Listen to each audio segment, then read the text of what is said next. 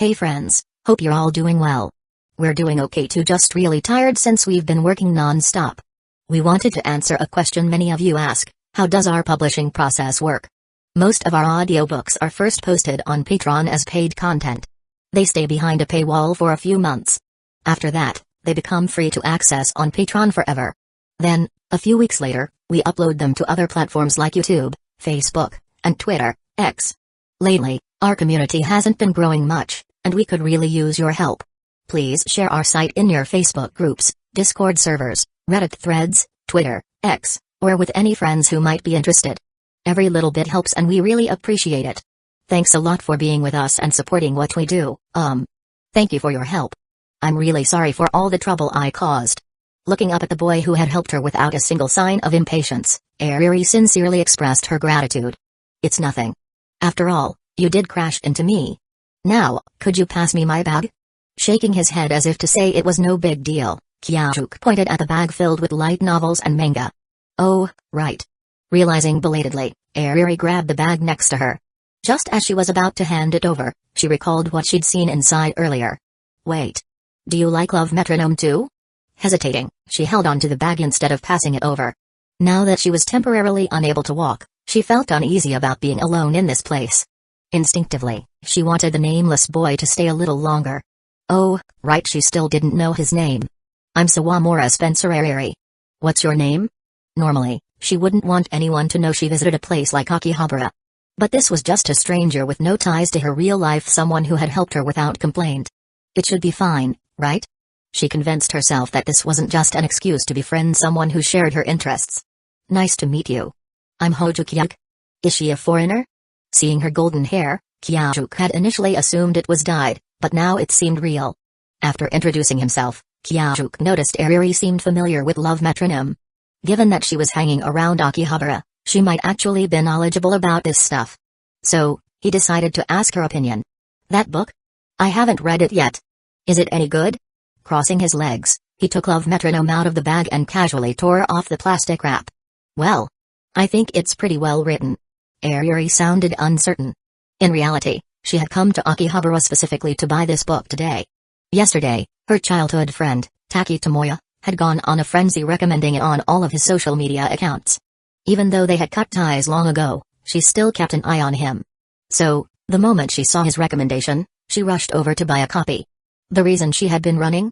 She'd heard the book was about to go out of print. Damn you, Tomoya. If not for your recommendation, I wouldn't have come here today. If I hadn't been in such a hurry to buy this book, I wouldn't have crashed into this guy. Recalling the series of unfortunate events leading up to this moment, especially the awkward contact with the boy beside her, Ecchi gritted her teeth in frustration. But then again, if not for Tomoya, she wouldn't have met Hojuki today. The way he acted, it didn't seem like he minded at all. Maybe we could be friends? Typically, when otaku recommends something, they make sure they've at least read or watched it themselves. But given her childhood friend's enthusiasm, Ecchi was willing to trust his judgment. I see. Then I guess I made the right purchase. Flipping through the pages, Ecchi replied nonchalantly. By the way, you don't really seem like an otaku. What brings you to Akihabara to buy light novels and manga? Ecchi asked cautiously. Ecchi's appearance screamed Normia's stark contrast to the typical Akihabara crowd. I'm planning to write a light novel or draw a manga, so I came here to do some research. Despite never having read a single light novel in his life, Ecchi boldly declared his intentions. After all, the girl in front of him seemed well versed in this world. Maybe he could get some useful advice. Huh? An otaku paradise, overflowing with people who spend recklessly? Is he just here to cash in on the trend? Hearing Ecchi's words, Ecchi nearly burst into laughter. Was he yet another person who thought ACG, anime, comics, and games, was an easy field to break into? But remembering how he had just helped her, she held back her urge to mock him. Light novels and manga aren't as simple as you think. If you really want to get into this field, I'd recommend starting with Jin works. This was genuine advice. Even she, someone with an exceptional talent for drawing, had started cautiously in the Jin scene. Jumping straight into commercial work was unthinkable. I get that. I just want to give it a try. Ecchi was well aware of what Jin meant in Japan, but he couldn't exactly say, I have a head full of market-tested hit ideas waiting to be copied. Many talented Jin writers and artists had great writing skills, art, and creativity, yet their works never gained mainstream popularity. They only found success within niche circles. But Kyajuk had an advantage. They might be scattered fragments, but his mind held concepts that had already been proven successful. Things like the world building of Sword Art Online or the character design of One Punch Man. Any of these ideas, if given to a skilled Jin creator, could potentially turn into a hit. Yes, after much deliberation, Kyajuk decided he would create One Punch Man. He had not only watched the anime but also read the manga. If the original version drawn by one with that level of art could become popular, why couldn't he? Of course, what Kyajuk didn't realize was that the One Punch Man manga he read was the earliest version, drawn by one himself. He had no idea that the commercially published version was redrawn by a professional artist. Superheroes, huh? Not a bad idea. It's a timeless theme. So, what's your plan? Have you thought about the title, the world, or the protagonist's abilities? Ariri tilted her head, her white, slender neck exposed as she looked up at Kyajuk. She wasn't sure if it was okay to pry into someone else's ideas like this, but seeing Kyajuk so confident yet completely ignoring her advice, she was a little annoyed. She could already imagine him diving headfirst into an abyss of failure. Just like she had earlier. Wait. No. I didn't crash into anything. Hojo Kyajuk caught me. That would actually be great. I was hoping to get some feedback. Kyajuk had been wondering how to steer the conversation in this direction, but now Ariri was asking on her own. Perfect? For the manga, I'm thinking of drawing a superhero story.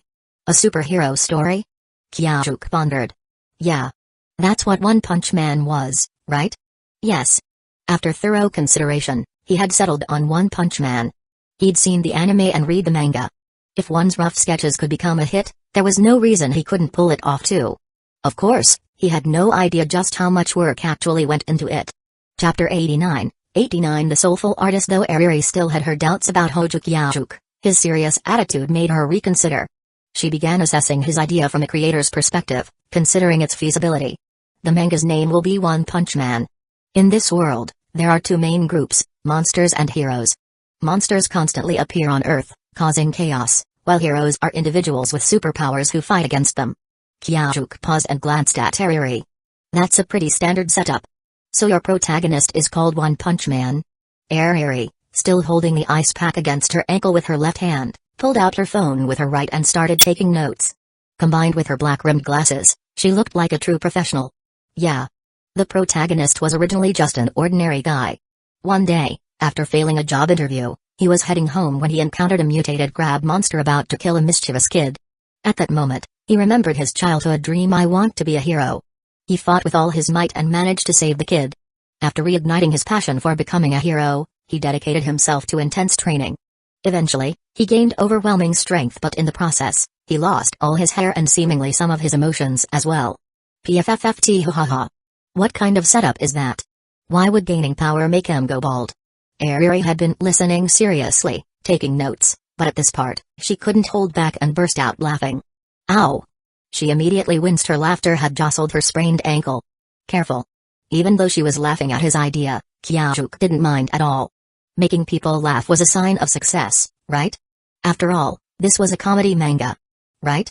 I have to give it to you, this is the first time I've laughed this hard at a setting. In that sense, your idea definitely has potential. Ariri wiped away the tears at the corner of her eyes and gave her assessment seriously. As a hardcore otaku and a creator herself, making her genuinely laugh wasn't easy. Couldn't she just praise me properly? Kyajuk sighed internally.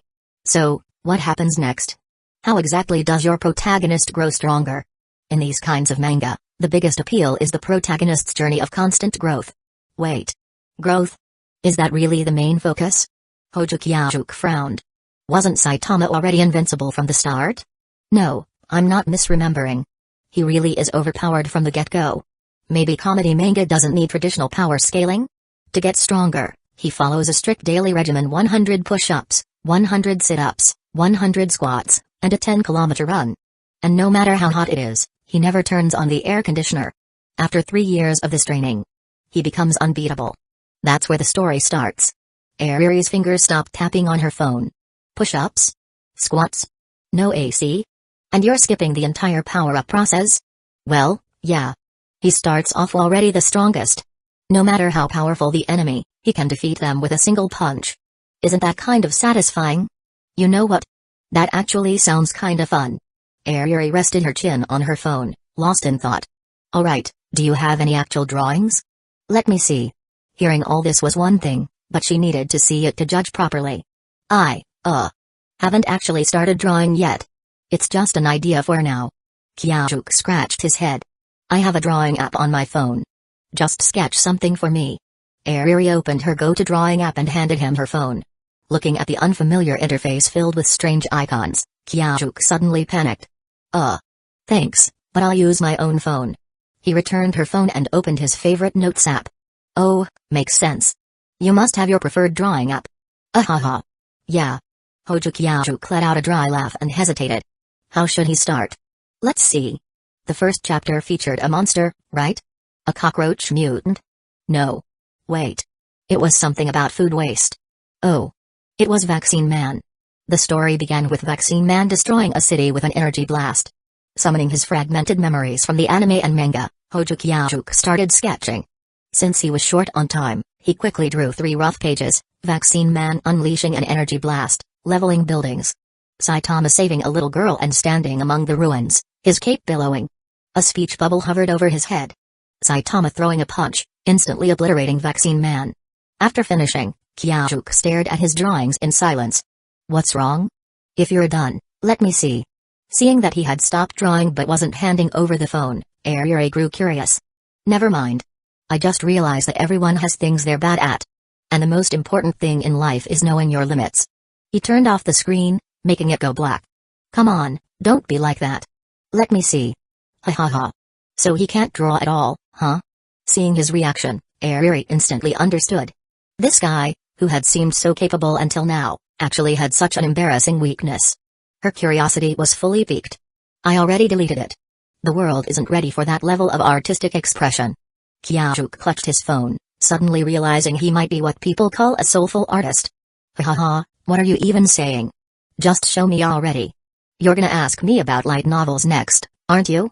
Kyajuk hesitated, gripping his phone tighter, then looser. After some internal struggle, he finally unlocked it and handed it over. As a monster design, this is actually pretty solid. Just looking at it makes me uncomfortable. Which is perfect? Ariri, who had long since set aside the ice pack, held the phone with one hand while covering her mouth with the other, trying to suppress her laughter. If you want to laugh, just do it. I don't mind. Kyajuk leaned against the wall, defeated. PFFFT ha ha ha ha ha ha. The moment he said that, Ariri completely let loose, laughing uncontrollably. Her bright, unrestrained laughter echoed through the small private booth. Luckily, thanks to the room's excellent soundproofing designed for gamers who liked blasting their volume, the shop owner wouldn't come knocking anytime soon. Chapter 90, A Hero for Fun. On Hojo Kyajuk's phone screen against the plain white background of a notes app, a few crooked squares lined the left side. These were supposed to be buildings.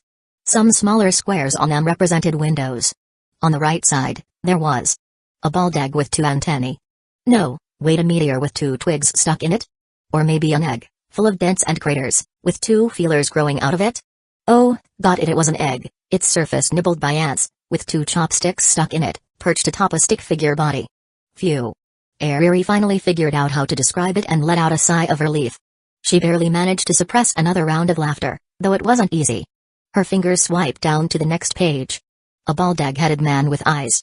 A slightly modified Ultraman, now with a cape. At his feet stood a tiny chick. Ariri could tell Kyajuk had put in a serious effort. At least, this time, his character actually resembled a human. Oh, and there was even a speech bubble. The monster asked, "Who are you?" The egg-headed hero replied, "Just a hero for fun." A hero for fun? Shouldn't heroes have some kind of noble conviction? Something like I fight for the happiness of others. As she pondered this, Ariri thought about Kyajuk himself. As much as she hated to admit it, she'd caused him a lot of trouble today. He originally came out just to gather inspiration for his work. Ha! Inspiration. The thought nearly sent her into another laughing fit. But still, it was true. He was on his way home after shopping, but then she ran into him literally. Even though he didn't get hurt, he ended up spending so much time helping a total stranger. Since he was a good-looking, Ariri never even considered the idea that he might be doing it just to impress a blonde beauty like herself. She simply assumed he was just a genuinely nice guy.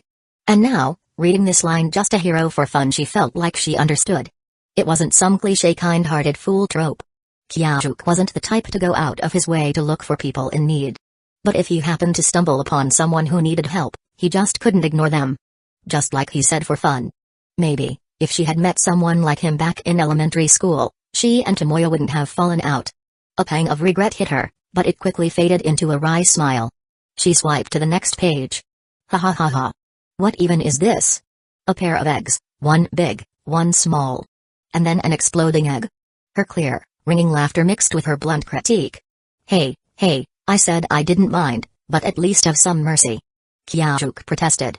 He reached out to grab his phone back, but Ariri swiftly clutched it with both hands.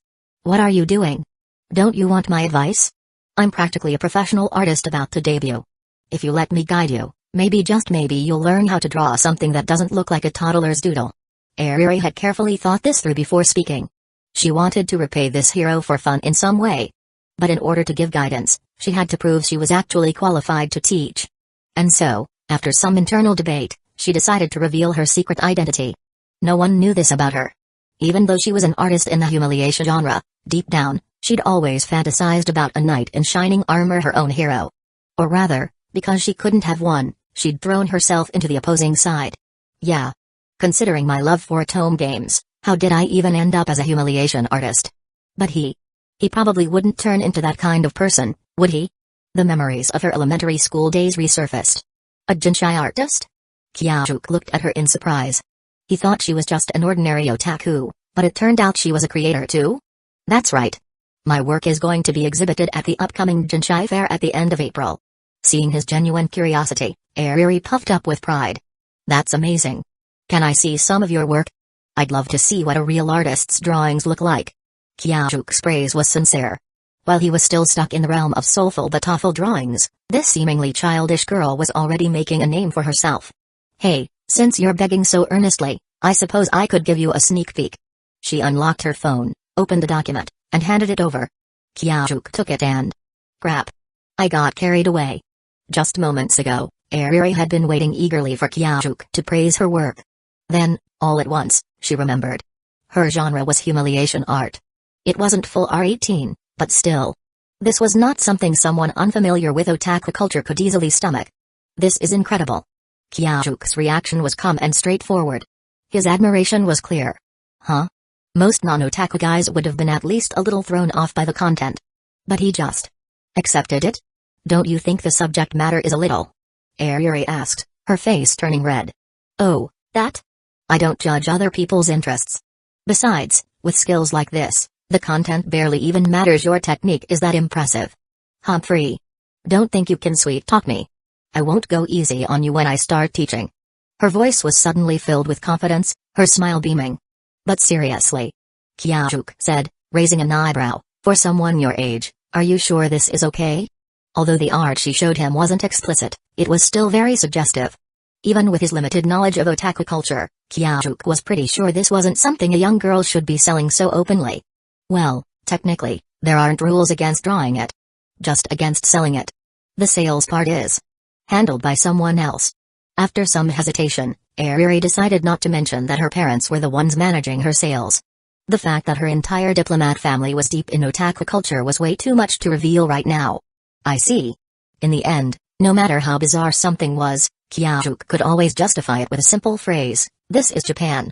The real shocker wasn't what she was drawing. It was how good she was at it. She's supposed to be a background character? You sure about that? Kyajuk thought to himself as he continued flipping through her work. Still, there was no denying it. This girl's interests were something else. And judging by the way her face was turning an even deeper shade of red. She knew it too. Chapter 91, 91 A devoted purist. I don't actually like that stuff. And what were you rambling about just now? I absolutely don't have those kinds of interests. None at all. It's just. Anyway, my favorite games are all about pure love. That's right, I'm a staunch purist. The only reason I draw those kinds of things is because that's what otakus want. Ariri frantically shook her head, her beret tumbling off once again as her golden hair whipped through the air, even smacking Hoju Kyajuk right in the face. Raising a hand to shield himself from her hair's assault, Kyajuk gave her an exasperated look. You do realize you just told me everything, right? Humphrey. This is just an artist's professional integrity. I don't actually enjoy drawing that content, it's just market demand. Sure. You're just catering to your audience. Kyajuk replied with a knowing smirk. Exactly. Even though I'm just a lowly otaku, as a Jin creator, I have to consider market trends. Ayuri's once pristine golden locks had become a tangled mess from all her frantic shaking. Kyajuk, feeling a slight itch in his fingers, had the sudden urge to smooth out her disheveled hair, his mild OCD acting up again. You really know your stuff.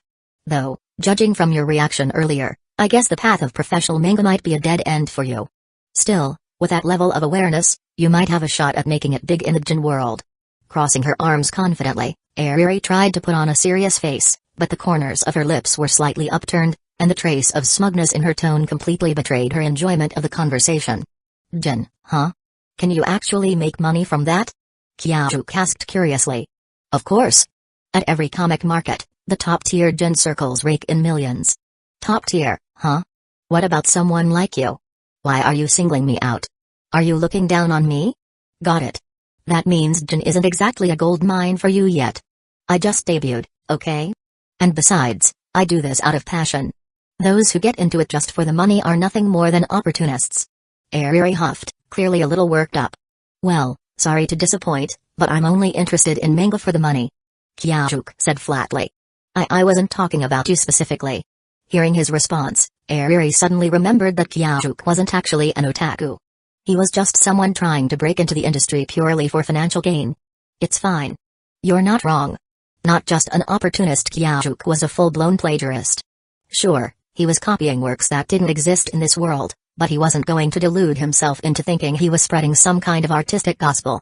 To the original creators from another world, please bless me with success in adapting your masterpieces. If I make good money, I promise I'll donate some of it to some shrine. While Kyajuk indulged in his ridiculous thoughts, Ayuri's mood seemed to dampen.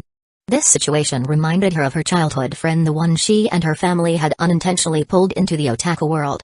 Sorry. I shouldn't have been so quick to push you into the Jin scene. You should really focus on refining your drawing skills first. Your earlier approach is a good one. Once your fundamentals improve, you'll definitely be able to create something great. You okay? I can tell when someone's just trying to be nice. I don't mind your advice. Noticing the shift in her tone, Kyajuk tilted his head slightly. It's nothing. Ayuri shook her head before glancing at her phone. It had been over 30 minutes since she last spoke with her mother. Since their home was in the northern district's Furukawa Gardens, and getting to Akihabara required passing through Toshima and Bunkyo wards. Plus the fact that their driver needed to pick up her mother from her father's location first, she figured she had another 30 minutes to kill. With renewed determination, Ayuri grinned. Time to show Kyajuk the full power of a genius artist. Alright, let me teach you some drawing fundamentals. She opened up a drawing app on her phone and placed it on the table, motioning for Kyajuk to come closer. He eagerly leaned in. It wasn't every day a real artist was willing to mentor him. No way was he passing this up. If you were doing traditional hand drawing, you'd need to practice line control first, drawing straight lines, perfect circles, and other basic shapes. With digital drawing, things get a little easier, but only slightly. As Ayuri explained, she effortlessly demonstrated on the screen. Meanwhile, Kyajuk was having a small existential crisis. Hey, system, didn't you give me a scientific aptitude? You do realize math, physics, biology, and chemistry all involve drawing diagrams, right? Geometry exists, doesn't it? Then why the hell do my drawings look so awful? I remember my math teachers back in my past life sketching flawless circles like it was nothing. Why can't I do that? Silence. Hey. Say something. Don't play dead. Ding. A faint sound echoed in his mind, so soft he almost thought he imagined it. But other than that, nothing else. Are you even listening? Ayuri's lively explanation came to a halt as she realized Kyajuk was staring at her hand instead of the screen. Geez, I know my hands are pretty, but at least pay attention. Oh. Yeah, I'm listening. Kyajuk quickly snapped out of it. Then show me draw a circle. Ayuri slid her phone over to him. Damn it, system, does this skill even work? If not, I'm about to embarrass myself again. Having completely tuned out Ayuri's instructions, Kyajuk felt a bit panicked. Slowly, he reached out and placed a finger on the screen, hoping for some divine intervention. A different sensation coursed through his fingertips. I can draw a perfect circle. With newfound confidence, Kyajuk swiftly sketched a circle without hesitation. Ayuri's blue eyes widened in shock. Without using the app's shape tools, he had just free-handed a perfect circle. Just to confirm, she quickly used the app's built-in circle tool and overlapped it with his drawing. They were an exact match, pixel for pixel. How? How did you do that? Airi demanded, turning to him in disbelief. Kyajuk chuckled, grabbed her phone, and casually drew another flawless circle. Unbelievable. You need to apologize to every struggling art student in the world. Haha, sorry. Let me try redrawing my earlier sketches. Still grinning, Kyajuk picked up his own phone, eager to put his newfound talent to the test. Chapter 92. The Airi was down, though it still had an egg-shaped head. This time it was a beautiful egg. The moment he began drawing, Hojo Kyajuk already knew how to make this egg-shaped head three-dimensional. The final drawing of the vaccine person might resemble a basic character model from an animation engine, but at least now it looked like it had some personality. The light emanating from the energy ball, the fiery trail it left behind, now Kyajuk could even depict the layers of energy dispersion. The collapsed buildings in the distance were another matter. Even though the buildings all looked the same, the way they fell and the direction of the debris perfectly matched the principles of mechanics and reality. You could almost visualize the explosion just by looking at the scene. Before Kyajuk could continue drawing, Airi snatched the phone from his hands. What is this? After the initial shock, her bright blue eyes were lost in a daze. Since childhood, Airi had been praised for her rare artistic talent. She debuted as a gen artist when she was in her second year of middle school. Airi thought she was impressive, but now, seeing this, she realized there was someone even more extraordinary. She wanted to ask Kyajuk how old he was, but then thought better of it. Age wasn't the key issue here, the incredible rate of progress was. She had witnessed firsthand how, just a short while ago, Kyajuk was drawing manga that looked like scribbles a child would make. But now, in just a few minutes, he had produced something that even she found impressive. Though it still had some rough edges, the buildings and characters had little detail, and they looked like 3D models. Airi was certain that, with a little study, Kyajuk could match her level in no time. And Airi was convinced of something else too. The abstract art Kyajuk had just created wasn't a fluke. He had unlocked his artistic skill in that very instant, just like a character in a game acquiring a new ability. And it was a high-level skill at that. Destruction. Airi opened her phone and called her mother, eager to go home. Hello, Mom, where are you? I'll just take a taxi home myself. Don't worry, I'll be fine. See you. Kyajuk stared at Airi, dumbfounded, as he watched her pout slightly and reveal a tiny sharp fang. Why had she been talking normally one moment, and then suddenly wanted to go home? The driver at home had an accident. He is fine, but the car is temporarily out of commission. Could you take me outside and help me get a taxi? Airi said, her face expressionless. She was clearly feeling her confidence take a hit. What's wrong with you? Kyajuk asked. Not listening to her, Kyajuk stayed where he was. What's wrong? Do you even realize how ridiculous what you just did was? Airi's voice was slightly raised in excitement. The drawing I did is clearly way worse than yours. Kyajuk couldn't understand. His own drawing, though better than before, was still awful, right? It was just a tiny detail. With a little bit of work, it could be exactly like mine. Airi responded with an intensity that was hard to miss. No way. Kyajuk grabbed his phone and looked at the vaccine person he had drawn. It was certainly better than the original, but compared to the animated version, this was unrecognizable. He vaguely remembered that the animated version had blue skin, with veins bulging out. He had even tried to draw those, but found it impossible. Those details required artistic training. His drawing was still lacking a lot. No way? Airi placed her hands on the floor and leaned in, taking his phone. Her fingers moved quickly across the screen. The missing details were filled in rapidly, veins on the forehead, a fierce look in the eyes, the facial muscles moving when the mouth opened, exaggerated chest and abdominal muscles, the sharp light and shadows on the claws. Even the distant buildings were transformed. The black smoke from the explosion, trees, power poles, the cyclist caught in the blast, the dark clouds in the sky. Kyajuk stared in shock. Using the same basic memo app, his crude doodle was swiftly transformed into a polished piece that could have been in a manga magazine. This was a waste of time. Forget manga, I should just give up. Alright, I get it. I'll give up on drawing manga. He said. What? Airi, completely immersed in the world of art, didn't quite catch what he said. I said, I'll give up on drawing. He repeated. Huh? What are you talking about? Airi, her head full of confusion, stared at Kyajuk. Was he mocking her? I've come to understand the gap between myself and true artists. This isn't something someone like me, without any talent, can ever achieve. What are you talking about? Look at this drawing. If you can keep up this rate of progress, with a bit of systematic learning, you could debut as a professional artist. And you already have such great writing, you could create a manga by yourself. You wouldn't even need to go through the Jin route like I did. Your drawing talent is completely superior to mine. Though she hated to admit it, Airi said this with excitement. Huh? Now it was Kyaju's turn to be confused. He knew his own limits. Just like with singing, his talent in drawing was practically non-existent. In fact, calling it non-existent might be too generous. What Airi said might apply to normal people, but he had reached his own limit. Even if he studied further, even if his knowledge of science and art deepened, he would never reach the level of a professional artist. You must have misunderstood. I don't have any drawing talent like you think. That drawing I did was the best I could do. And it wasn't really drawing, it was more like sketching. I used geometry and biology to create something like a human anatomy chart. It's related to manga, but not quite in the way you're thinking. Geometry? Human anatomy chart? Hearing this, Airi grabbed her phone and pulled up the original photo of Kyaju's raw sketch, the one before she edited it. This. She hadn't thought of it this way before, but now that she looked, Airi immediately realized that Kyaju's monster looked just like the diagrams in science textbooks, or the basic anatomy sketches she had learned from.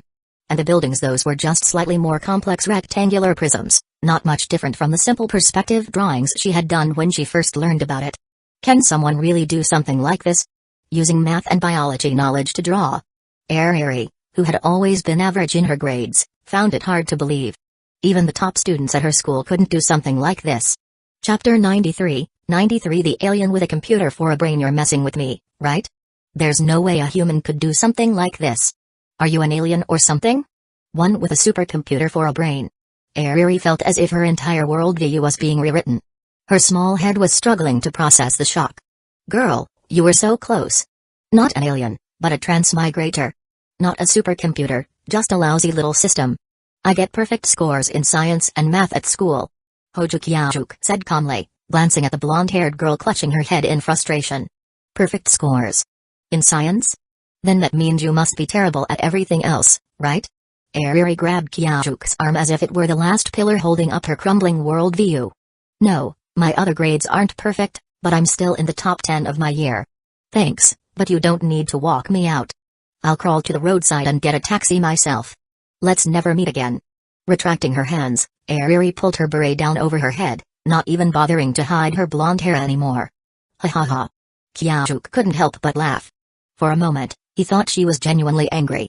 But now he understood this was just her way of being cute. It wasn't real anger. You're still laughing?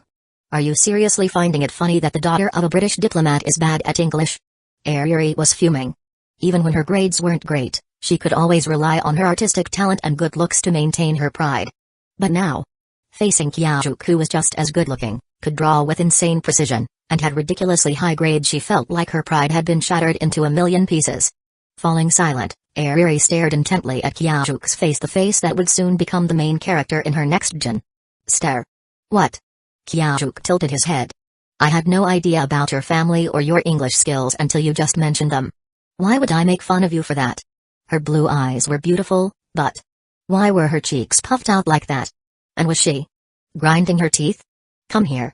Try drawing this the way I tell you. Airi pulled out her phone and quickly sketched a humanoid figure, one that looked about as bad as the whiteboard stick figure Kyajuk had drawn earlier. Oh. Kyajuk obediently moved closer. A free art lesson. He might as well see if he could learn a thing or two. The mouth should curve a little more. Idiot, not that round. Not everyone looks like you, some kind of robotic alien. Even if they're a weirdo, their features shouldn't be that symmetrical. Hearing that, Kyajuk snapped out of his careful approach and let loose his natural drawing skills. Huh? What the hell are you doing? No one's mouth looks like instant noodles. Are you trying to mess with me? Where did that shy, polite girl I just met go? Bring her back. I demand a personality reset. What are you hesitating for? When you draw, you need to put the lines down confidently. Any hesitation will make the strokes weak and lifeless. As they spent more time together, the awkwardness between them faded. With Kyajuk constantly challenging her pride, Airi's true nature was starting to show. Make him smirk. Not some dumb grin. And why are the eyes so round? After a barrage of idiot, idiot, idiot. The short lesson finally ended. Sweat beaded on her forehead, but Airi was grinning with satisfaction. It was confirmed. Hojo Kyajuk wasn't some prodigy at drawing. He really was just doing something completely new. Ha ha ha. Just as I thought. No one can surpass my artistic talent. You might be an idiot, but with my teaching, I'll turn you into a proper artist. Looking at the messy sketch on Kyajuk's phone, Ariri's confidence soared. Sure, you're smart. Sure, you're good looking. But I, Sawamura Spencer Ariri, have something you don't. At least in the realm of art. Well then, thank you, Ariri-sensei. Unlike Ariri, who was beaming with pride, Kyajuk felt like he had just barely survived the ordeal. Every time he picked up the stylus, she called him an idiot. Sure, her guidance was spot on, but still. That being said, hearing a cute voice call him an idiot over and over again was kinda nice. TL note. I wonder what it would sound like if Shoko called me an idiot. You, what's with that creepy face? Gross. Snapped back to reality by her disgusted tone, Kyajuk cleared his thoughts. Let's exchange contact info. Even if we can't meet up in person, I can still tutor you online. Before Kyajuk could respond, Ariri snatched his phone, opened line, and added herself. Alright, let's go. Walk me to the roadside so I can get a taxi. This girl. So this is what she's really like when she gets comfortable with someone? The difference between before and after was huge. She had gone from a polite, well-mannered girl to someone who didn't even bother saying please anymore. No need for a taxi. I'll take you home. What, do you even have a driver's license? Ariri asked, surprised. No, I'm still in middle school. I came on a motorbike. You're in middle school? So am I. What grade? Her tone suddenly perked up. First year. You? Ha. I'm a second year. That means you have to call me senpai. Ariri grinned smugly. Yes, Ariri-senpai. No, wait, calling me sensei sounds even better. Hurry up. If we leave now, you'll make it home just in time for another ice pack. Kyajuk didn't argue. Instead, he gathered up the scattered manga magazines and light novels, then picked up the half-melted ice pack and wet towel, intending to toss them in the trash. Wait, don't throw that towel away. Ariri quickly grabbed it, stuffed it into a plastic bag, and shoved it into the pocket of her overalls. Right. You'll need it for another ice pack session when you get home. Without giving it much thought, Kyajuk crouched down in front of her, waiting. This was the second time today, but for Ariri, this was the first time she had ever let a man other than her father carry her. Blushing slightly, she slowly climbed onto his back, using his shoulders for support. Despite her weight, Kyajuk remained perfectly steady, as solid as a breakwater against the tide. You good? Yeah. Hearing her soft response, Kyajuk stood up, while Ariri held onto the bag of manga and novels. Since the bill had already been paid, Kyajuk carried her out of the store without hesitation. Chapter 94, A ride without a single stir in the heart. It was already 3 in the afternoon, and the sun had begun to tilt slightly westward, allowing more sunlight to pour onto the street. Since the arcade was on the edge of the shopping street, Hoja Kyajuk quickly found his motorcycle. Wow, it's a triumph. I didn't expect you to have such good taste. Ariri commented, impressed. What? Your motorcycle, though I can't recognize the exact model, there's no doubt it's a triumph. Even though she wasn't interested in motorcycles, a lot of girls were fascinated by the British upper class. So they often asked her about it. Ariri, unsure how to explain that, despite being half Japanese and half English, she could barely speak English, had studied the topic through her father and the internet. Triumph, the largest motorcycle company in Britain and a brand loved by Hollywood stars, was certainly within her research scope. Hollywood, now that was a place neon stars could only dream of entering. Oh, you mean this one? It was a gift, and its name is Rocket 33. Instead of having Ariri get off first, Kyajuk just hopped onto the bike with her still on his back. Though convenient, their positions were rather awkward. With him sitting, Ariri's legs ended up wrapped around his waist. Noticing this, Ariri quickly dropped her legs down, flustered. Where to? Kyajuk asked, handing her a helmet. Old Koganai Park. She replied. Kyajuk hesitated for a moment, surprised. He turned his head to look at her, now wearing a helmet far too large for her. Wait, for real? Is this a diplomat's residence? Or is her family really some sort of British aristocracy? Is it the same one, the old Koganai Park, that the country wants to turn into a tourist spot? Ugh. Stop talking. How could anyone want to turn someone's home into a tourist attraction? Are those bureaucrats out of their minds? Ariri exploded in irritation. Got it. Hold on tight, I'm going now. Kyajuk said, his voice a little more serious. A muffled reply came from under the helmet, and Ariri's slender hands gripped his waist firmly, holding on tight. Her hands were so tiny compared to the muscles in his waist, she couldn't help but admire them. If he weren't on a bike, she'd want him as a model for her figure drawing class. In contrast, Kiajuke's mind was completely clear.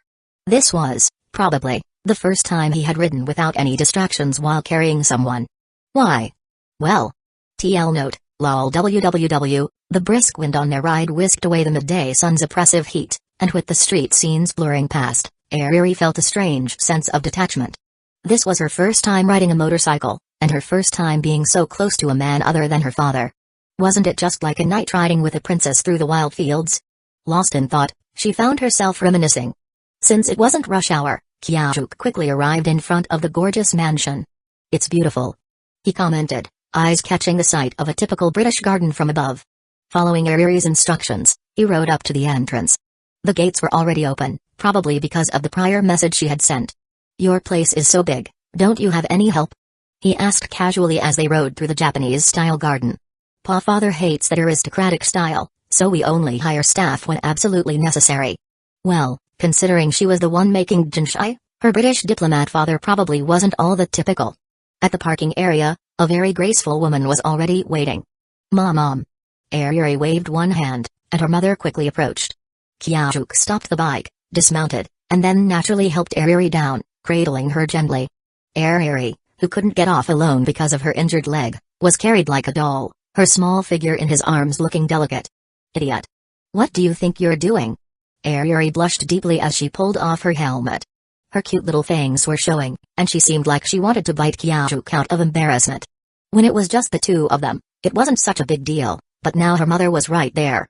If her mom saw them like this, she'd never hear the end of it. "No big deal, you're not that heavy." "Wait, what do you mean no big deal?" "Hojo, you rude idiot." "Oh my." Sawamura Sayuri, who had been standing by to help her daughter, chuckled softly as she pulled her hand back. Upon hearing her mother's teasing voice, Ariri flushed even redder, casting a sidelong glare at her, only to quickly be disarmed by the amused look in Sayuri's eyes. "And this is?"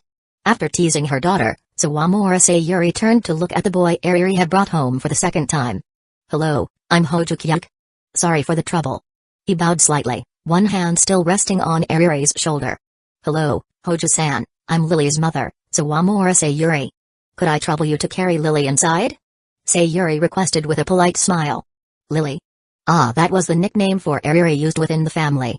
Since the large garden also meant a long distance from the garage to the main house, it made sense.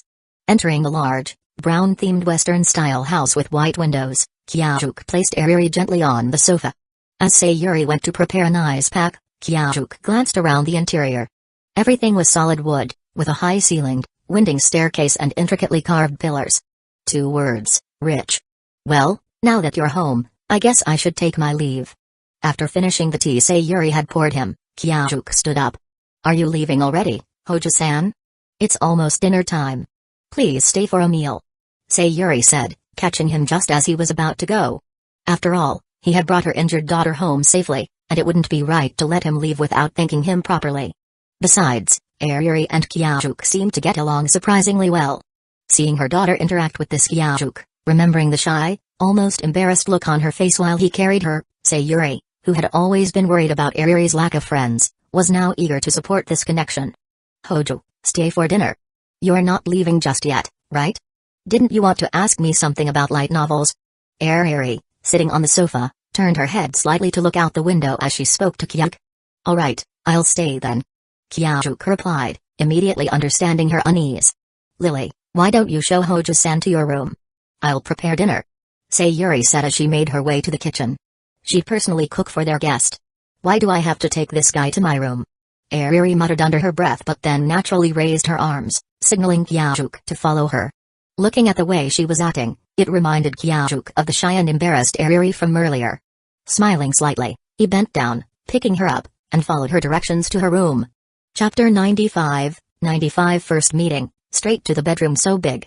Just stepping inside, the bedroom alone was at least 5 times the size of Kiajuke's small apartment. A massive wooden bed, a dressing table, a wardrobe, and an enormous television dominated the space. "That over there is my workspace. There are some sketches and drafts from my practice you can take a look." Ariri, sitting in front of the television, had her head buried in a cabinet, rummaging for something as she spoke. "All right." Following her suggestion, Kiajuke walked over to the desk in the corner to the left of the entrance. His eyes scanned the scattered sketches on the tabletop.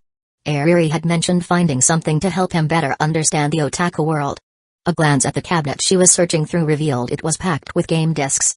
Stacks of sketches filled with imitations of other artists' work, anatomical studies of character poses, landscapes, and animals. There was even a cabinet taller than a person, stuffed with rolled-up drawings. Kyajuk picked up a few to examine them. Following the timestamp, he could clearly see her artistic evolution. From hesitant lines to precise copies, from mimicry to original creations, from a beginner's uncertainty to a distinct personal style. The sheer weight of these sketches piled in kilograms spoke volumes about her dedication. Her skill wasn't just the result of talent, it was forged through relentless effort. Kyajuk understood this well. Aside from the small boost his trash system had provided, everything he had achieved came from sheer hard work. He tried copying one of Ariri's earlier works, but after a few moments, he set the pencil down. The most important thing in life was happiness. There was no need to torture himself. Meanwhile, Ariri held 2 game cases in her hands, caught in deep contemplation. Little Love Rhapsody and Galaxy Railway Night. The former's case was worn and cracked in several places. It was a game with special significance to her, the first one she had ever recommended to her former childhood friend, Taki Tomoya, before they had fallen out. It was the beginning of their story. Since their falling out, she hadn't touched it even once. But for some reason, today, she felt a strong urge to recommend it to Kyajuk. Why? She had recalled the game's story countless times, felt the urge to play it again and again, but she had always resisted. She had wanted to save it, to wait until she had proven herself, until she had reconciled with Tomoya, so they could play it together again. Ariri firmly believed that one day, they would make up. Clinging to that belief, she maintained her princess facade in public, pouring all her emotions into her artwork at home. She wanted to prove herself to those who had driven a wedge between her and Tomoya. She wanted to restore their childhood bond. Once they reconciled, they could relive that game together, the game that had once connected them. If they played it after overcoming all their hardships, it would be the perfect celebration. It would help them recover the lost years. That was what she had always thought. That was why she had buried it deep inside her cabinet. So why had she taken it out now? Memories of the day flashed through her mind, Kyajuk's firm arms catching her when she tripped, his warmth as he led her away from prying eyes, his steady back when he carried her, the thrilling ride on his rocket 33 inches through the city. And then, those words, a hero for fun. An alternate? A hero? A steadfast warrior? Who would this princess prefer this time? Her hesitation vanished. Without a second thought, Ariri tossed the critically acclaimed Galaxy Railway Night back into the cabinet and inserted Little Love Rhapsody into the console. Hojo, come over here. Kyajuk put down the sketches and walked over to sit on the couch in front of the television. On the screen, the game's title screen had already loaded, a blue-clad protagonist wearing white gloves, clearly the male lead. A blonde girl in a princess dress, the heroine. I thought we were going to talk about light novels. Why are we playing a game? You idiot. Games and light novels go hand in hand. Great games get adapted into light novels, and great light novels get adapted into games. If you want to understand light novels, especially romance ones like Love Metronome, which you chose, playing games is the best way. Ariri's confident tone completely masked the fact that she was just making excuses to get him to play the game. I see. Since he had time to kill anyway, Kyajuk reached out for a controller. What are you doing? Ariri snatched the controller before he could grab it. Didn't you want me to experience it? Kyajuk was confused. Well, it's your first time playing, right? You need to learn first. Games aren't that simple. There was no way she could resist playing the game herself after all these years. Alright then. Kyajuk leaned back into the couch, watching as Ariri skillfully entered a character name, Iri. Huh? A girl's name? Kyajuk frowned. As the game started, the protagonist was revealed to be female. Ariri, correct me if I'm wrong, but aren't otaku games usually about a male lead pursuing a female love interest? Where did you get that ridiculous bias from? There are at-home games too, you know. If anything, at-home games are even better at emotional storytelling. Accusing him of bias while pushing her own preferences, it was classic Ariri. Fine. And so, following Ariri's lead, Kyajuk entered the world of at-home games alongside the princess named Iri. The dreams of a young girl, her struggles, her joys, her sorrows, her dilemmas, her regrets. Kyajuk, adopting an analytical mindset, studied the narrative, how it crafted its emotional weight, how it was able to make a second-year middle school girl burst into tears within just 10 minutes. Ugh. Why aren't you crying? Between her sniffles, Ariri pounded her small fists against the emotionless Kyajuk. Sorry for not crying. Actually, I have a rare condition. I was born unable to shed tears. Ariri froze, turning to look at him, her delicate face streaked with tears, her big, watery eyes filled with sympathy. Ugh. Why, you poor thing. Apostrophe dudley ha ha ha ha. Was she seriously buying that? Kyajuk had just pulled a random line from his memories, something Sakura had once said as a joke. He hadn't expected it to make Eriri even sadder. Was she crying out of pure momentum now? What Kyajuk didn't realize was that he had guessed correctly. The defining trait of these games was immersion. Through careful storytelling, they pulled players completely into the emotions of their characters. Even if they weren't initially sad, they would end up feeling that way. Atome Games took this even further, as their primary audience was women. Once drawn into the game's atmosphere, even a mediocre plot could feel overwhelmingly emotional. Right now, Eriri was entirely in that state of mind. Chapter 96, 96 The Proud Dread. I was just joking. Suddenly, Eriri's mind cleared, and her tears stopped as if a switch had been flipped. Her delicate, slender eyebrows furrowed, and her little tiger teeth peeked out as she shot a fierce, yet cute, glare at Hojukyuk. You're joking at such a touching moment in the game? Eriri pointed at the screen where the male protagonist, standing on a tree, reached out his arm to the female protagonist who was trapped on a castle balcony. The knight, having transcended his role, was confessing to the princess, who he was meant to protect. This was Eriri's favorite route and her most cherished ending in the game. But Hojo, this fool. How could he joke during such an emotional moment? It was unforgivable. Haha, sorry. Don't be so mad. After all, it's a game seen from a female perspective, so I can't really relate to it. Kyajuk said, acknowledging that the game was well made, with each scenario perfectly designed to tug at the hearts of women. But he was a guy. Even as an emotional coach, he didn't have that kind of empathy. But, little love rhapsody. This game is so well done. Eriri said, unwilling to admit defeat. I'm not saying it's not good. The encounter between the knight and the princess at the start, their playful moments outside the castle, it perfectly creates that sense of a surprising encounter that transcends social status. It satisfies both the thrill of breaking taboos and the fantasies of young girls. Then there's the princess, feeling frustrated when she sees the knight surrounded by other girls, but unable to act due to her position. The princess trapped in the castle, watching the nobleman below, hiding in her lonely little world on the balcony, missing her knight, drowning in sadness. And in the end, when the knight appears, they both break through the barriers of their roles, and the lovers are united. The lovers are united, Kyajuk said this in English, before explaining it in Japanese. You idiot. Eriri's mouth dropped open as she stared at Kyajuk with wide, blue eyes in disbelief. What is wrong with this guy? She thought he wasn't even paying attention to the game, but here he was, analyzing the plot in detail. What? Did I say something wrong? Hearing the familiar idiot. Kyajuk thought Eriri had found some flaw in his analysis. No, you're not even playing the game properly. Slightly discouraged, Eriri placed the controller down on the table. She wasn't happy. She had wanted to share her favorite game with this interested fool. But this was the result. How about I try playing myself? It's a female perspective, and watching you play doesn't get me into it, so I really can't feel the emotions. Looking at Eriri's delicate face still streaked with tear marks, her eyes dull and lacking their usual sparkle, and the way she hiccuped a little like a helpless child, Kyajuk sighed. Oh, right. I've been the one playing all along. Eriri forced a dry laugh and returned the game to the initial screen before handing the controller back to him. Aren't you going to change the name? Eriri asked. No need. Eri is a fine name. Kyajuk replied. He wouldn't admit it, but he was terrible at coming up with names. If he didn't use Eriri's name, he'd likely give the character something ridiculous, like naming her after the protagonist's hair color. You're supposed to go out the left door here. No, I like the blue one. Hey, that old man's story is key to the plot. Why aren't you listening? It's such a good time, why waste it on stuff like that? Let's go explore somewhere else. Pick the first one.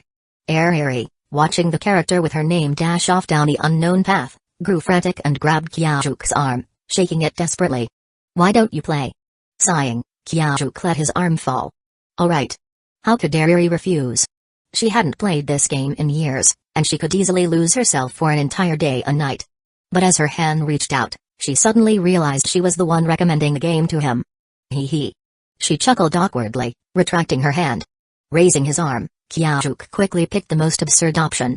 Hey, you can't pick that one. There's no ending for that branch. But despite Eriri's attempts to stop him, she couldn't help but endure, though she still didn't hold back from expressing her thoughts. Ignoring her, Kyajuk continued into the plot. The princess cut through everything in her path. The knight, whom Eriri had just played, was stripped of his title for overstepping his bounds.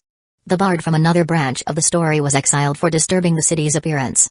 The king's concubine's son was imprisoned in a power struggle, and the princess's iron cavalry destroyed a neighboring kingdom. Watching the princess, with Eri as her name, morph into a tyrant who defeated every male lead in the story, Eri's bright blue eyes gradually lost their luster. No. This shouldn't be happening. What is going on? What happened to this world? The plot reached its climax, and the princess had conquered all surrounding nations. Now wearing a bright red gown and a golden crown, the queen stood alone on a little hill that she used to gaze upon from her balcony before becoming queen. Below her, a seemingly endless army and subjects knelt in worship. Eri had never played this far before. As soon as she saw the male leads exit the scene one by one, she quickly returned to the starting point and declared that this was a dead end. This was not the ending an at-home game should have, it shouldn't even be called an ending. This ending isn't that bad, though. Kyajuk said, finishing the game, excited. Eri really was a proper otaku teacher. Even though it was his first time playing, he felt the thrill. It was a good game. It's horrible. The princess ends up all alone in the end. No knight, no sworn brother, no prince. It's the most twisted ending possible. But it was fun. Without companionship, she'll be lonely. Eri retorted. And what about you? When you're drawing alone, do you feel lonely? Kyajuk turned his head and pointed at the cabinet next to Eri's desk where she stored her art drafts. There were so many pieces of her work, it was clear she spent all her free time making them. That's different. How is it different? The princess is alone, but she created a great empire. Everyone kneels before her, and there are no rules to bind her anymore. If she wants, she could capture those knights, bards, and brothers and lock them in her harem. You, too, endure loneliness, but you've gained unparalleled drawing skills. You're about to debut as a writer. My manga protagonist, Saitama, may be invincible and lonely, but he no longer has any worries. No, it's not like that. Looking at the queen in her red gown, Eri's mind wandered. She saw herself in green sportswear, drawing late into the night, fueled by that same belief. Her vision grew worse, but she kept drawing, one piece after another, and became the true princess not by family or appearance, but through her own hard-earned skill. When others spoke of her, they first mentioned her unparalleled drawing talent, and only after that did they talk about anything else. Chapter 97, 97 What do you even call that? If she could go back to 4th grade, she would definitely draw hideous caricatures of those annoying boys next to their crude doodles on the blackboard. Or better yet, she'd make them the protagonists of a humiliating jinchai and scatter copies all over the school at night. She might have lost her way, but she had grown stronger. TCH, what kind of nonsense was Hero for fun anyway? And speaking of which, that Hojo. Sure, his art was downright sadistic, but damn, his creativity was off the charts. Snapping out of her thoughts, Eri turned to look at Kyajuk. So, this was what he called a passion project. A hero. Hojo, do you know? This is only the second time I've ever recommended this game to someone. Huh? Kyajuk had just started getting into the game and was about to ask Eri for more recommendations to deepen his experience. He hadn't expected this conversation to take a turn into storytelling territory. It's nothing. Hey, Hojo, let me ask you something. He looked over at Eri, who had somehow slid off the couch without him noticing. She was now sitting on the carpet, leaning against a sofa. Her face, partially hidden by her golden locks, was turned toward the window. Though her voice had been choked with sobs moments ago, it had now returned to its usual crisp and haughty tone. As she watched the white clouds drift across the clear blue sky, Eri took a deep breath, ready to speak. Well? I'm still waiting. Kyajuk urged when she didn't continue. Idiot. You totally ruined the moment I was building up. She spun around, glaring at him with a mix of frustration and embarrassment. Why couldn't this guy read the room? I could say the same about you, leaving me hanging like that. Kyajuk shrugged. Idiot, idiot, idiot. Alright, I won't interrupt. Go on. He put down his controller, sat up straight, and crossed his arms, suddenly looking as serious as a judge awaiting testimony. You don't have to act so serious about it. Kyatuk's eyes had a way of shifting between moods warm and gentle when he smiled, yet sharp and intimidating when angered. Right now, he was somewhere in between, which reminded Eri of her first art teacher in elementary school, a strict old woman. The thought made her chuckle softly. Seeing that, Kyajuk relaxed, leaning back into the sofa again. Hojo, if you were a knight, and the princess you cherished was scolded by ministers, shunned by her siblings, and slandered by the people just for associating with you, if she was trapped in the palace, silently enduring all that malice, forced to distance herself from you to escape it all, what would you do? She hugged her knees, her petite frame making her look even smaller, almost like a curled-up cat. She didn't look at him as she spoke, and her tone was unusually quiet. "So, what would you do?" she repeated. "Hero for fun. Obviously, I'd take down all those bastards and snatch the princess away." Kyajuk answered without a second thought. "That's impossible. The royal guards, the army, other knights, they'd all stand in your way. And besides, among those people are the very citizens the knight swore to protect, the royal family he pledged allegiance to. It's not impossible. If it is, then that just means I'm not strong enough." As someone who had transmigrated into another world, his life was supposed to be straight out of a power fantasy. The idea of impossible simply didn't exist for him. "You." Aryuri was fuming. Hojo was a block-headed idiot with the emotional intelligence of a cockroach. "When I was in elementary school, I was bullied just for talking about otaku stuff with a boy in my class. If you were that boy, what would you have done?" She blurted it out quickly, realizing she couldn't use metaphors with this guy. She had to be direct, no, brutally direct. "If we had known each other back then, I'd think you were talking about me." Kyajuk chuckled. "Bullying, huh? In Japan, that was practically a staple in every protagonist's backstory." "Huh? What do you mean?" Aryuri turned to stare at him, eyes wide with disbelief. "Well, you know. Bullying. You got bullied?" She shot up, scrutinizing him from head to toe. Recalling his solid muscles and the reassuring strength she'd felt when he held her, she found it hard to believe. "Yeah, I got beaten up pretty bad." "What happened? Tell me everything." In Japan, most people who experienced bullying would go to great lengths to hide it, even from themselves. The fact that Kyajuk was talking about it so casually like it was just another fond childhood memory was shocking. "Oh, it's nothing much. I wasn't very sociable as a kid, so in 3rd grade, a few classmates ganged up on me and beat me up." "Did you get hurt?" Aryuri's voice was tense, whether from empathy or the memory of her childhood friend, Taki Tomoya, getting hurt in a similar way. "Nah. In fact, I made them cry instead." "Huh? Then how is that bullying? Sounds like you were the one bullying them." "Seriously, how could someone this strong ever be a victim?" "Not so fast. After that, they brought back over 10 guys and beat me to a pulp." "Wait, what? 10 against 1? That's not bullying, that's straight up a crime." How was he saying this so casually? "Yeah, so I called the cops." Kyajuk's tone was almost amused. "You're kidding. Was this guy really Japanese? What's the problem? I mean, after getting bullied, isn't the usual reaction?" Aryuri trailed off, unable to put it into words. Some things were so ingrained as unspoken rules that even saying them out loud felt wrong. To suffer in silence? She didn't answer. Instead, she just sat back down on the sofa. "And then what happened?" "Well, things escalated. The 3 kids I made cry ended up apologizing to me before transferring schools. After that, no one dared mess with me again." "No way. Isn't bullying supposed to get worse after you fight back?" "Haha, how do you think that kid who got taken to the police sounds as a nickname?" Aryuri's eyes widened as realization struck her. "No way. Chapter 98, 98 What kind of bloody person is this? Did you do that on purpose?" "I never said that." Kyajuk maintained his relaxed tone, but reminiscing about that incident brought back a certain satisfaction. The sheer joy of outwitting others with intelligence was something he never forgot. When he was weak, he used his brain to protect himself. Now that he was strong, he no longer needed such tactics. Even someone like Kisaki Teta could easily handle small-time troublemakers. That was amazing. Aryuri uttered words she rarely ever used. It was incredible, something she had never even considered as an option. Although Kyajuk didn't explicitly admit it, she could tell it was all part of his plan. It wasn't about seeking help from teachers or parents. It wasn't about silently enduring. Instead, he used a method that any child could have executed. This guy was definitely not normal. No 3rd grader should have been able to think of something like that. Getting beaten up, crying on the way home, and even trying to hide the evidence that was normal. So, was that the moment you came up with something like One Punch Man? His method wasn't the traditional shonen manga way, but it worked. He pulled himself out of bullying, became his own hero. Was this just something he did for fun? Kyajuk was truly an anomaly. If only back then, Tomoya had been more like Kyajuk, we wouldn't have ended up like this. Thinking about it, Aryuri lowered her head in disappointment, lost in memory. Everything that guy did, none of it changed anything. Pulling her legs up onto the couch, she turned to face Kyajuk directly, sitting cross-legged. Her small face was serious as she scrutinized this overly exceptional boy, not only in looks but also in mind. "What's wrong?" Kyajuk, still immersed in his game exploration, felt a bit uncomfortable under her gaze and instinctively touched his face with a finger. Do you want to hear my story?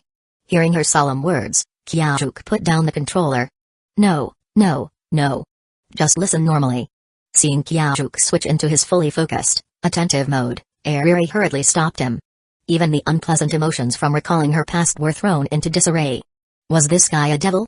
Thinking that, Ariri began to speak softly about her past. Taki Tomoya, my childhood friend, whom my family and I dragged into the otaku world. Though calling him my childhood friend is a stretch, we haven't spoken since 3rd grade. When we moved up to 3rd grade, several new boys joined our class. Tomoya and I were excited to be in the same class again.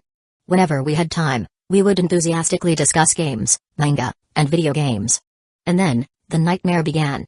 Despite being a beautiful girl with an outstanding family background, I was also a half-Japanese otaku who spent most of my time with boys. All these elements became weapons for the new students to mock and attack us. Yes, the bullying started. Graffiti on the blackboard filled with nasty rumors about us, shattered game discs, the whispers of the other girls. I chose to run away. At school, I never mentioned otaku-related things, distanced myself from Tomoya, and integrated into the more socially mature girls' circle. Pretending to have abandoned my otaku interests, I easily became someone they admired. Running away was shameful but useful. My appearance and background alone made me one of the elite students, and those bullies no longer dared to target me. But unlike me, who chose to escape, Tomoya chose to fight back. During lunch breaks, he played anime songs, he promoted manga to everyone, regardless of whether they knew him or were interested. He even hijacked class meetings to talk endlessly about otaku culture, so much so that even the teacher couldn't stop him. Getting his stuff confiscated, being called to the principal's office, even getting physically attacked by other boys, none of it made him back down. His one-man war ended with his victory. In 4th grade, he was elected class president by no vote. The boys who once bullied us could no longer oppose him. Then Tomoya invited me to return to the otaku world he had built, but I refused. I was afraid that my hard-earned peace would be shattered, that I'd be ostracized again, that my new friends would abandon me. I severed ties with Taki Tomoya, and to this day, I haven't spoken to him again. As her story concluded, Ariri lifted her head and looked at Kyajuk. Do you think I was wrong? As soon as the words left her mouth, she nervously fidgeted with her fingers. Can I speak now? Are you an idiot? This jerk really had no sense of timing. Frustrated, Ariri upgraded his status from that guy to this jerk. Haha, don't be so tense. Chuckling, Kyajuk waited until her gloomy expression eased a bit before continuing. Setting aside whether you were right or wrong, after hearing your story, I can't shake the feeling that Taki Tomoya was actually the one bullying his classmates. Huh? Ariri was confused. Wasn't she and Tomoya the ones who were bullied? Wasn't he? By my understanding, bullying is about forcing one's will onto others. It doesn't matter if it's active malice from the aggressor or something the victim is forced into. Those bullies drew humiliating pictures on the blackboard. You didn't want to see that, did you? Of course not. Do you know how disgusting those drawings were? Part of the reason I worked so hard on my art was to prove how terrible their skills were. Exactly. But Taki Tomoya hijacked class meetings to rant about otaku culture. Weren't your classmates and teachers uninterested in that? Ariri's blue eyes widened in shock. This guy's thinking was completely abnormal. Why had she never noticed this perspective before? Those kids gossiped about you behind your back. You didn't want to hear that, right? She nodded silently. But Taki Tomoya forcefully recommended manga to everyone at school, even those who weren't interested. Doesn't that sound familiar? He wasn't an evangelist, he was a colonizer, spreading his faith whether people liked it or not. Hearing colonizer evangelist, Ariri couldn't help but laugh. As a British-Japanese girl, she had heard her rebellious father ranting about history countless times. This guy. Why doesn't he write books? Oh, right, he was planning to write novels. Besides, what's this no-vote election? What otaku kingdom? Maybe everyone was just scared of him, pretending to like what he recommended to get him off their backs. If they truly respected him, why wouldn't they vote? As she recalled scenes from her past, Ariri started to see things differently. Had their classmates truly embraced otaku culture, or had they just been intimidated into pretending? This thought shook her. How did you figure all this out? I just compared what the bullies did to what Taki Tomoya did. It's pretty obvious, isn't it? At that moment, a voice called from outside, Lily, Hojo-kun, dinner is ready. Their conversation was interrupted by Sayuri's warm call. Come on, let's eat. Just don't get your hopes up about my mom's cooking. As Ariri naturally spread her arms toward him, Kyajuk smirked. As you wish, my princess. You jerk. Chapter 99, 99 long-live leggings. Despite her words, Ariri obediently climbed onto Hoju's back, just like the princess riding behind the knight on the screen of the game they were playing. A bright smile reappeared on her face. He might be a terrible artist, an eccentric chatterbox, and an overall idiot, but as a steed, he was surprisingly reliable. That thought lingered in her mind, and her smile stayed with her until Hoju finally left her house. Standing by the large floor-to-ceiling window, she watched the taillights of his motorcycle Rocket 33 fade into the distance until they disappeared completely. Only then did Ariri shift away, using the nearby table and chairs for support, and slowly made her way to the sofa. It was just a sprained ankle, not like she was completely incapable of moving. Her mother, who had already cleared the dishes, was sitting on the sofa, sipping a steaming cup of tea while watching anime. "Mom, can you get me some cola and chips?" "Lily, you just finished dinner. Are you trying to turn into a pig?" Grabbing a cushion, Ariri pouted slightly, her eyes darting around as she debated internally. "I need it. I got hurt today, so I have to drink cola to speed up my recovery." Sawamura Sayuri sighed, pulled over a small snack cart, and then went to the fridge to grab a bottle of cola. "Don't come crying to me if you get a stomachache." Hum. While her mother fetched the snacks, Ariri seized the opportunity to grab the remote and switch to her favorite anime. "So, let's talk." To Ariri's surprise, Sayuri didn't try to wrestle for control of the TV or enthusiastically recommend whatever anime she was watching. Instead, she leaned against the sofa, resting her chin on one hand, and looked at her daughter with an eager, mischievous expression. "Talk about what?" Ariri's face instantly turned red. Thankfully, the warm yellow glow of the living room lights helped conceal it. Though she tried to sound defiant, anyone who knew her well could hear the nervousness in her voice. "Obviously, about Hoju-kun." Catching her daughter's reaction, Sayuri's grin widened teasingly. "He's just some nosy guy I ran into by chance. There's nothing to talk about." Ariri feigned impatience, but she knew full well her mother wouldn't let this go so easily. "Ariri." Hearing her mother call her full name instead of her nickname, Ariri immediately tensed up. "Today, when I went to Akihabara, Like a kitten caught by the scruff of its neck, Ariri spilled everything about what had happened in Akihabara without missing a beat, including the part where Kyajuk had examined her injured foot. "What a nice guy." Sayuri issued the ultimate nice guy verdict. After some hesitation, Ariri also shared their conversation while gaming and Kyajuk's opinion about Tomoya. "Mom, do you think he is right? About Taki Tomoya?" Her voice was filled with uncertainty. The usually bright and clear blue of her eyes seemed clouded with doubt. "I see." Sayuri's playful expression softened. She scooted closer and wrapped an arm around her daughter. "Lily, you know, your father and I have always been worried about you." Sayuri spoke gently, her left hand brushing through Ariri's golden hair, which shimmered under the living room lights. "Worried about me? Why?" Ariri, who had been enjoying the comforting touch, lifted her head in confusion. "Because of you and Tomoya. We already cut ties ages ago. What's there to worry about?" "Lily. It's true. We haven't spoken a single word to each other since 4th grade." Her voice grew softer, and her head lowered along with it. "He was your first real friend. Your first otaku friend. I know that's not something you can just let go of so easily. But we really did stop being friends." Ariri whispered, her voice carrying a hint of tears before she collapsed into her mother's arms. I know. Sayuri's voice was soothing. "When we noticed something was wrong between you two, your father and I actually talked to Tomoya and even reached out to your teachers at school." "Huh?" Ariri's head shot up, her tears finally breaking free. It seemed like she had turned into a crybaby today. "Did you really think we'd just stand by while our daughter was going through something like that?" Sayuri smiled warmly. "But didn't Dad enroll me in a public elementary school because he hates special treatment? His precious daughter was hurting. Your dad is the biggest doting father there is." "Ugh, whatever. Isn't he just as whipped for you?" Despite her words, memories of the past flooded her mind. Her father, silently following behind her at conventions, carrying bags filled with merch. Her father, dressed up in cosplay because she had demanded it. Her father, rallying the entire embassy staff to play princess games with her. Then why? Why didn't he do anything back then? You forgot that those boys transferred out in the second semester of 4th grade? What? I thought they left because they couldn't handle losing to Taki Tomoya. But then, in 3rd grade, why did he? Because, Lily, you handled it so well. You managed to protect yourself while also expanding your social circle. Huh? Isn't that true? Before that, your only friend was Tomoya, and all you ever talked about was otaku stuff. Your father and I were really worried about you." Hearing her mother mention worry again, Ariri finally understood what they had been concerned about. Of course. Her parents were both otakus, but they also had friends outside that world.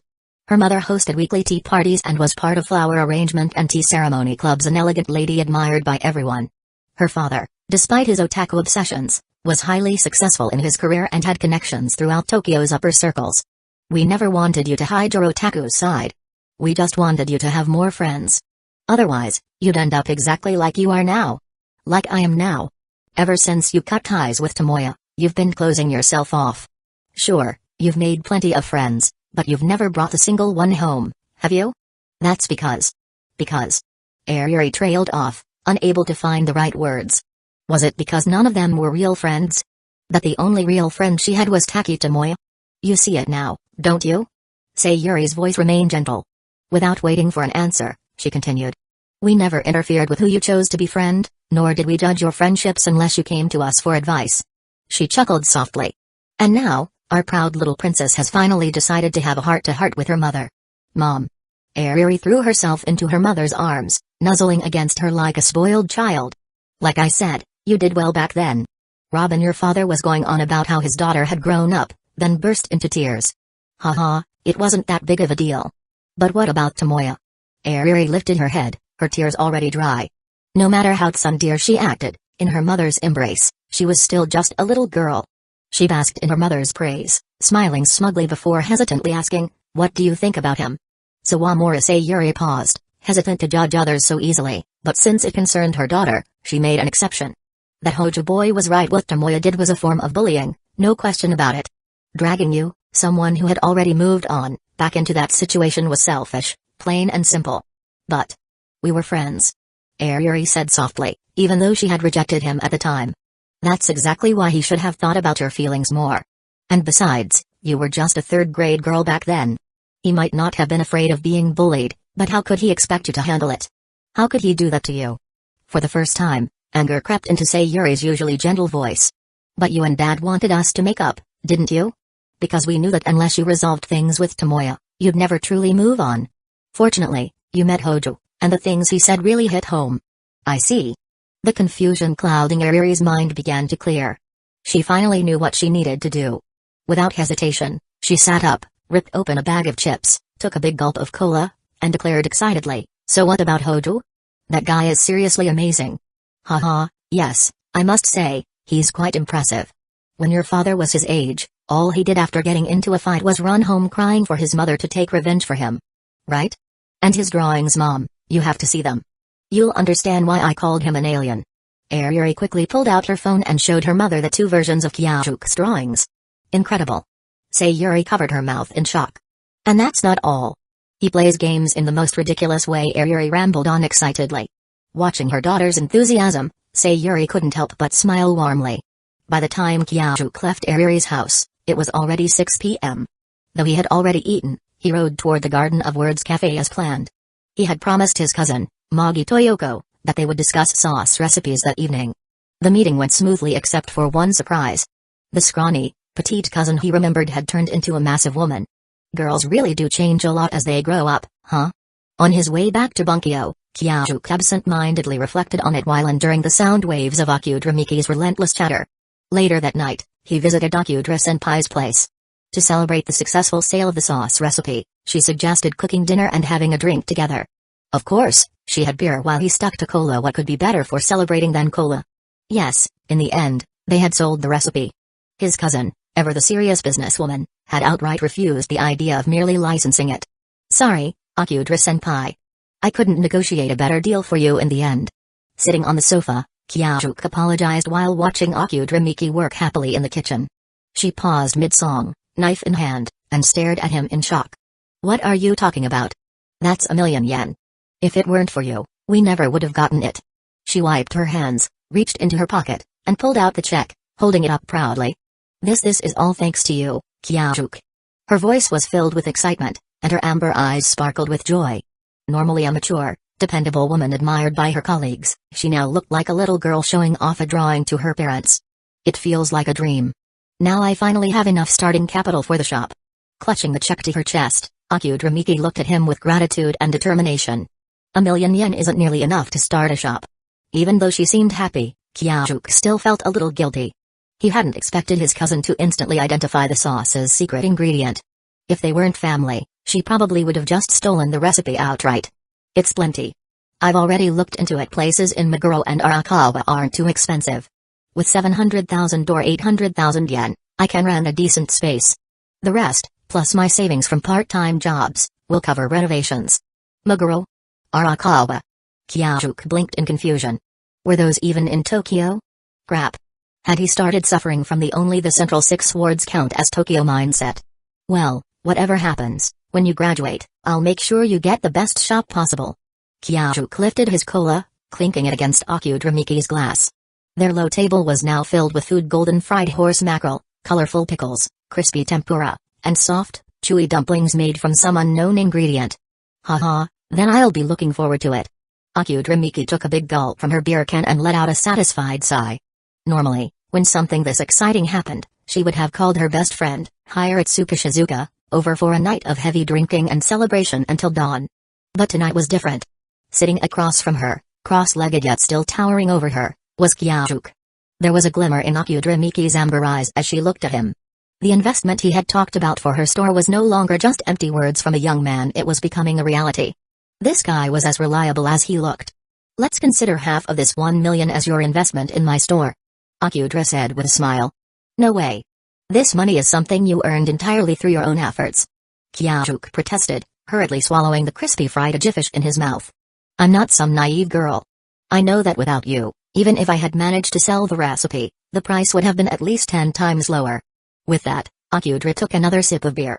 Despite the cold drink, her fair cheeks were flushed, and under the warm glow of the lights, she looked even more radiant. Listening to her grateful words and watching her intoxicatingly beautiful expression, Kyajuk quickly took a sip of his cola, trying to hide the fact that he was swallowing nervously. But he didn't argue further. Akudra wasn't like Shauko and the other innocent girls. She had already stepped halfway into the adult world. She understood its darker sides. With tacit understanding, they dropped the topic and simply enjoyed their meal and conversation. At some point, Kyajuk took out the 2 versions of the manga he had drawn today. The first one made Akudrimiki burst into laughter. When she came back from changing into something more comfortable, her laughter made certain parts of her body shake in ways that gave Kyajuk quite the visual treat. Then, when she saw the reworked version of the manga, a gasp of surprise escaped her lips. Good times never last long. Standing by the window, Akudra silently watched Kyajuk's figure fade into the distance as he rode away on his motorcycle. A bright smile lingered on her face as she hummed a tune and began tidying up. In another place, another time, Hida City, Itamori Town, Mimizu Shrine. Night had deepened, and most of the town's lights had already gone out. Mimizu Mitsuha sat at her desk, working through her homework. Nearby, her younger sister Yotsuba and their grandmother were watching television. Unlike their grandmother, who was nodding off, Yotsuba was fully immersed in the show, occasionally offering commentary. Grandma, let me help you to bed. And Yotsuba, you should be getting to sleep soon too. Otherwise, you won't be able to wake up in the morning. Frustrated by a math problem she had been struggling with for 20 minutes, Mitsuha put down her pen, rubbed her temples, and stood up to check on them. No need, Yotsuba can help me. You should focus on your studies. Their grandmother said with a gentle smile, shaking off her drowsiness. But the show's almost over. Yotsuba pouted, even as she obediently helped their grandmother up. I'll record it for you so you can watch it tomorrow. Now, off to bed. Mitsuha's tone was firm. Fine. But, sis, you've been acting really weird today. You used to hate studying, and now you've been at it all day. Quiet. Studying is a good thing. Their grandmother said, lightly tapping Yotsuba on the head. Ow. But isn't Mitsuha supposed to inherit the shrine anyway? Yotsuba rubbed her head, pretending to be hurt out of habit. Hee, well, there's always you, Yotsuba. How about you inherit the shrine instead? Really? Then can I? As Yotsuba's excited voice faded into the distance, Mitsuha shook her head, laughing to herself. That little troublemaker, was she still thinking about selling Kuchikamize online? After packing away her textbooks and setting the TV to record, Mitsuha returned to her room and sat at her desk. Studying at the low table had left her sore all over, but she had stayed there just to keep her grandmother company. Staring at the homework in front of her, she hesitated for a moment but eventually picked up her pen again. Was it really so strange for her to be studying so seriously? Even she wasn't sure what had gotten into her. For some reason, bits and pieces of her body-swapping memories were returning to her. Scattered images filled her mind, the bustling streets of Tokyo, the top-ranking student Kyajuk, The difficult middle school problems she couldn't solve, the delicious grilled meat, the never-ending subway rides, the dazzling lights. Everything felt like a dream. If possible, I want to try studying there too. She recalled the college girls she had seen on the streets, laughing and chatting with textbooks tucked under their arms. For a girl who had been bound to the Mimizu shrine all her life, it was a glimpse into another world, one where she didn't have to constantly maintain a perfect image, one where she didn't have to braid her hair neatly every day, where she wasn't always under watchful eyes, where she didn't have to be mindful of every single action. Mimizu shrine. Itamari. Under the soft glow of the white desk lamp, a girl bit her pen, deep in thought, pushing forward in her studies. As she leaned in, her hand accidentally knocked against a lamp switch. Monday. Ida City, Itamori Town, Mimizu Shrine. Even without the morning sun against his eyelids, Kyajuk knew he had turned into a girl again. Lifting his head with great effort, his stiff neck and sore body protested against the movement. Mimizu Mitsuo, why the hell did you fall asleep at your desk? Grumbling internally, he stretched his neck and limbs, easing the discomfort before finally walking over to the mirror.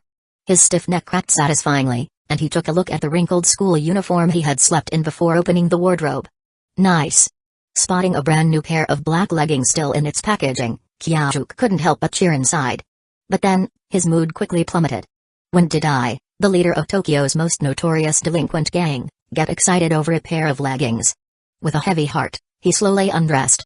He hesitated for a moment but ultimately spared the pink underwear. Bound by his own strong sense of morality, his mild OCD prevented him from feeling comfortable skipping a shower, yet he forced himself to endure it. Slipping into the leggings and a fresh school uniform, he let out a long breath. Finally, no more cold drafts down below. The last time this happened, he had barely resisted the urge to walk around with his legs pressed together. Glancing at the thin paper windows, he tried to gauge the time by the sunlight but failed. Instead, he found Mitsuo's phone on the floor. It was almost out of battery. Sighing, he plugged it into charge and stepped out of the room. Chapter 100, The Divine Priestess. Good morning, Grandma. Kyajuk Hoja stepped into the living room, where Mitsuo's grandmother, Mimizu Hitoa, was already seated at the low table. She faced the garden, sipping a cup of rich green tea while admiring the bonsai trees and the serene morning scenery of Itamori. Good morning. Hearing Mitsuo's voice, Mimizu Hitoa turned her head, offering her granddaughter a warm, gentle smile. I'll go make breakfast. After getting her nod of approval, Kyajuk headed toward the kitchen, which he had familiarized himself with last time. Despite the kitchen's old-fashioned appliances, he quickly put together a pot of miso soup and 3 small side dishes using ingredients from the fridge. Knock, knock. Yotsuba. How long are you planning to sleep?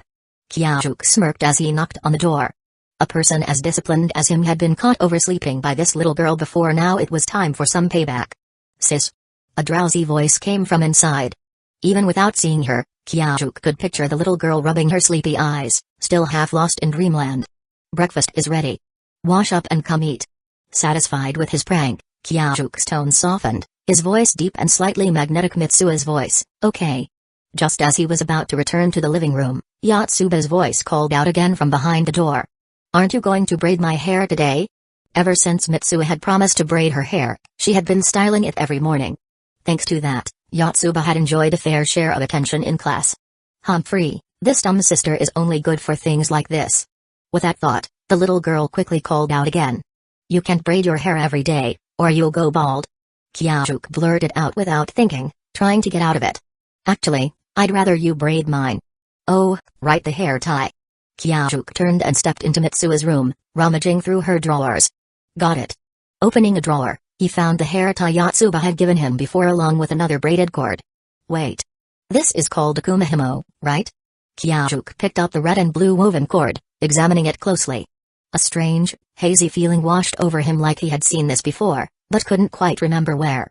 Must be that damn system messing with me again. Ever since his scientific abilities had been enhanced, Kyaju's mind was usually sharp and clear. If he ever felt this kind of foggy sensation, it was almost certainly the system playing tricks on him again. Switching bodies wasn't crazy enough? Now it's messing with my memory too? Sighing, he casually tied Mitsuo's hair into a ponytail and stepped out. Just then, Yotsuba appeared, rubbing her eyes. The hem of her nightgown nearly dragged on the floor. Good morning, sis. Morning, Yotsuba. You didn't braid your hair either? Nope. See? I wasn't lying. Braiding your hair too often will make you go bald. The two of them headed to the bathroom together. Wash up. Eat breakfast. Leave for school. I'm heading out. The crisp morning air of April, untouched by pollution, made Kyajuk feel completely refreshed. He took a few deep breaths, savoring the sensation of his entire body waking up. At the crossroads, he parted ways with his sister and slowed his pace, waiting for Mitsua's two friends Sayaka Natori and Katsuhiko Teshigawara. "Yo, Mitsua." A long, drawn-out greeting reached his ears. Only today did Kyajuk finally notice the difference in accents between the people of Itomori and those in Tokyo. Before, he hadn't paid attention. His own accent from Hokkaido was slightly different from Tokyo's as well. "Morning, Sayaka, Teshigawara." He turned around. Sure enough, it was those two. "You went with a ponytail again today, huh?" Sayaka hopped off the back of Teshigawara's bike, giving Mitsuya an appraising look. "Yeah." The middle school girl smiled casually. "So, does that mean you're planning to beat up Yamaoka Shanya again? Or maybe Minami Manika?" Sayaka's eyes gleamed with excitement as she struck a playful boxing pose. "What nonsense are you spouting?" Teshigawara sighed, braking his bike to a stop behind them. But last time Mitsuya had a ponytail, she knocked Shanya flat on his back. And during the festival, didn't she say she was going to teach Manika a lesson? I thought she tied up her hair as part of her battle mode. "You're acting like a little kid." Teshigawara rolled his eyes. Kyajuk chuckled, listening to Mitsua's friends' banter. It was a new experience for him back in his body. The only people who joked around like this were the duo from Onizuka Explosion. But whenever they got too rowdy, someone would quickly shut them down. Come to think of it, Mitsuya should have written something in the memo by now, right? Kyajuk pulled out her phone, unlocked it with her fingerprint, and opened the Notes app. "You bought leggings. Honestly, I was worried you'd be careless and let the boys see something they shouldn't, but turns out you're actually pretty modest. Good job. Are you sure the careless one isn't actually you? If possible, could you please teach Minami Manika a lesson? But no violence. No violence." 2 big red X's followed. Damn, Mitsuya is ruthless. She's not even going for physical attacks, she's aiming straight for psychological destruction. "As thanks, I'll take good care of your body." "Wow. Thanks a lot." That was the end of the memo. Nothing too surprising.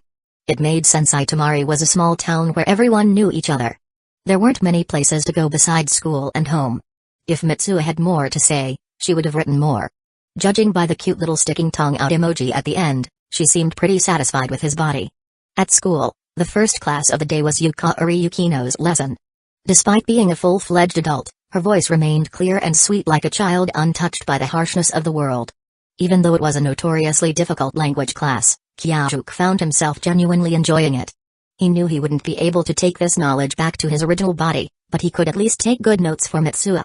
Judging by the drool-stained workbook on Mitsua's desk that morning, her grades were probably not great. Still, she was clearly putting in effort. As a first-year middle schooler, she still had plenty of time to improve. And based on her class notes, at least she was pretty good at language studies. Time flew by.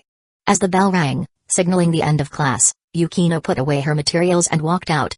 But before leaving, she smiled at him. Kyajuk blinked. He glanced around.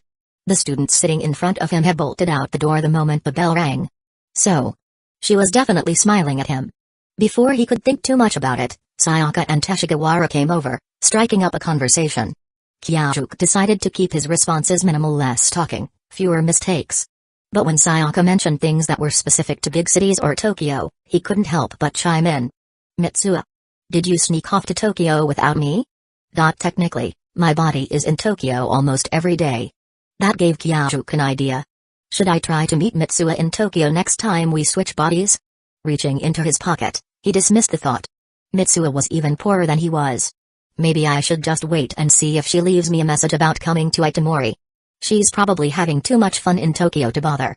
Chapter 101, 101 The meaning of a ponytail. At noon, Kyajuk had lunch with Mitsuya's 2 friends beneath a giant tree in the corner of the playground.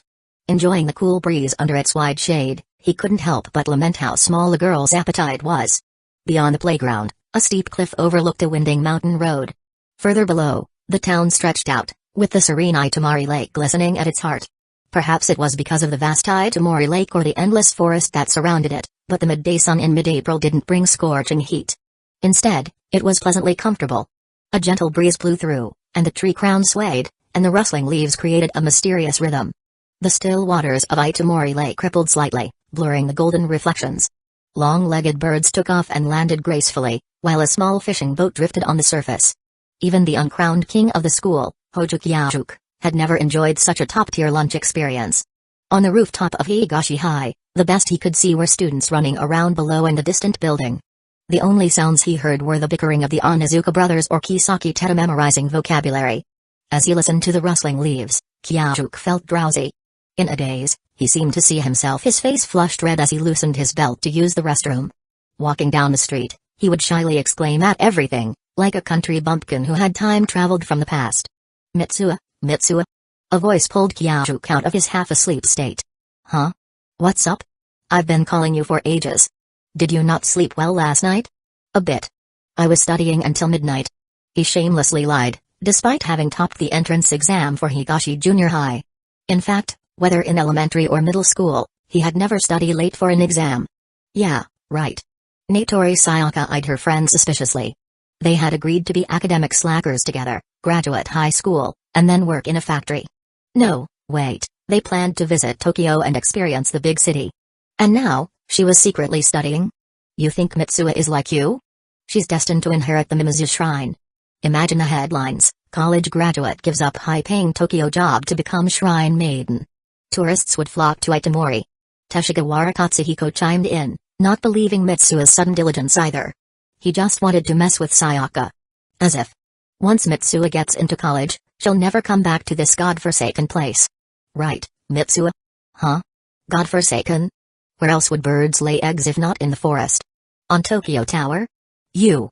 Hee hee. Kyajuk chuckled awkwardly as he watched the two bicker. Fortunately, he knew this was their way of flirting. Hey, stop pulling her hair.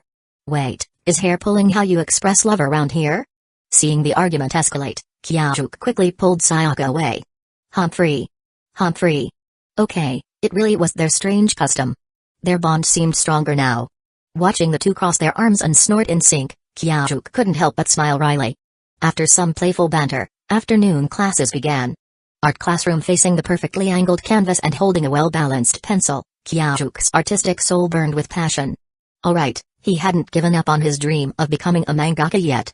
After reflecting last night, he realized he didn't need to worry about expressions. After all, Saitama from One Punch Man had a blank face. He could just ask Hariri to design a few expressions and reuse them. As for the supporting characters, deal with that later. Or have Hariri handle that too.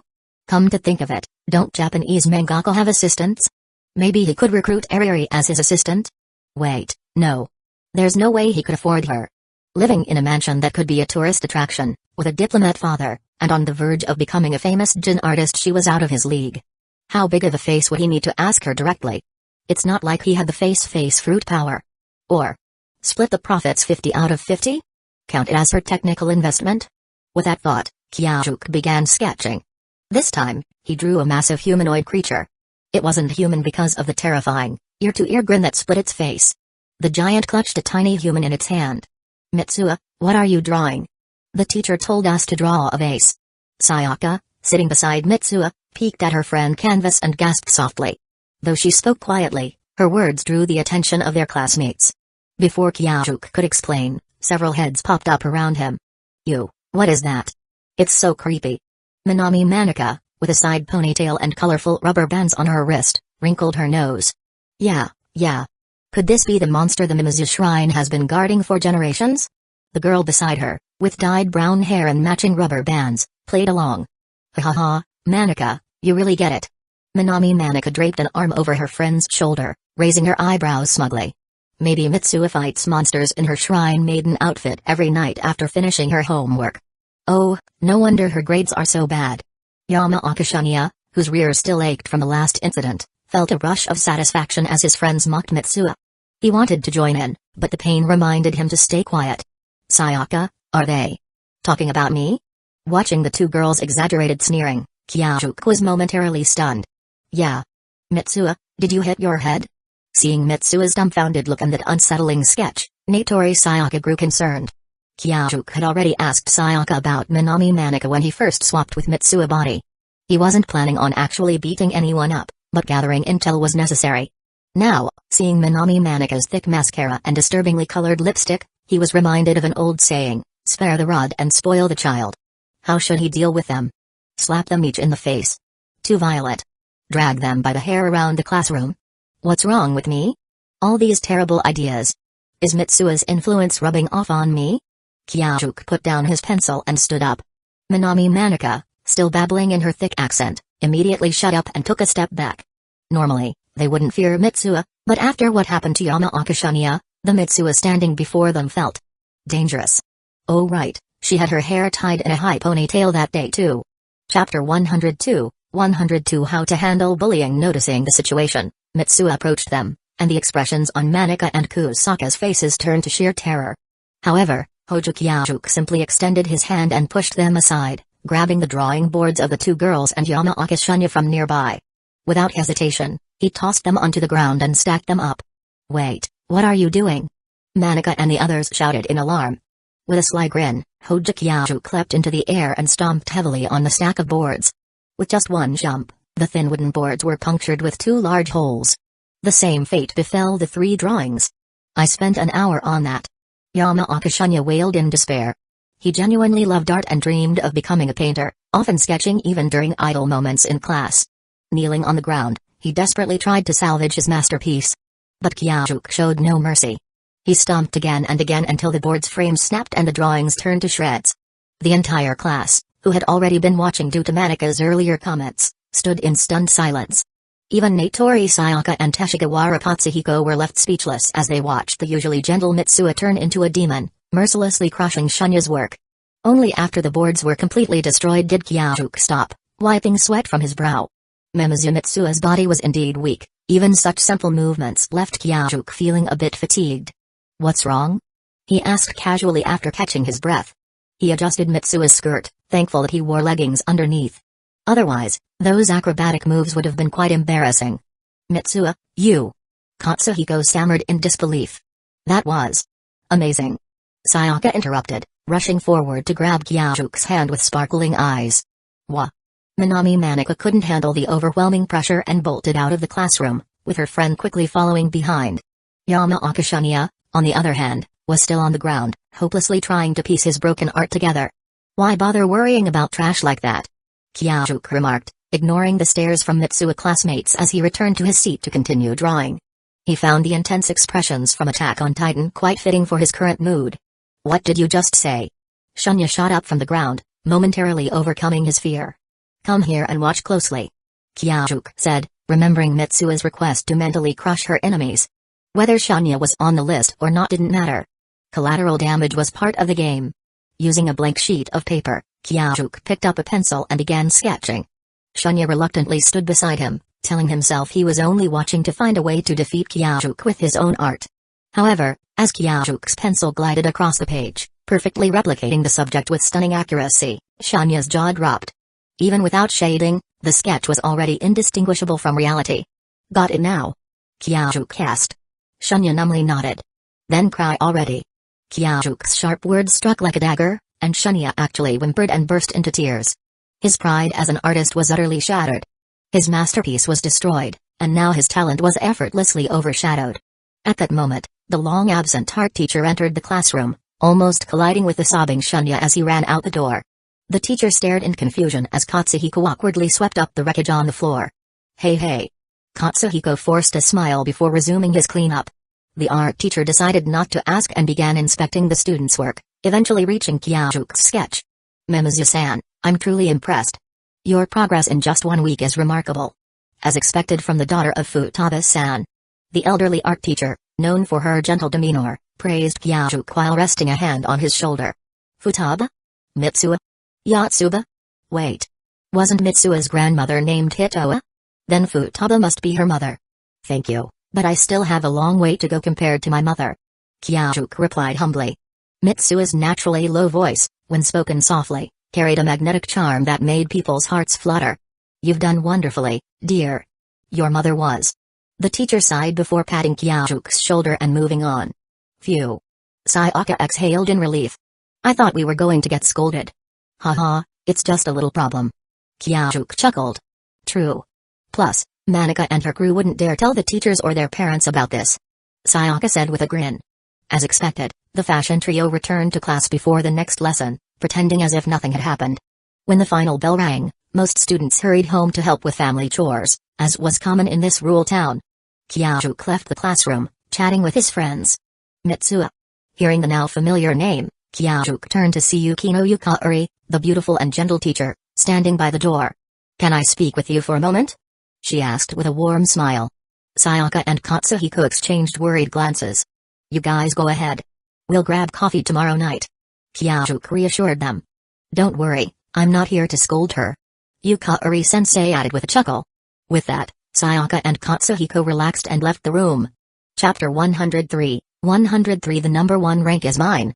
Hojo Kyajuk stepped forward and walked alongside Yukino Yukari. Though he was currently inhabiting the body of Mimizu Mitsuo, as first-year middle school girl, he was noticeably shorter than the mature woman beside him. The two entered the office and took their seats. "Want some?" Yukino Yukari pulled out a pile of chocolates from her drawer and offered them to Kyajuk. "Sure." Realizing that Yukino was trying to ease the awkward atmosphere, Kyajuk didn't refuse. He wasn't feeling uncomfortable, but he wouldn't pass up the chance to get closer. "It was a disaster, wasn't it?" Yukino spoke, her voice as clear as the air of Itamori, but with a touch of unexpected charm. Kyajuk tilted his head in confusion. "The ritual," Yukino said with a soft look in her dark eyes.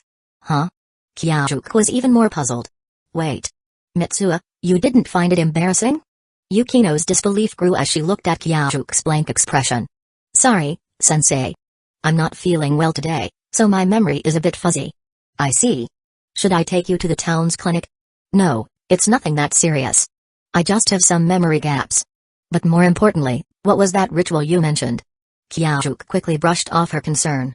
After all, this was a supernatural situation, and there was no way anyone could detect the body swap. Memory issues aren't serious. Yukino observed Mitsuo's composed demeanor. Could it be that she forced herself to forget out of sheer embarrassment? "The ritual is the traditional harvest festival performed at the Mimizu shrine. I've only been in Itamari for about a year, so I went to watch it." Yukino stared at Mitsuo's face, hoping to catch a hint of shame. However, Kyajuk's expression remained calm, as if he were listening to someone else's story. Impossible. Any teenage girl would be mortified to perform such a sacred dance in front of everyone. "I saw you performing the Kagura dance in your shrine maiden outfit. It was beautiful. You even seemed to glow with a divine light." "Haha, really?" Kyajuk chuckled, intrigued by the idea of Mitsuo performing a Kagura dance. Maybe he should ask Mitsuo to record it the next time. "And then? I saw you making Kachikame's ache." "Wait, what?" Kyaju's wandering thoughts snapped back to reality. Kachikame's ache? That sounded wrong. You chew rice and spit it out to let it ferment into sake. It's quite an ancient tradition. Yukino explained. Yukino's tone was full of sympathy, imagining how embarrassing it must have been for Mitsuo. The incident in art class earlier must have been related to this. What kind of bizarre Shinto practice is this? Did God even like that kind of thing?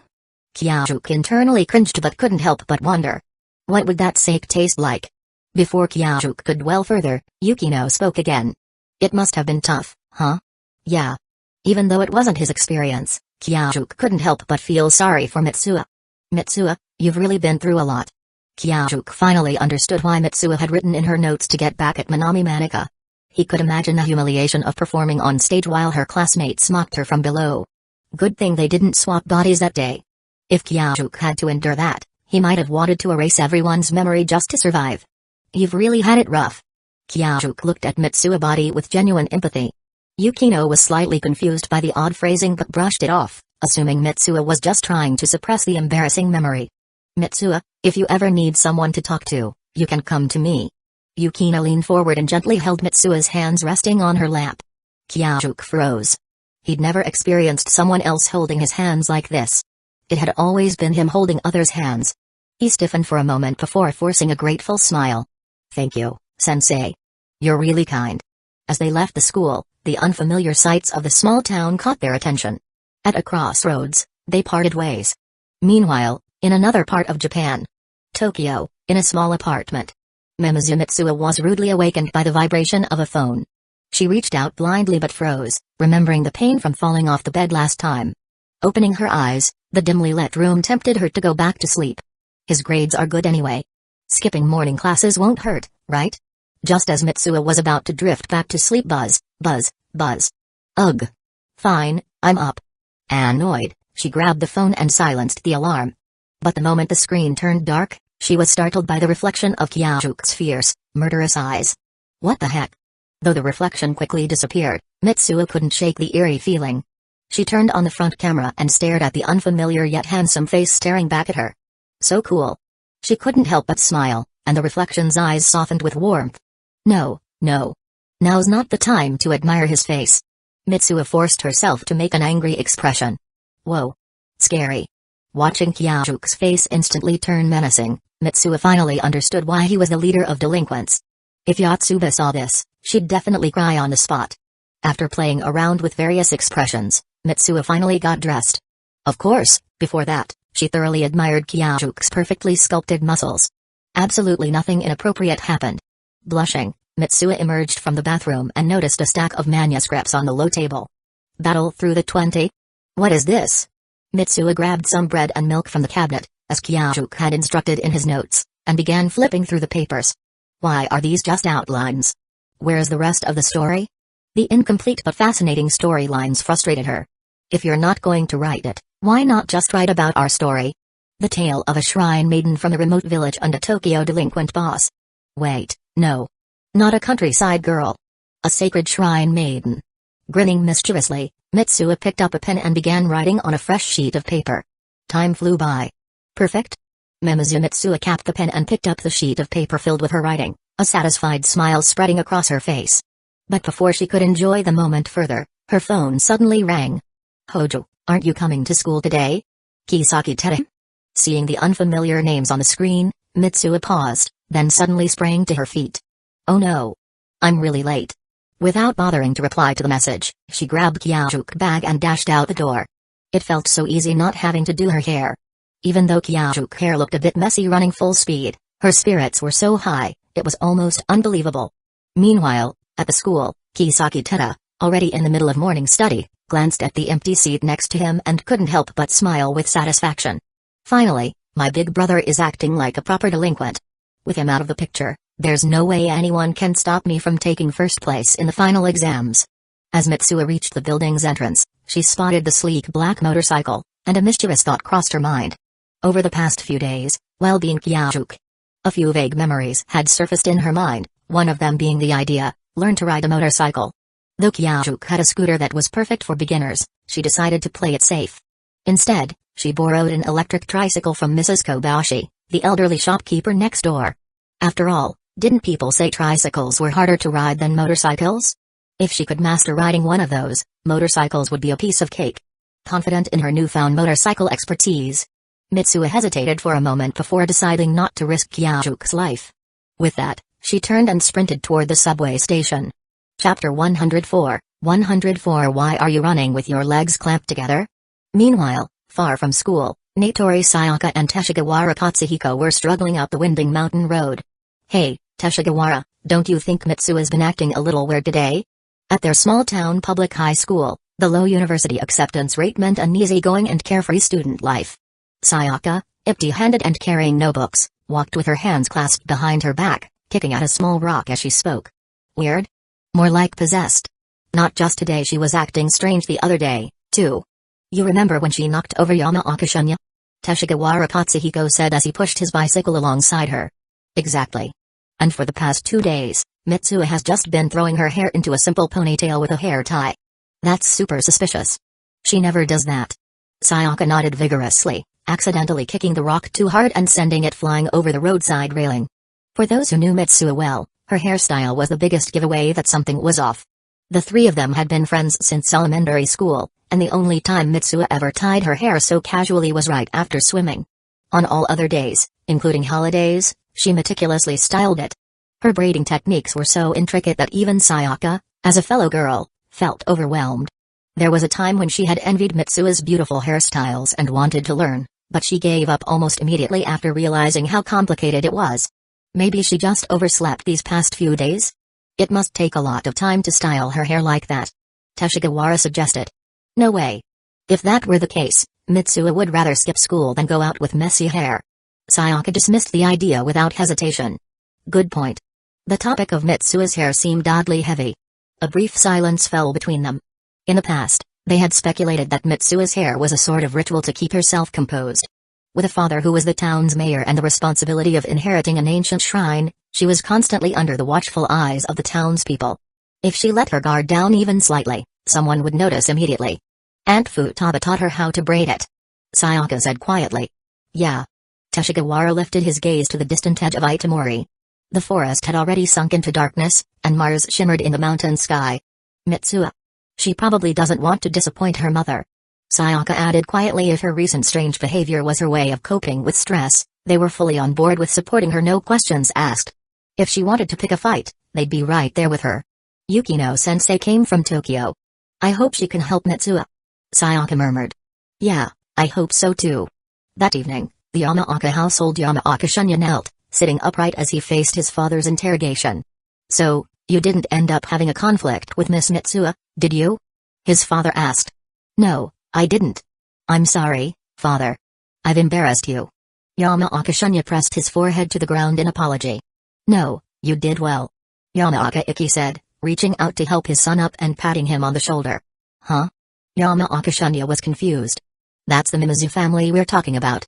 An old man sitting next to them said. It was Yamaoka Kento, Ecchi's father. Right. She's the eldest daughter of the Mimizu family.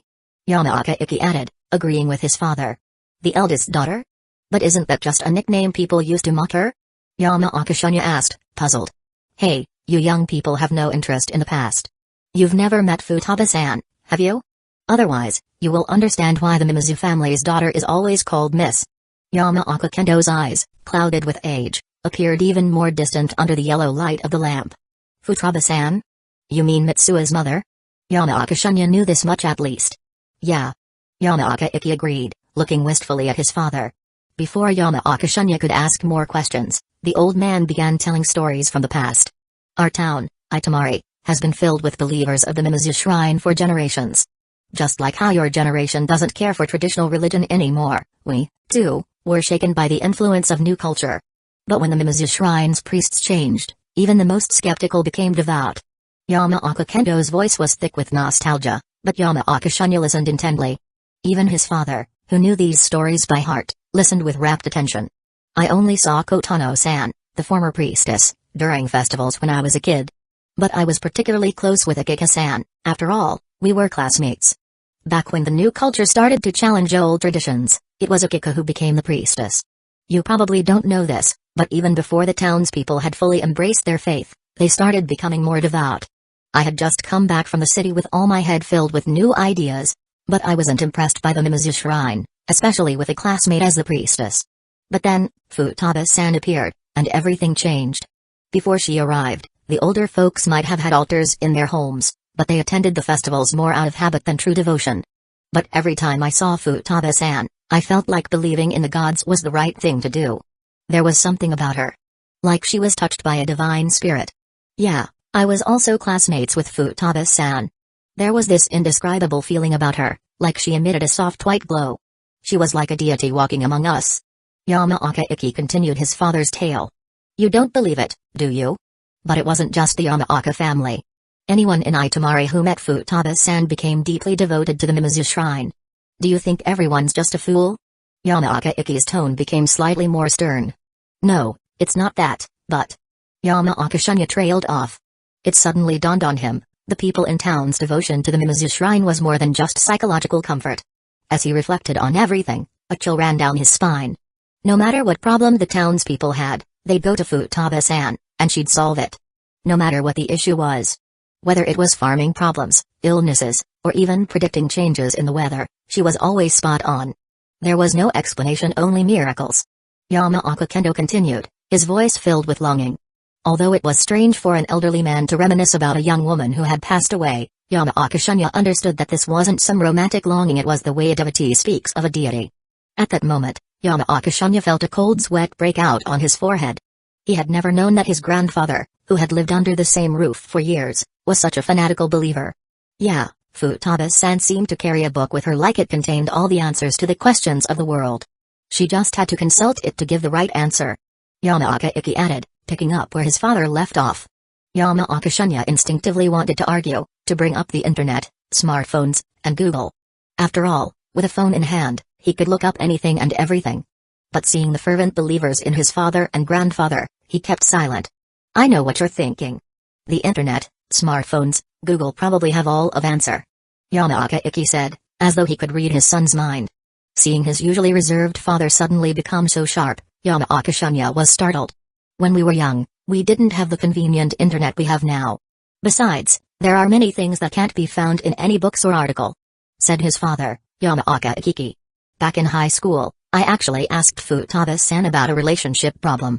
At this point, Yamaka Ecchi fell silent, his mind wandering back to the scene that played vividly in his mind.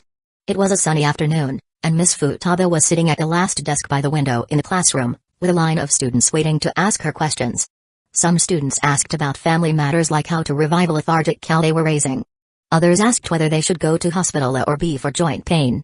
But the most frequent questions were the typical teenage dilemmas about relationships.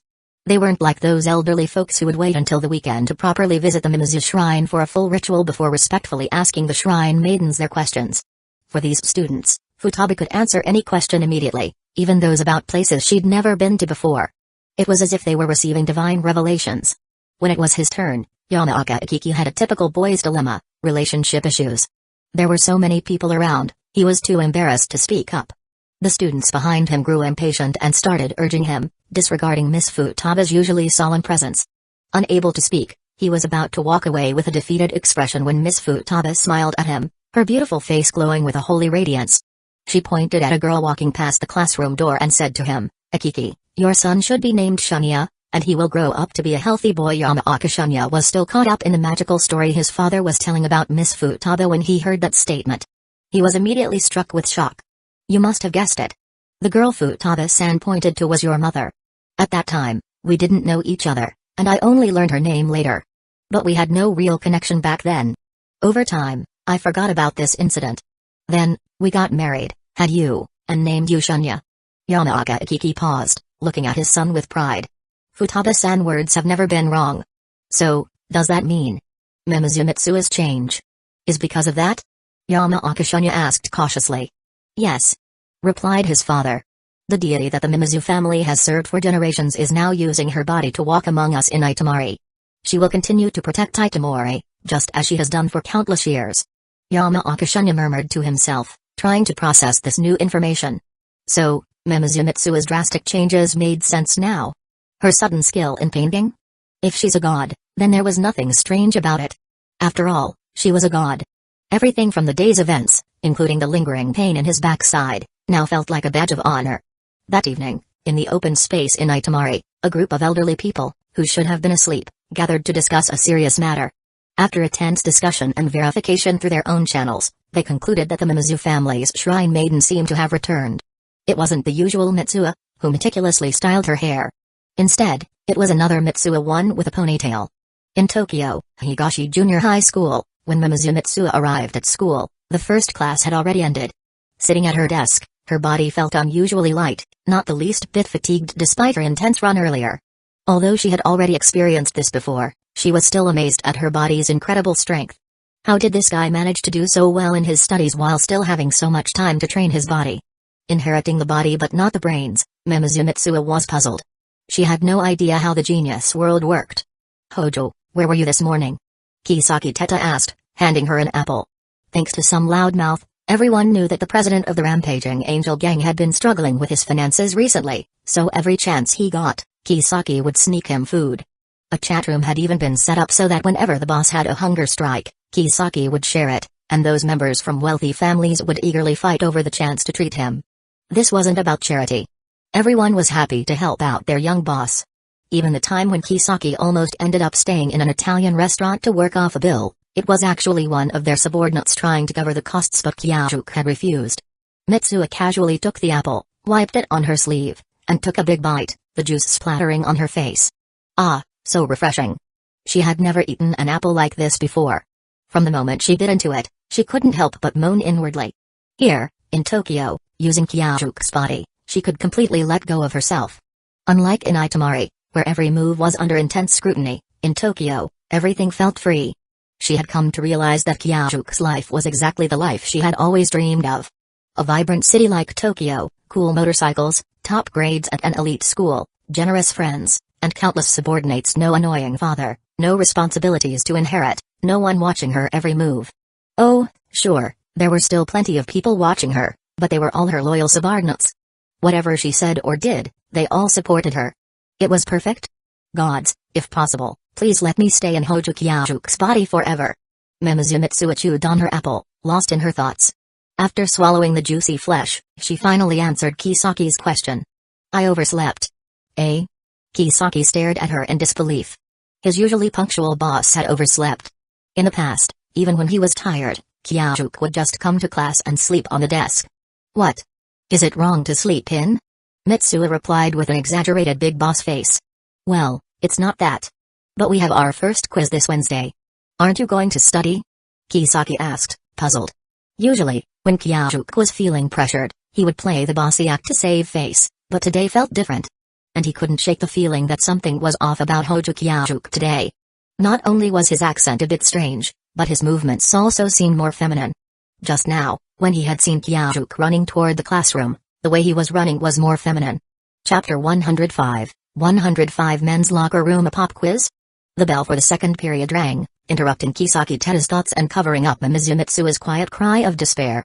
God, please don't let the body swap happen today. Or Hojo Kyajuke might actually kill me. Cursing her divine luck, Mitsuo buried her head in her textbook and began studying. The school day flew by quickly. Even though she knew she couldn't bring back memories from when she was in Kyajuke's body, Mitsuo, who had just resolved to study harder, kept pushing herself. Her painfully slow pace of solving problems made Kisaki Teda's liver ache. But, unsure if his boss was on to some new technique for studying. So, he kept his doubts to himself, suppressing them. Kisaki, where are we eating after school? As they walked toward the Kendo Club, Mitsuo excitedly asked. So, you're not going to the Garden of Words again today? Kisaki asked, raising an eyebrow. Garden of Words? Oh, right, the Italian restaurant. I thought I'd change it up today, so I won't go. With a couple of nervous chuckles, Mitsuo quickly urged Kisaki to decide on dinner. How about Indian food? One of my subordinates just opened an Indian restaurant. Ugh, no way.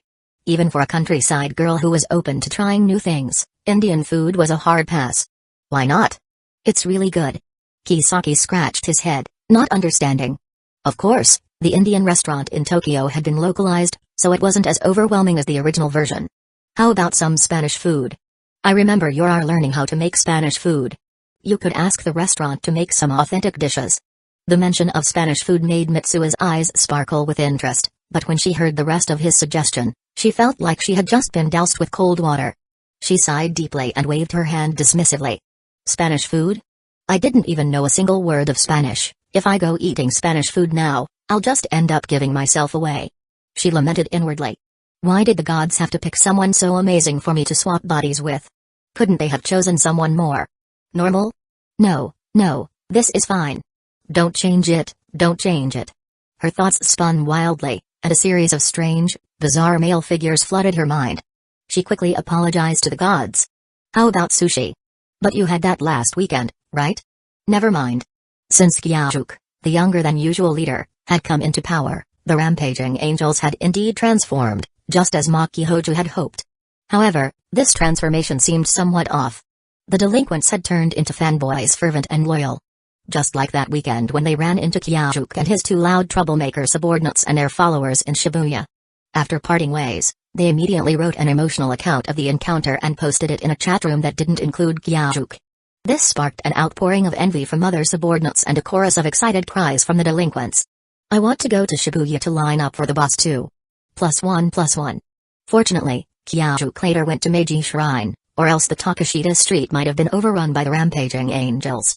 In a way, this even helped boost the local economy, right? That's also why Kisaki knew Kyajuke had sushi over the weekend. Sushi. Mitsuo silently cried inside, wishing she could try Tokyo's sushi. She decided that no matter what she ate today, she'd look at photos of conveyor belt sushi while eating.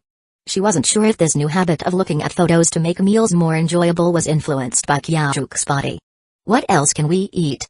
Kisaki asked, feeling just as lost as Mitsuo. Oh. There's a newly opened family restaurant near the school. It's been getting good reviews among Higashi students. What? Mitsuo's eyes lit up with excitement as she waited for Kisaki Teda's next words. They say it's a restaurant specializing in countryside dishes. The owner can make many things you can't find in Tokyo. I came all the way from the countryside to Tokyo, and now you want me to eat countryside dishes? Mitsuo felt an explosion of anger inside her and, without thinking, let the unique physical advantages of Kyajuke's body take over. Change it. I'll think of somewhere else right now. Seeing her eyes clearly telling him she was dissatisfied, and sensing the fierce air around her, Kisaki froze. In the midst of the conversation, they had already reached the door of the Kendo club.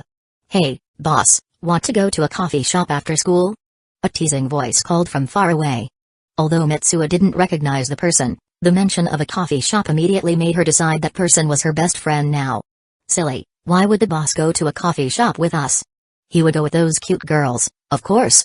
As they got closer, she saw the person she had just decided was her best friend being hit on the head by a person with black hair, and she thought to herself, how could you hit my new best friend's head? And what's that nonsense you're saying? I, Mimizu Mitsuo, am definitely going to that coffee shop today. Sorry, boss, I didn't think about that. We'll just go ourselves. The one talking so casually to Kyajuke was, of course, Ecchi Onizuka, and his reason for wanting to go to the coffee shop wasn't so simple. No. Let's all go after school. Everyone Maki Hojo, Suzuki Ryo, the Onizuka duo, and Kisaki Teta looked at their boss in confusion. A coffee shop wasn't exactly on the list of options for a big eater like him. Coffee shop, huh? Let's go together, is that okay? Mitsuo, feeling awkward under their gazes, quickly repeated herself. Of course, it's fine. Ecchi Onizuka said enthusiastically before Danmaruji grabbed his head and pulled him down. Turning away from the others, the two began to whisper loudly. You idiot, did you forget the real reason we're going to the coffee shop? Danmaruji knocked Ecchi Onizuka on the head.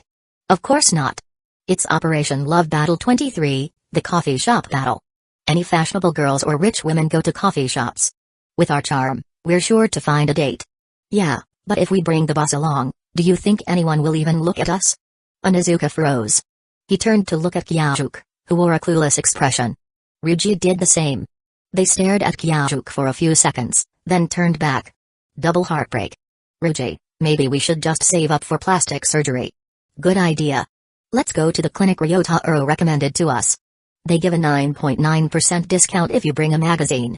You two idiots. Maki smacked them both on the head. Why not just ask the boss to get the girls' numbers for you? Or use the excuse of getting to know the boss better to build connections. Genius. Maki, you're our hero. With their battle plan ready, the Onizuka duo bowed to Mitsuo. We're counting on you, boss. Mitsuo didn't understand what just happened, but her dream cafe trip was secured. And best of all, she didn't have to pay? As a proud daughter of the Mimizu family, she couldn't accept this. Thank you, but I'll pay for my own meal. Everyone looked at her like she was crazy. Boss. Are you sure you still have money? Kisaki asked. Huh? Mitsuo opened Kyajuke's wallet. Inside was a single, lonely 10,000 yen bill.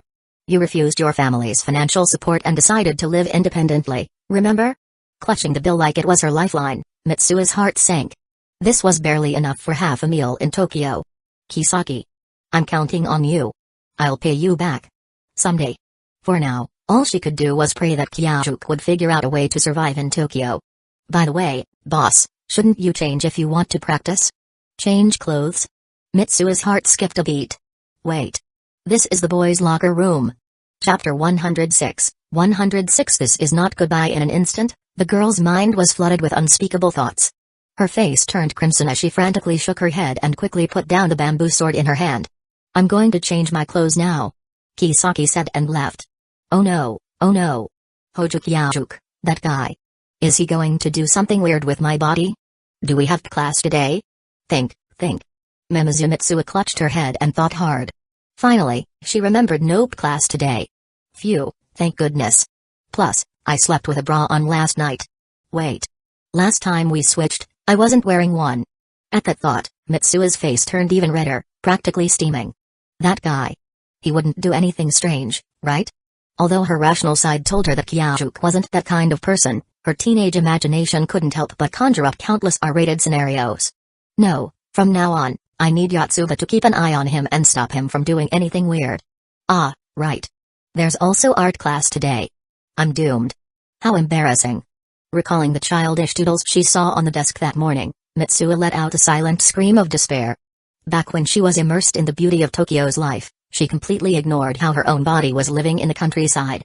Now that she thought about it, an overwhelming sense of anxiety filled her heart. Would her grandma find out? Would Sayaka and Teshi notice something off? Would they think she was possessed? Or worse, would Kyajuk eliminate anyone who discovered the truth?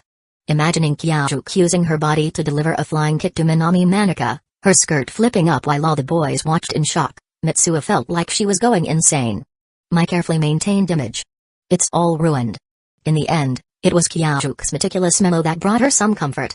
A guy who's this organized wouldn't do anything stupid, right? Plus, he even remembered to wear safety shorts under the skirt. He should be mindful of a girl's image. Right? He should. Right? The club activities passed by as Mitsuo was lost in her chaotic thoughts. She scribbled notes in the memo about everything that happened so far, including her great masterpiece. Honestly, she wanted to write a user guide to mimic Mitsuo's body like Kyaju's guide, but there wasn't enough time. Let's go, Hojo. Kisaki called out after finishing his shower and changing clothes. Oh. Thinking about the cafe and the delicious cakes, Mitsuo instantly forgot her worries and eagerly led the way out. Wow. So expensive. Even the cheapest cake costs my entire month's allowance. Wait, I'm Kyajuk right now. His living expenses are on a whole different level. Kisaki, can I order all of these? Mitsuo nervously asked while holding the menu. Hearing this familiar line, Maki Hojo and the Onizuka duo burst into laughter while Kisaki's face twitched. Order whatever you want. Even if I have to use next month's allowance, I'll make sure you eat your fill. With a pained expression, Kisaki slammed his wallet on the table. Kisaki, you're such a good person. The old lady from the general store always said people in big cities were bad, but look at these guys, they're awesome. Mitsuo happily flipped through the menu and ordered without hesitation. Sir, are you sure you want all of these? The waiter asked cautiously. Of course. Mitsuo handed the menu back but suddenly paused. She glanced at the others. They haven't ordered yet. The waiter was stunned. All that food was just for one person. Since when did looks and appetite scale equally? We'll just have a latte each. Maki smiled. They weren't here for sweets. Hearing that, Mitsuo remembered the Onizuka duo's secret mission. She looked up and saw them scanning the restaurant for cute girls. Ah, now I get why these two, despite their good looks and tall stature, are perpetually single. While waiting for the food, Mitsuo decided to give Kyaju's subordinates some proper love advice. Ahem. Attention, everyone. The love guru is in session. Unbeknownst to Mitsuo, she and Kyajuk were now walking the same path of no return. Onizuka, Danma, you'll never get a girlfriend acting like that. Hearing their boss's words, Kisaki immediately sat up straight, ignoring his poor wallet. Onizuka Ecchi and Danmaruji, who had been slouching like thugs, scratched their heads and quickly adjusted their posture. Ever since Kyaju's legendary ruthless demon title spread throughout the gang, there had also been an underground legend. He was an unstoppable chick magnet. After witnessing their boss dating that beautiful girl last weekend, the Onizuka duo had become full believers. So now, with hopeful, kindergarten-like anticipation, they waited for their master's teachings. You guys don't have to be that serious. No. What you're about to teach us is knowledge that surpasses even the great F-Kun from the romance magazines. We must record this. With that, Onizuka pulled out his phone and hit the record button. Mitsuo, confident in her own knowledge, suddenly felt immense pressure. What the heck did Kyajuk do to make these guys like this? Whatever. No turning back now. Clearing her throat, Mitsuo began, do you think girls would like guys who stare at them with perverted eyes? Pervert? Us? Onizuka and Danma looked at each other, confused. Kisaki, did they look pervy to you just now? Kisaki hesitated for a moment but nodded firmly. Yeah, definitely pervert. I've told you guys this before, but you never believed me. That's right. Maki chuckled. I've been saying that for years. Onizuka and Danma hugged each other and cried. They had spent their youth believing in F-Kun's eye contact seduction technique from the magazines. Now, their worldview was shattered. What should we do then? First, when you look at a girl, do it with appreciation and respect. Mitsuo spoke from a girl's perspective. Well, honestly, she was just making things up. But we were appreciating them. Onizuka protested. That's not appreciation. That's just being creepy. Kisaki and Maki burst into laughter. Then, how should we look at them? Onizuka, already thick-skinned from years of rejection, asked eagerly.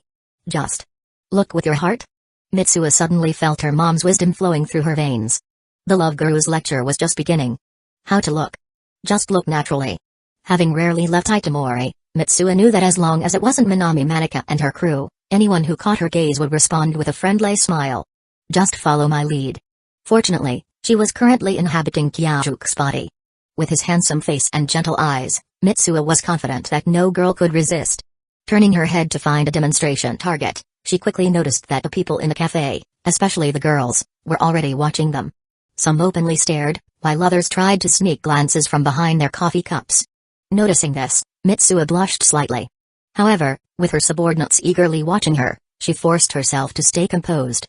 Flashing a smile, she directed her gaze toward two women in office suits sitting nearby. Ecchi, Ecchi. That guy is looking at me. The woman with wavy brown hair excitedly grabbed her friend's shoulder and shook her violently. Nonsense. He's looking at me. Ecchi, don't block my view. Ecchi brushed off her friend's hand, trying to suppress her excitement and maintain a reserved smile in return. Oh no, even though Mitsuo had anticipated this, seeing the terrifying power of Kyajuke's smile firsthand sent a chill down her spine. This was practically a biological weapon. Raising her coffee cup in a polite gesture to the two women, she quickly lowered her head. Too scary. Who knew women could be just as shameless as men when it came to good looks? Boss. Teach us this skill. To the Onizuka duo, Onizuka Ecchi and Dan Marigi, were in awe, immediately bowing in admiration. Meanwhile, Kisaki silently sipped his coffee, deciding he'd had enough of this nonsense. Today's lesson clearly had no substance, just their boss showing off his own hardware. Kisaki glanced at the Onizuka duo with pity.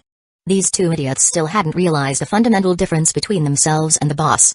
Unaware of their reputation as dimwits, Onizuka and Rigi eagerly absorbed Mitsuo's lessons. Finally, when the first chocolate cake arrived, Mitsuo announced the lesson was over. She took a sip of her now lukewarm coffee to soothe her throat. Thank you, Hojo-sensei. The Onizuka duo respectfully raised their cups and downed their coffee in one go. No, thank you for bringing me to this cafe. Mitsuo replied with her mouth full of cake, chocolate sauce staining her lips. Hey, wasn't I the one who was paying for everything? Kisaki thought to himself. And you too, Kisaki. You're such a good guy. For some reason, the words good guy made Kisaki feel oddly uncomfortable. Was it because he'd been called that too many times today? No. It was because the last time he treated the boss to an Italian restaurant, he nearly got left behind to wash dishes to pay the bill. The way the boss said, Kisaki, you're such a good guy. Back then left a deep psychological scar. Only Kisaki, as the boss's top henchman, could detect the subtle difference in tone. Unaware of Kisaki's internal crisis, Mitsuo happily indulged in the endless stream of cakes. With every bite, her joy grew. Kyajuke's appetite is truly a blessing. With a blissful smile, Mitsuo accepted the slice of grape tiramisu that Onizuka had thoughtfully cut for her. Initially, Mitsuo enjoyed cutting the cake herself, watching the silver knife slice through the layers, and seeing the delicate cake tremble on her fork. But she soon realized she was too slow. The next dessert would arrive before she finished the last one. Onizuka, surprisingly observant, offered to help her cut the cakes. Not bad. My efforts to teach you guys how to flirt weren't wasted. Mitsuo thought smugly. As the evening sky darkened, Mitsuo reluctantly ended their cafe visit. Rejecting her subordinate's offer to give her a ride, she strolled leisurely along the sidewalk. Even with Hojo Kyajuke's robust body, eating that much cake was pushing it.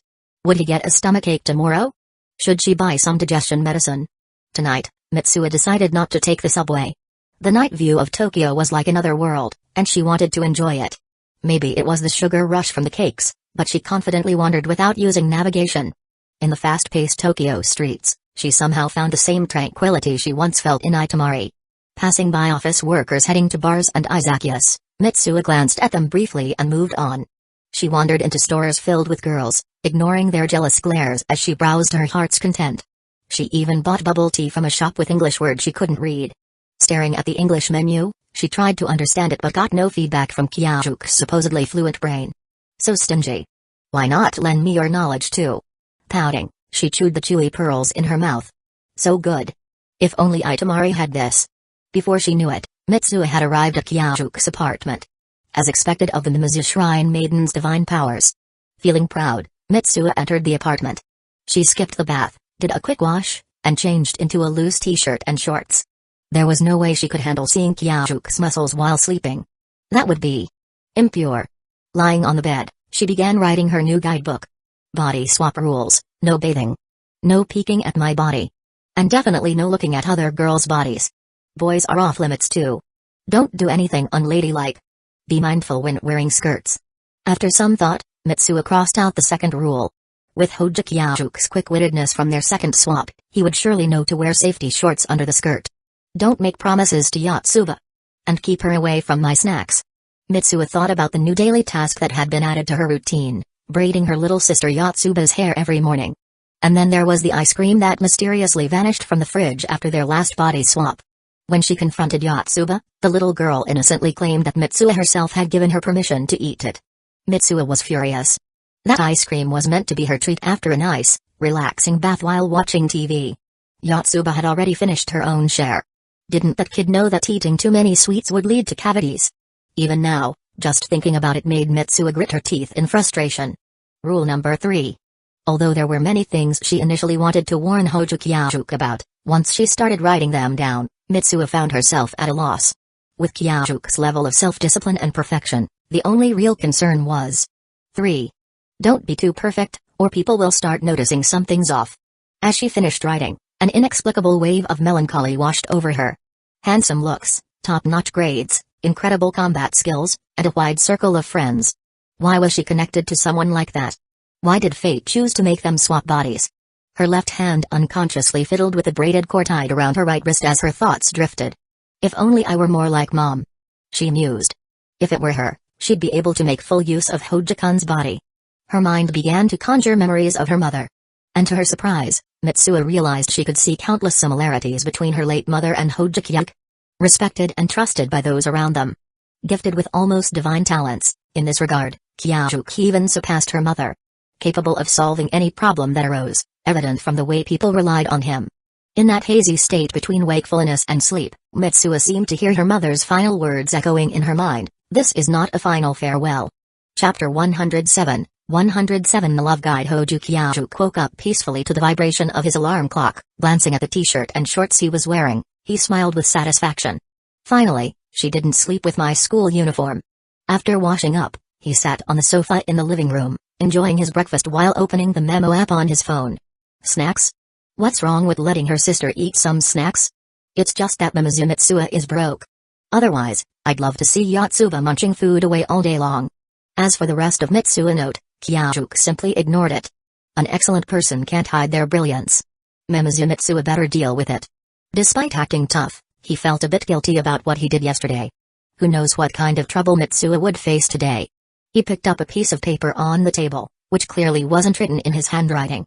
Since Mitsuo highly recommended this so-called masterpiece in the memo, Kyajuke read it carefully. Let's see what kind of epic tale the ancient shrine maiden has crafted. 1 minute later. Is this really me? Is this really her? Kyajuke was filled with confusion. In Mitsuo's writing, he had turned into a weakling who loved to pick fights, juggling 3 part-time jobs but constantly making mistakes.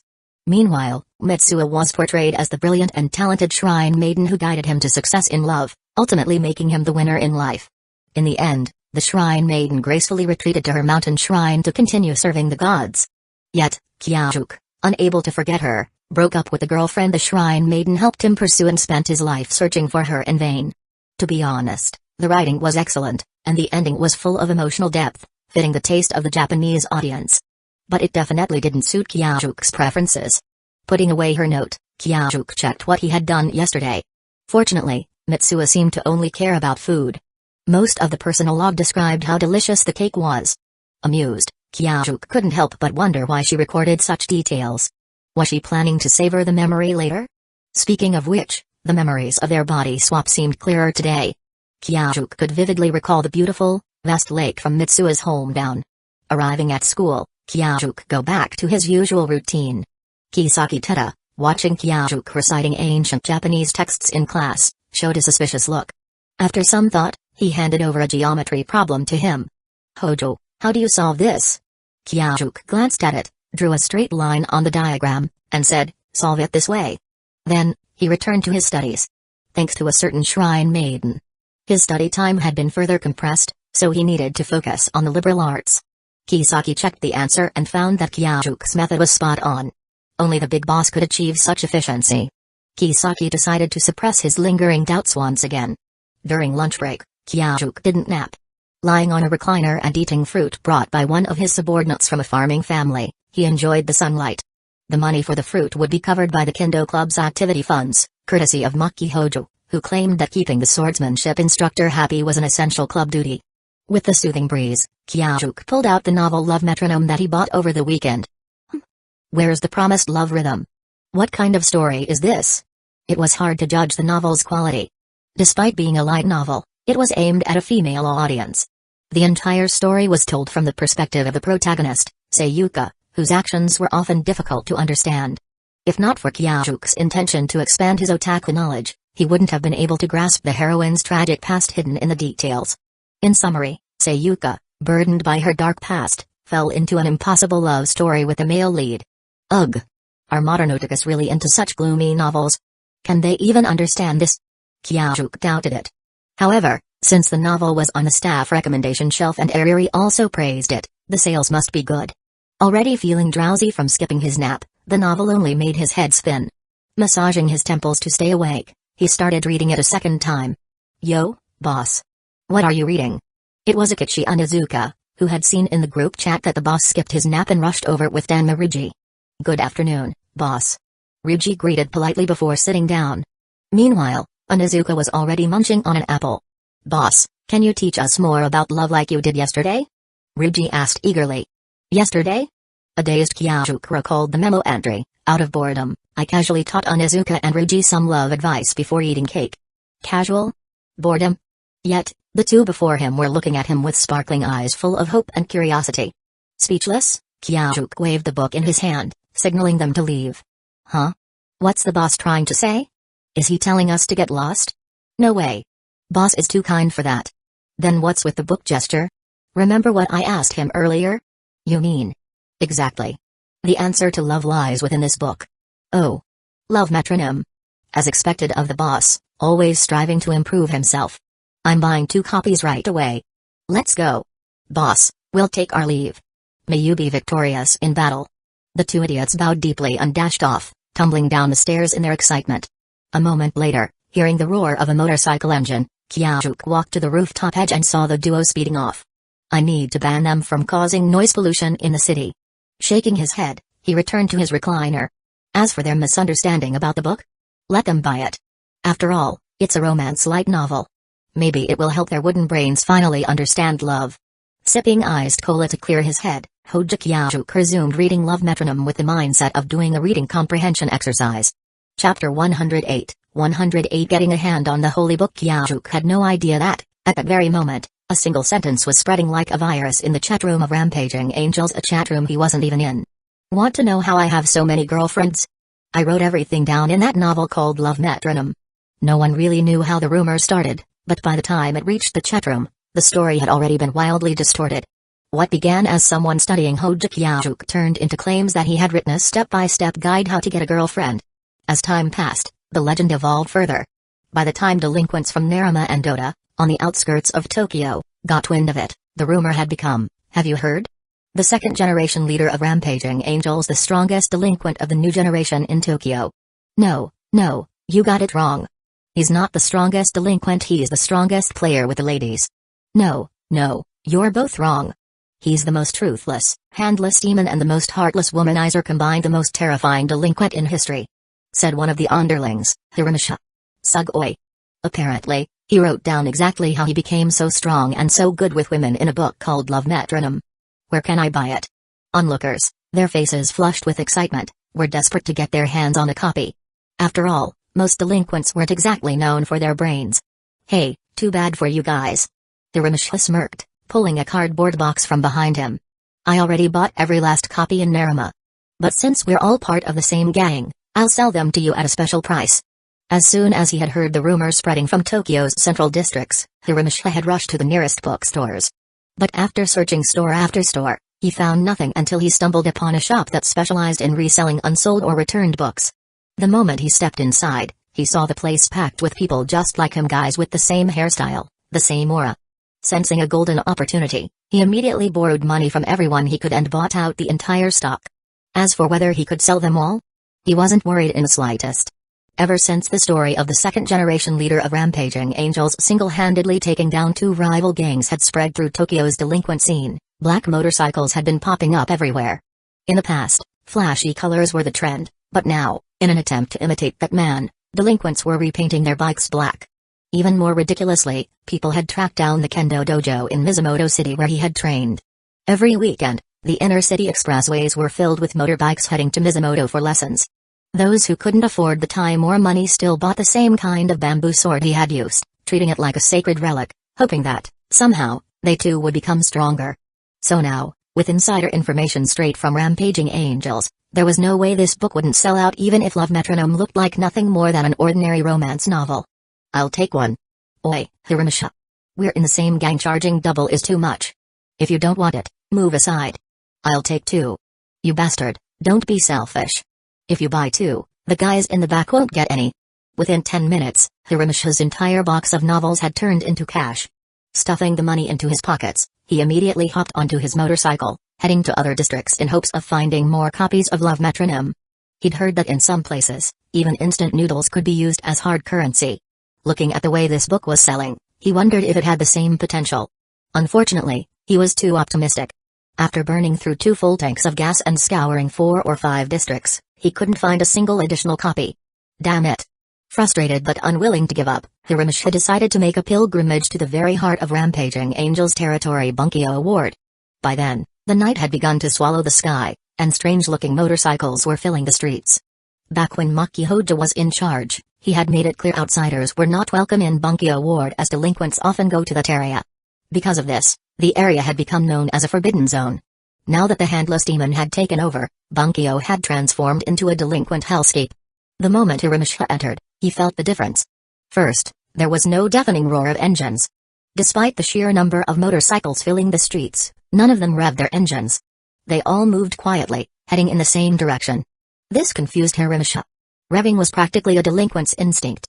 If not for the fact that he was an outsider, he would have gunned the throttle himself. Despite his fear, he decided to follow the crowd, heading toward their mysterious destination. Along the way, a few Rampaging Angels members stopped him, asking what he was doing here. Nervously, Hiramusha pulled Love Metronome from his jacket, about to say he had come seeking wisdom from this holy text. But before he could get a word out, Ecchi Onizuka, one half of the infamous demon duo, slapped him on the back with a laugh. Oh, you're one of those guys, huh? Then come on, join us. Eventually, they arrived at an abandoned construction site near an expressway junction. Over 100 motorcycles were parked in a circle. Seeing so many people there, Hiramusha finally relaxed. Among the crowd, he spotted familiar faces, including a guy who had bought 10 books from him earlier. That same guy was now gloating, proudly showing off his stack of Love Metronome copies. Hiramusha. Get over here. The reading session's about to start. What? Hiramusha had no idea what that meant, but he ran over anyway. Soon, Ecchi Onizuka climbed atop a makeshift platform of stacked gasoline barrels, holding a copy of Love Metronome high above his head. Hey, Onizuka. I read this whole book, and there's nothing in here about getting stronger. Before Onizuka could start speaking, a stocky, scar-faced man with a shaved head and a tank top shouted from the crowd. Huh? Getting stronger? Wasn't this book about dating? Onizuka, who had been planning to share his romantic insights, completely blinked out. You idiot.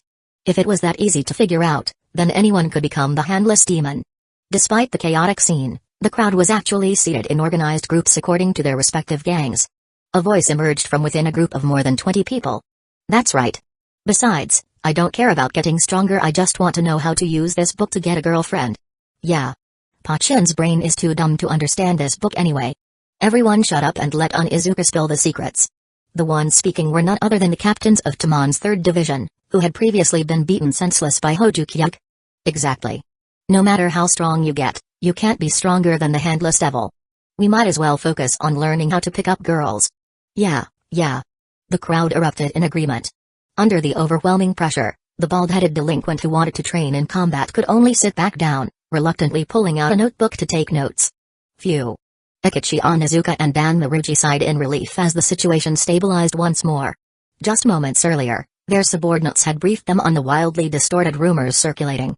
Both of them immediately realized the gravity of the situation, not because they feared retaliation from the misled delinquents, but because they dreaded the extra training their leader would surely bestow upon them as a reward. This is all your fault, you idiot. Our leader shared the study material with us out of goodwill. We could have just read it in secret. But no, you had to go bragging about it. Dan Maruji smacked Onizuka on the back of the head. Riji, be fair. Weren't you the first one to brag in the chat room? The two stared at each other in silence. So what do we do now? Onizuka finally asked. Didn't you say you wanted to hold a reading session? Just guide them through the book. But do you have a better idea? How about we call in Kisaki Teta? That guy's smart. Good idea. He's our strategist anyway, this kind of thing is totally his job.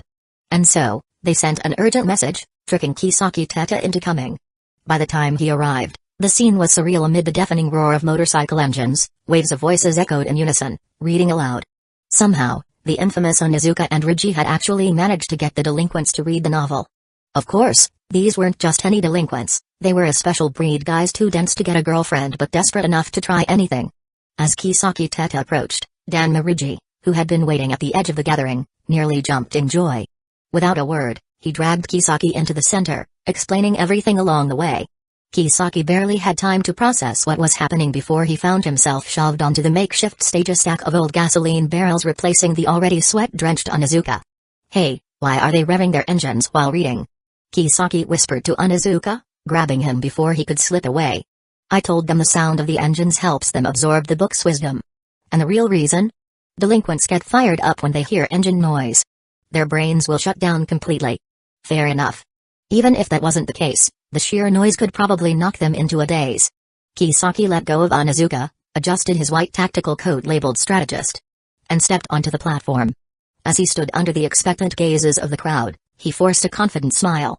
While Onizuka and Riji saw this as a hassle, Kisaki saw it as an opportunity to expand their leader's influence. With his sharp intellect and smooth persuasion skills, he began weaving an intricate web of nonsense. If anyone pointed out a flaw in his logic or questioned the credibility of Love Metronome, he would immediately invoke the ultimate proof, his invincible leader, Hojukyuk. Half an hour later, the spectacle came to an end. The delinquents, now dazed and overwhelmed, slowly dispersed. Did they learn anything? No. Was Love Metronome useless? Absolutely not. Then why didn't they learn anything? Because they were too dumb. Did they gain anything at all? Yes, confirmation that the handless devil was, in fact, the most ruthless, emotionless womanizer in history. Would they continue reading Love Metronome? Of course. If they read it enough times, they were bound to pick up something useful. Conclusion? Buy it. Everyone, go buy Love Metronome. Earlier that day, at Higashi High School, Kyajuk, completely unaware of the chaos his subordinates were stirring up, diligently resumed his studies after lunch.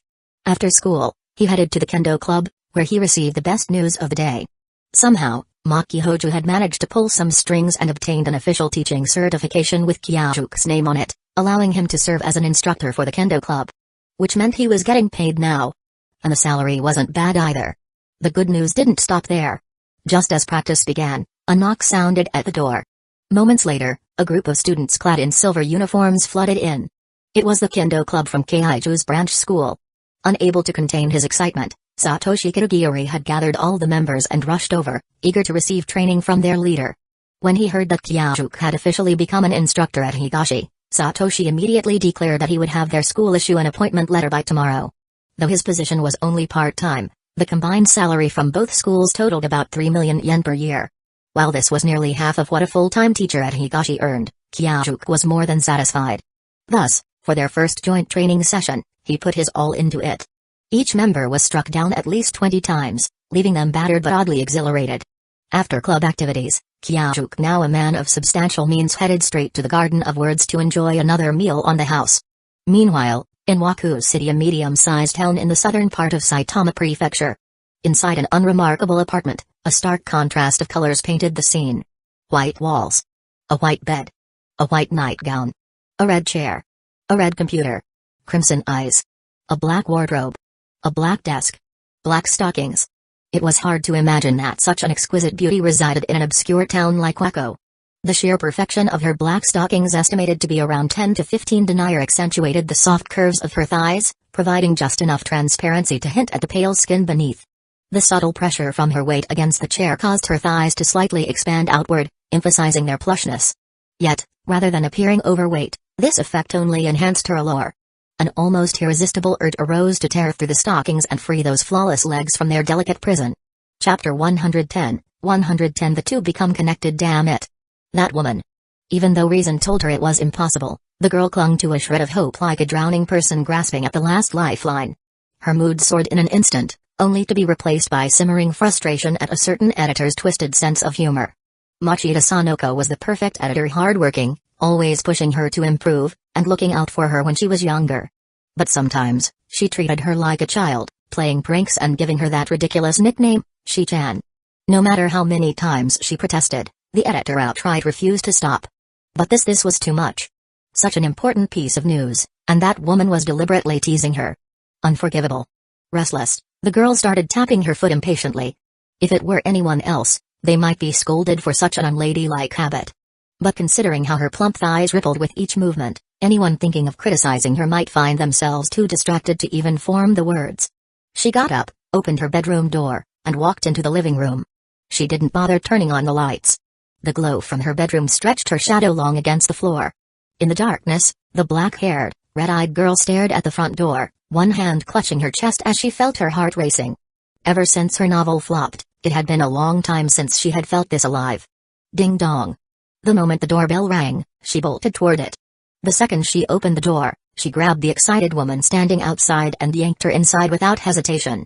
Even though she was being manhandled, her bobbed hair swaying from the rough treatment, Machida Sanoko, the deputy editor-in-chief of Fujikawa Shoten Publishing and Kasamijoka Utah's direct supervisor, showed no sign of annoyance.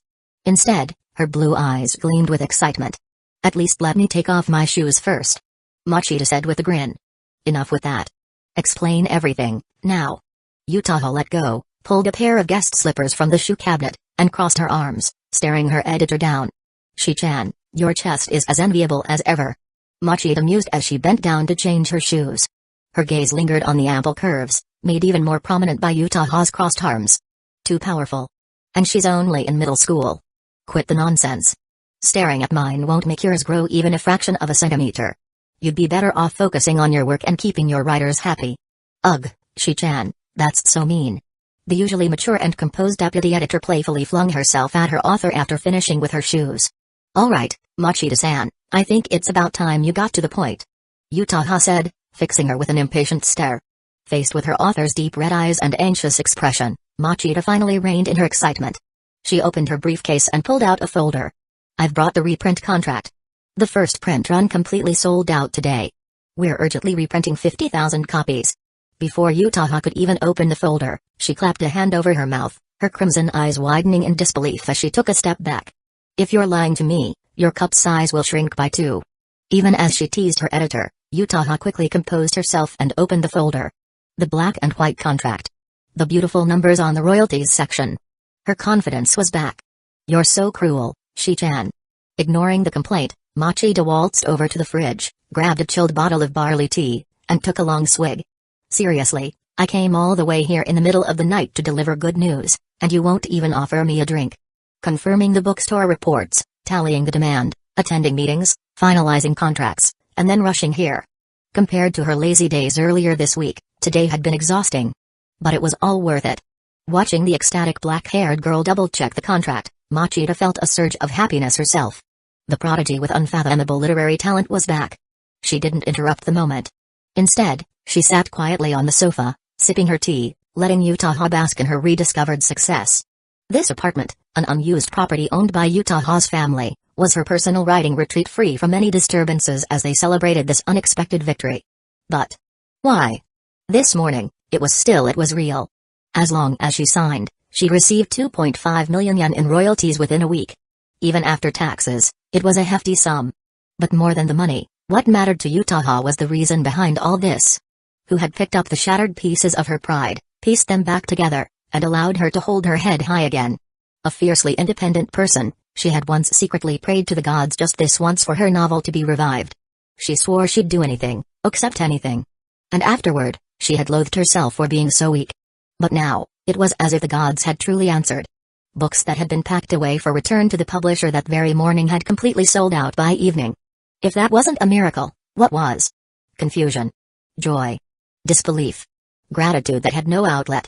These emotions churn inside her, waiting to ferment into something unknown. The exact reason isn't clear yet, Machida said. But from what the bookstore owners told us, the buying frenzy started in Tokyo's Bunkyo ward and spread outward from there. The first bookstore to call us for restocks was Higashi Books near Higashi High School. The company suspects something happened there. Higashi. Utaha repeated the name as she signed the contract. Shi-chan, let's celebrate properly. You've been holding back for too long, haven't you? With business done, Machida excitedly lifted the plastic bag she had brought. All this fuss over a simple reprint? Utaha's words were sharp as ever, but she accepted the bag with a small smile and headed to the kitchen to plate the food. Cheers. Chapter 111, 111 That Pervert. In the morning, Ida City, Itomori Town, Mimizu Shrine. Mimizu Mitsuo awoke to the gentle warmth of the morning sun. As she sat up, the blanket slipped off her shoulders. Still groggy from sleep, she lowered her head and glanced at herself. She was wearing pajamas. Good. At least she hadn't slept naked. She wasn't wearing a bra. Even better. That made for a more comfortable sleep. Checking her phone, she saw that it was still early enough time to make breakfast. As she gradually shook off the morning haze, Mitsuo was about to get up and change clothes when suddenly, she froze. Then, in a flash, she snapped her head downward. Pervert. After her shriek, her pale cheeks flushed a deep red. It was as if some unseen pervert was watching her. Instinctively, Mitsuo crossed her arms over her chest, shielding herself protectively. "Nei-chan, what are you doing?" The door swung open, revealing her younger sister, Yotsuba, already dressed and ready for the day. She peered in, confused at Mitsuo's strange behavior. "Nothing. Just shut the door, I'm changing." Mitsuo frantically waved her hands, her face still burning. "Ha, typical woman. Yesterday, you were so nice to me calling me your dear little sister, even buying me tons of snacks. What an idiot." Yotsuba muttered under her breath before slamming the door shut. At breakfast, Mitsuo couldn't shake the feeling that her grandmother was looking at her strangely. "What is it, Grandma?" She put down her chopsticks and ran her hands over her head. Her hair was neatly braided, as always. Her uniform was perfectly pressed, and her skirt was folded just right. "You're becoming more and more like Futaba," her grandmother said, her eyes crinkling with a warm smile as she sipped her miso soup as if it were a rare delicacy. "More like Mom?" Mitsuo echoed, puzzled. When she pressed for more details, her grandmother simply continued smiling without answering. "Like Mom?" Yotsuba tilted her head, scrutinizing her sister. Their mother had passed away when Yotsuba was very young, leaving her memories of her faint and blurry. "No way. If you were really like Mom, you'd buy me way more ice cream." Yotsuba pouted, remembering how her sister had fought her over a single ice cream the other day. "Excuse me? You already ate yours. That one was mine." Mitsuo shot back, instantly flaring up. She was willing to give her little sister many things, but post-bath ice cream was absolutely non-negotiable. "See? You're acting weird today, Nei-chan. Yesterday, you even promised to make me a special ice cream." "Right, Grandma?" Still cradling her bowl of miso soup, their grandmother simply smiled, observing the sisters' conversation without interference. "I'm heading out now." With that cheerful farewell, the sisters set off for the day. However, as soon as Mitsuo stepped outside, she felt something was off. Their neighbor, Uncle Morishita, who often gifted them fresh vegetables, suddenly addressed her differently. Instead of his usual friendly Mitsuo, he now called her Mitsuo-san. That was strange. In the past, only the older townsfolk like Granny Kobayashi, who had once been close to her mother, ever spoke to her with such reverence. Uncle Morishita, why are you calling me that today?" And what was with the way he was looking at her? His expression seemed oddly familiar. "Because, Mitsuo-san, you are looking more and more like Futaba-sama." Again? That was exactly what her grandmother had said. Then it hit her. In the past, when her mother was still alive, the townspeople would visit the shrine to seek her advice. And when they did, they looked at her the same way, with devotion. With fervor. With blind faith. Her father had always scoffed at such behavior. A researcher of folklore and a shrine priest, he considered their reverence toward her mother mere superstition, ignorance, even. Back then, Mitsuo hadn't fully understood the meaning of the word. But now, walking to school, hearing the repeated murmurs of Mitsuo-san and witnessing the townspeople's reverent expressions, she was starting to grasp it.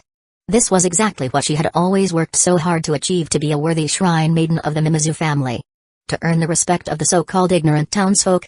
She didn't know why this change had occurred so suddenly, but this felt kind of nice. "Mitsuo." A familiar voice called out Sayaka's. Mitsuo turned to greet her friend with the usual bright enthusiasm. But just before she raised her hand to wave, she caught sight of a woman across the street bowing slightly toward her. Her hand faltered. Instead, she composed herself, turned slowly, and attempted to smile with a gentle, elegant grace she remembered from her mother. Good morning, Sayaka. Good morning, Teshigawara. Eek. Sayaka, who had just hopped off her bike, recoiled in exaggerated horror, hugging her arms as if to ward off a chill. What are you doing, Mitsuo? Completely blindsided by her friend's reaction, Mitsuo felt a vein throb on her forehead. Don't you think I resemble my mother? She asked, struggling to maintain her composed smile. Teshigawara, she's asking you. Sayaka nudged her other friend, blatantly avoiding the question herself. Like Futaba-sama? Teshigawara Katsuhiko frowned in thought. Not really. Futaba-sama's smile was warm and comforting. Yours looks kinda like it was painted on a clay statue. Creepy. Mitsuo's expression instantly crumbled. Without another word, she spun on her heel and stormed ahead in silence. Sayaka and Teshigawara exchanged glances before quickly hurrying after her, watching her with curiosity. Hey, don't you think Mitsuo is acting kinda weird today? Sayaka whispered. Yeah, and her hair's neatly braided today too. Teshigawara's attention had been fixated on Mitsuo's braid as if that were the most important part of her existence. To be fair, it was an impressive braid. Maybe she got possessed by a spirit yesterday? Idiot. If anything, she's possessed today. Not yesterday. But she's a shrine maiden. Can shrine maidens even get possessed? Must be a foreign ghost. Teshigawara concluded, as the self-proclaimed expert on all things supernatural. Listening to her friend's increasing nonsense, Mitsuo's expression darkened. I'm the one acting weird? Shouldn't the weird one be Hojo Kyajuk? I swear, you two need to stop already. She turned around and hissed at them in exasperation. Seeing her genuinely flustered, Sayaka and Teshigawara burst into laughter. Sayaka quickly grabbed Mitsuo's arm, smiling playfully. Alright, don't be mad. Your braid looks as beautiful as ever today. Of course it does. I spent ages on it. With just that, Mitsuo's mood flipped instantly. There was no way she could stay mad at childhood friends for more than 3 seconds. Hey, Sayaka, did I really teach Minami a lesson yesterday? She asked, suddenly eager. Of course. Yesterday, Sayaka paused mid-sentence, frowning at Mitsuo suspiciously. Wait, why are you asking? Don't you remember? Haha, of course I remember, I just want to hear what you think. After saying that, she quickly took out her mobile phone, avoided Natori Sayaka's sight, and opened a memo to read it. Chapter 112, 112 My Reputation. I've already taught those 3 from the fashion squad a lesson, just as you asked. They shouldn't dare to bother you again, but if something like this happens again, just take note of it and wait for me to help you get revenge when I arrive. That being said, from my perspective, your sense of fashion is 100 times better than theirs. What the heck are you smiling about? This is bad. He didn't use violence, yet he managed to deliver a thorough lesson. But now, how do my classmates see me? Wait. Fashion? Mitsuo looked down at her school uniform. Ah. She suddenly caught a glimpse of her pink underwear through the collar. Her face turned crimson in an instant. That guy. Trailing behind with a girl's bicycle, Katsuhiko watched Mitsuo's ever-changing expressions as she stared at her phone, lost in thought. His conversation with Sayaka earlier. She thought he was joking, but he was dead serious. Something was off with Mitsuo today. Even more so yesterday. If one of them had been possessed, it had to be yesterday's Mitsuo. Sayaka, however, brushed aside her doubts upon hearing Mitsuo speak and eagerly recounted yesterday's legendary moment. She was particularly excited about how the so-called fashion squad had been utterly humiliated. She laughed happily, making it clear she had long been fed up with those 3. Hey. Do you think I was a bit too crazy yesterday? Mitsuo asked cautiously. She had always been careful to maintain a proper image, so seeing what Kyajuk had done using her body nearly made her faint. Years of carefully built reputation ruined. Crazy? That was so cool.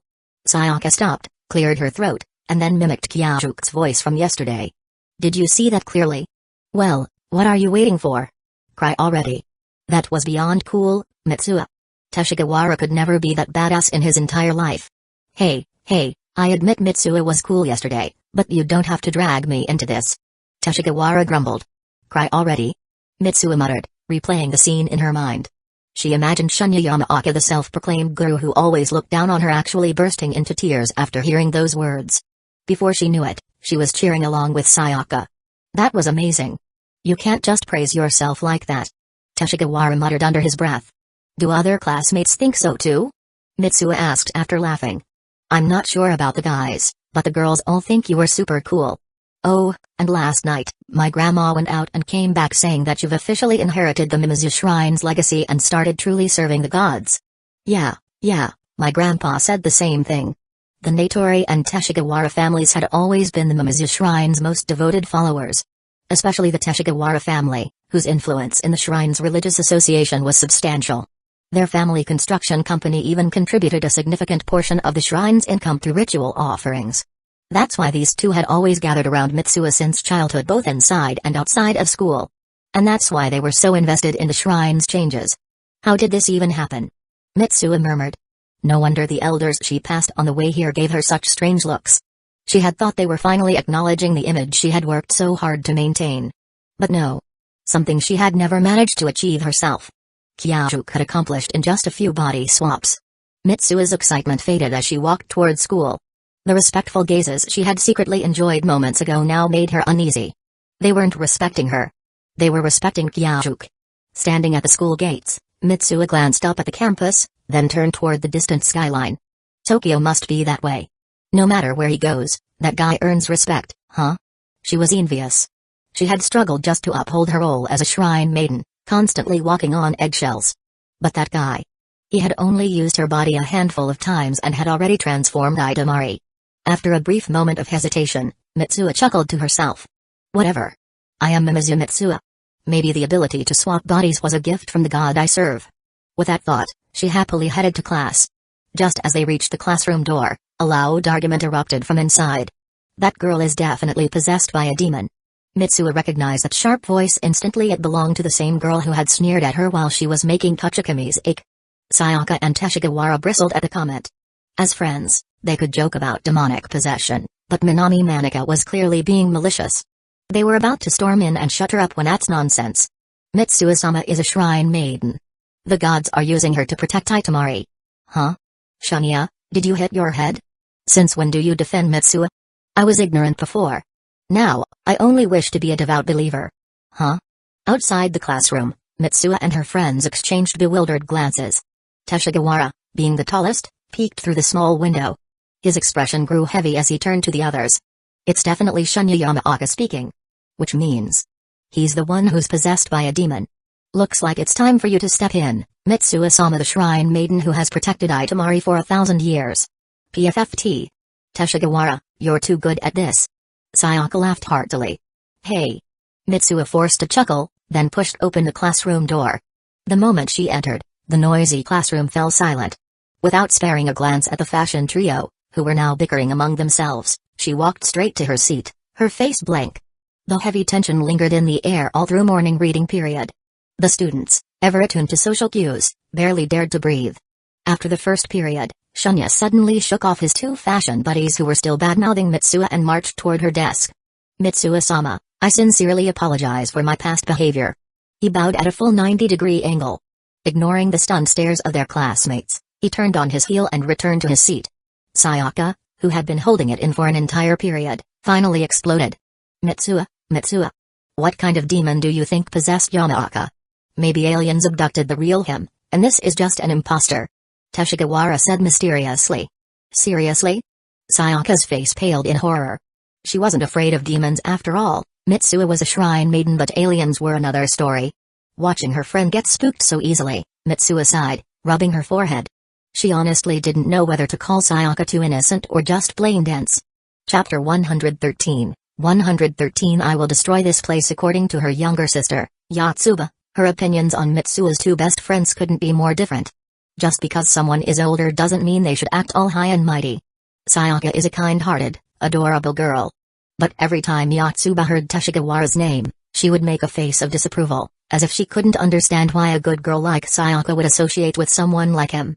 Where does a grade schooler even get such a strong worldview? Maybe it's that same innocence that allowed Sayaka and Yotsuba to become friends. After all, Yotsuba barely respects her own sister. Idiot older sister. Yotsuba never said it out loud, but Mitsuo knew exactly what kind of image she had in her sister's mind. Wait, didn't Yotsuba say something this morning? Something about Kyajuk? Did that raise her status in her sister's eyes? Though. That might have already gone back down. Honestly, Kyajuk would probably make a better shrine maiden and a better older sibling than her. Shaking off the thought, Mitsuo turned her attention back to Sayaka, whose face was growing paler by the second as Teshigawara continued to tease her. Alright, Teshi, stop scaring her. What? So it's not true? Sayaka grabbed Mitsuo's arm, looking genuinely worried. Of course not. He's just messing with you. Mitsuo sighed. Sometimes, having an overly naive friend was a blessing and a curse. Now back to her senses, Natori Sayaka turned and launched a flurry of playful punches at Teshigawara, who only grinned mischievously. But still, do you think Shunya really got that scared of you, Mitsuo?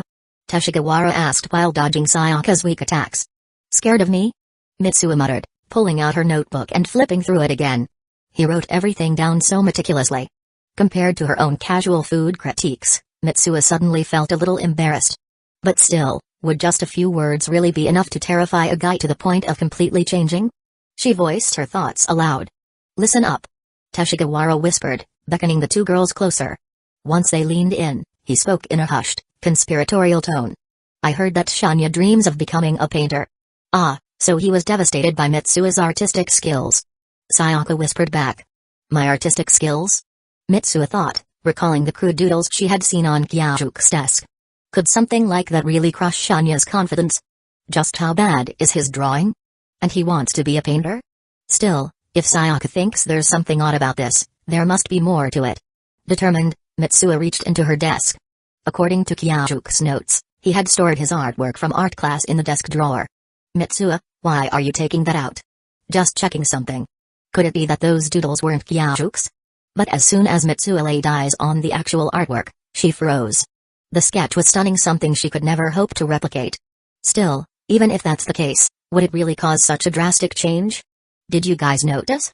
He's not even wearing his rubber bracelet anymore. Sayaka exclaimed, having spotted a key detail. Oh yeah.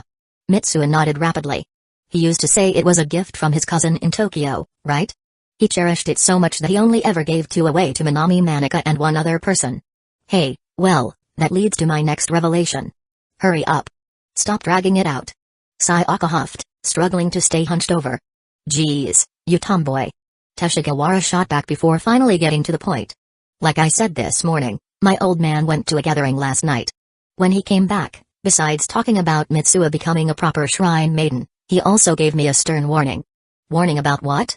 Sayaka asked eagerly. He said, Tatsuhiko, that Yamaoka kid has officially devoted himself to the Mimizu shrine. You better not let him get ahead of you. Wait, what? He formally devoted himself to the shrine? Sayaka gasped, her voice a little too loud. The three of them immediately turned to look at Shunya, who had clearly heard them. He turned towards them with a bright, knowing smile. We're screwed.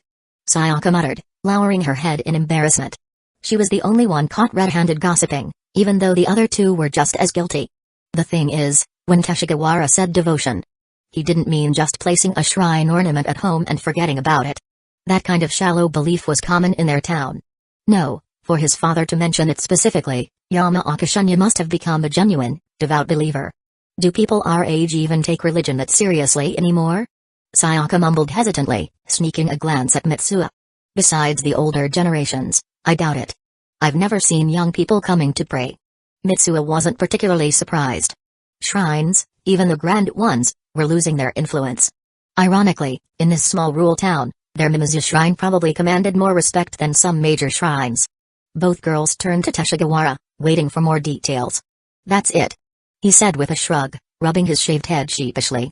With the secret talk over, the three of them straightened up. Teshigawara and Sayaka resumed their usual banter, while Mitsuo reflected on the bizarre events of the morning. Her grandmother acting strange, neighbors suddenly showing respect, Yamaoka Shunya's complete transformation. There was only one possible cause. Kyajuke. Just what have you done to my life? Being respected sure felt nice. Fulfilling her dream of becoming a proper shrine maiden was satisfying. But Mitsuo knew full well she hadn't achieved this herself. Someone else had. Could she really live up to everyone's expectations? Like it or not, it was Kyajuke, not her, who had made all this happen. Maybe, to the people around her, the always serious, perfectly groomed girl she worked so hard to be was nothing more than a fake shrine maiden. Mitsuo laid out Kyajuke's drawings on her desk, running her fingers lightly over them. They were incredible. She flipped to the next page. What the hell is this? It was a rough sketch of Attack on Titan, far too ahead of its time. The sheer artistry stunned her. So in the end, He's still the same guy who sucks at writing and drawing, huh? Well, next time we switch bodies, I'll lend him a hand. And maybe I'll teach his underlings a thing or two. That's right, I'm not completely useless either.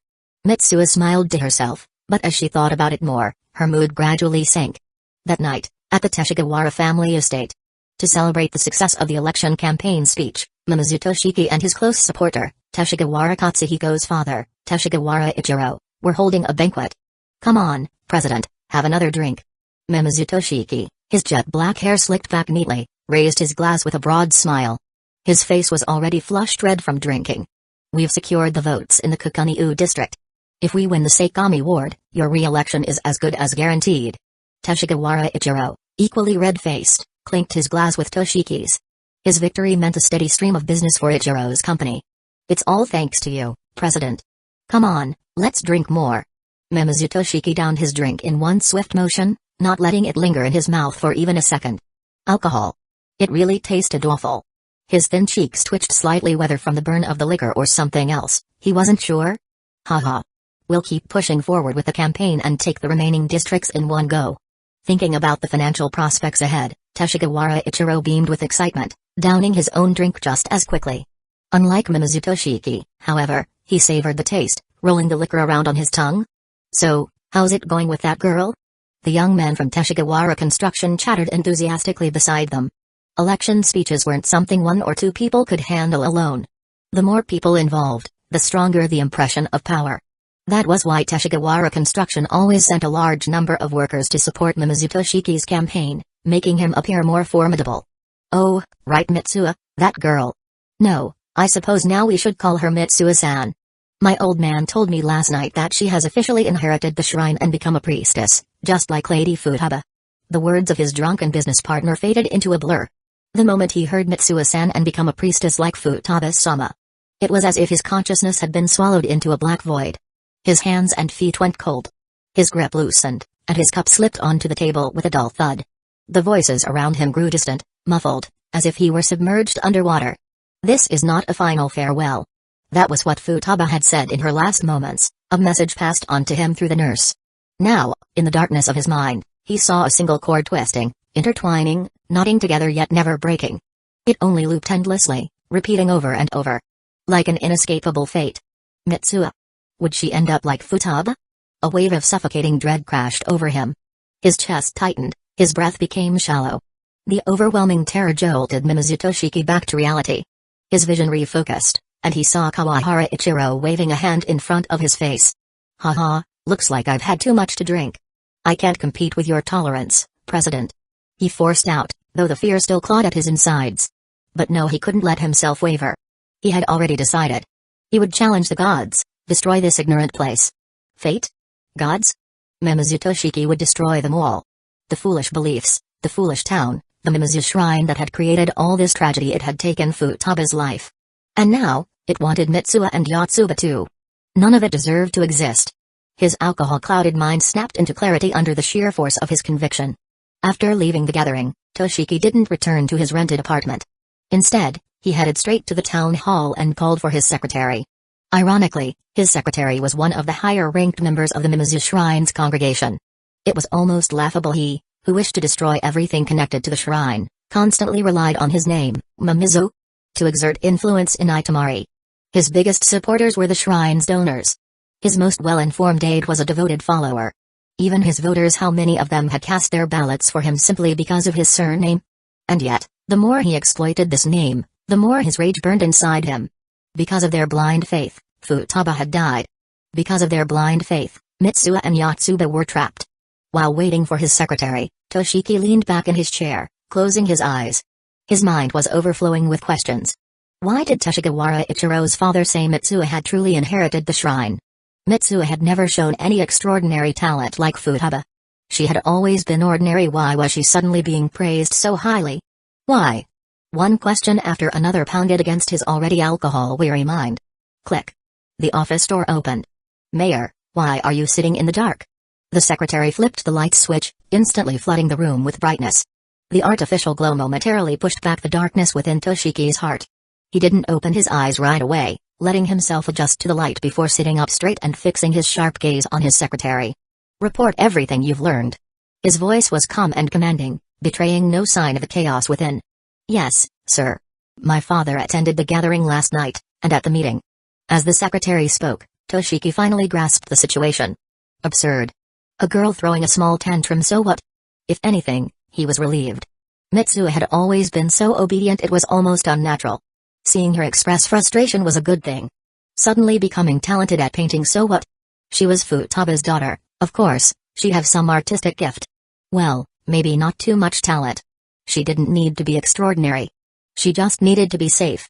I understand the situation now. Sorry for calling you in so late, Toshiki said, rising from his chair with a polite smile. Not at all, sir. Serving you is my duty. And besides, hearing that Mitsuo-san is following in Futaba-sama footsteps makes me truly happy. My father wouldn't stop talking about it last night. He was still hungover this afternoon. Ha ha ha. The secretary's face was filled with genuine joy. There wasn't a trace of resentment about being called in late at night. He truly believed the arrival of a new priestess for the Mimizu shrine was a blessing. Ha ha, make sure your father takes care of his health.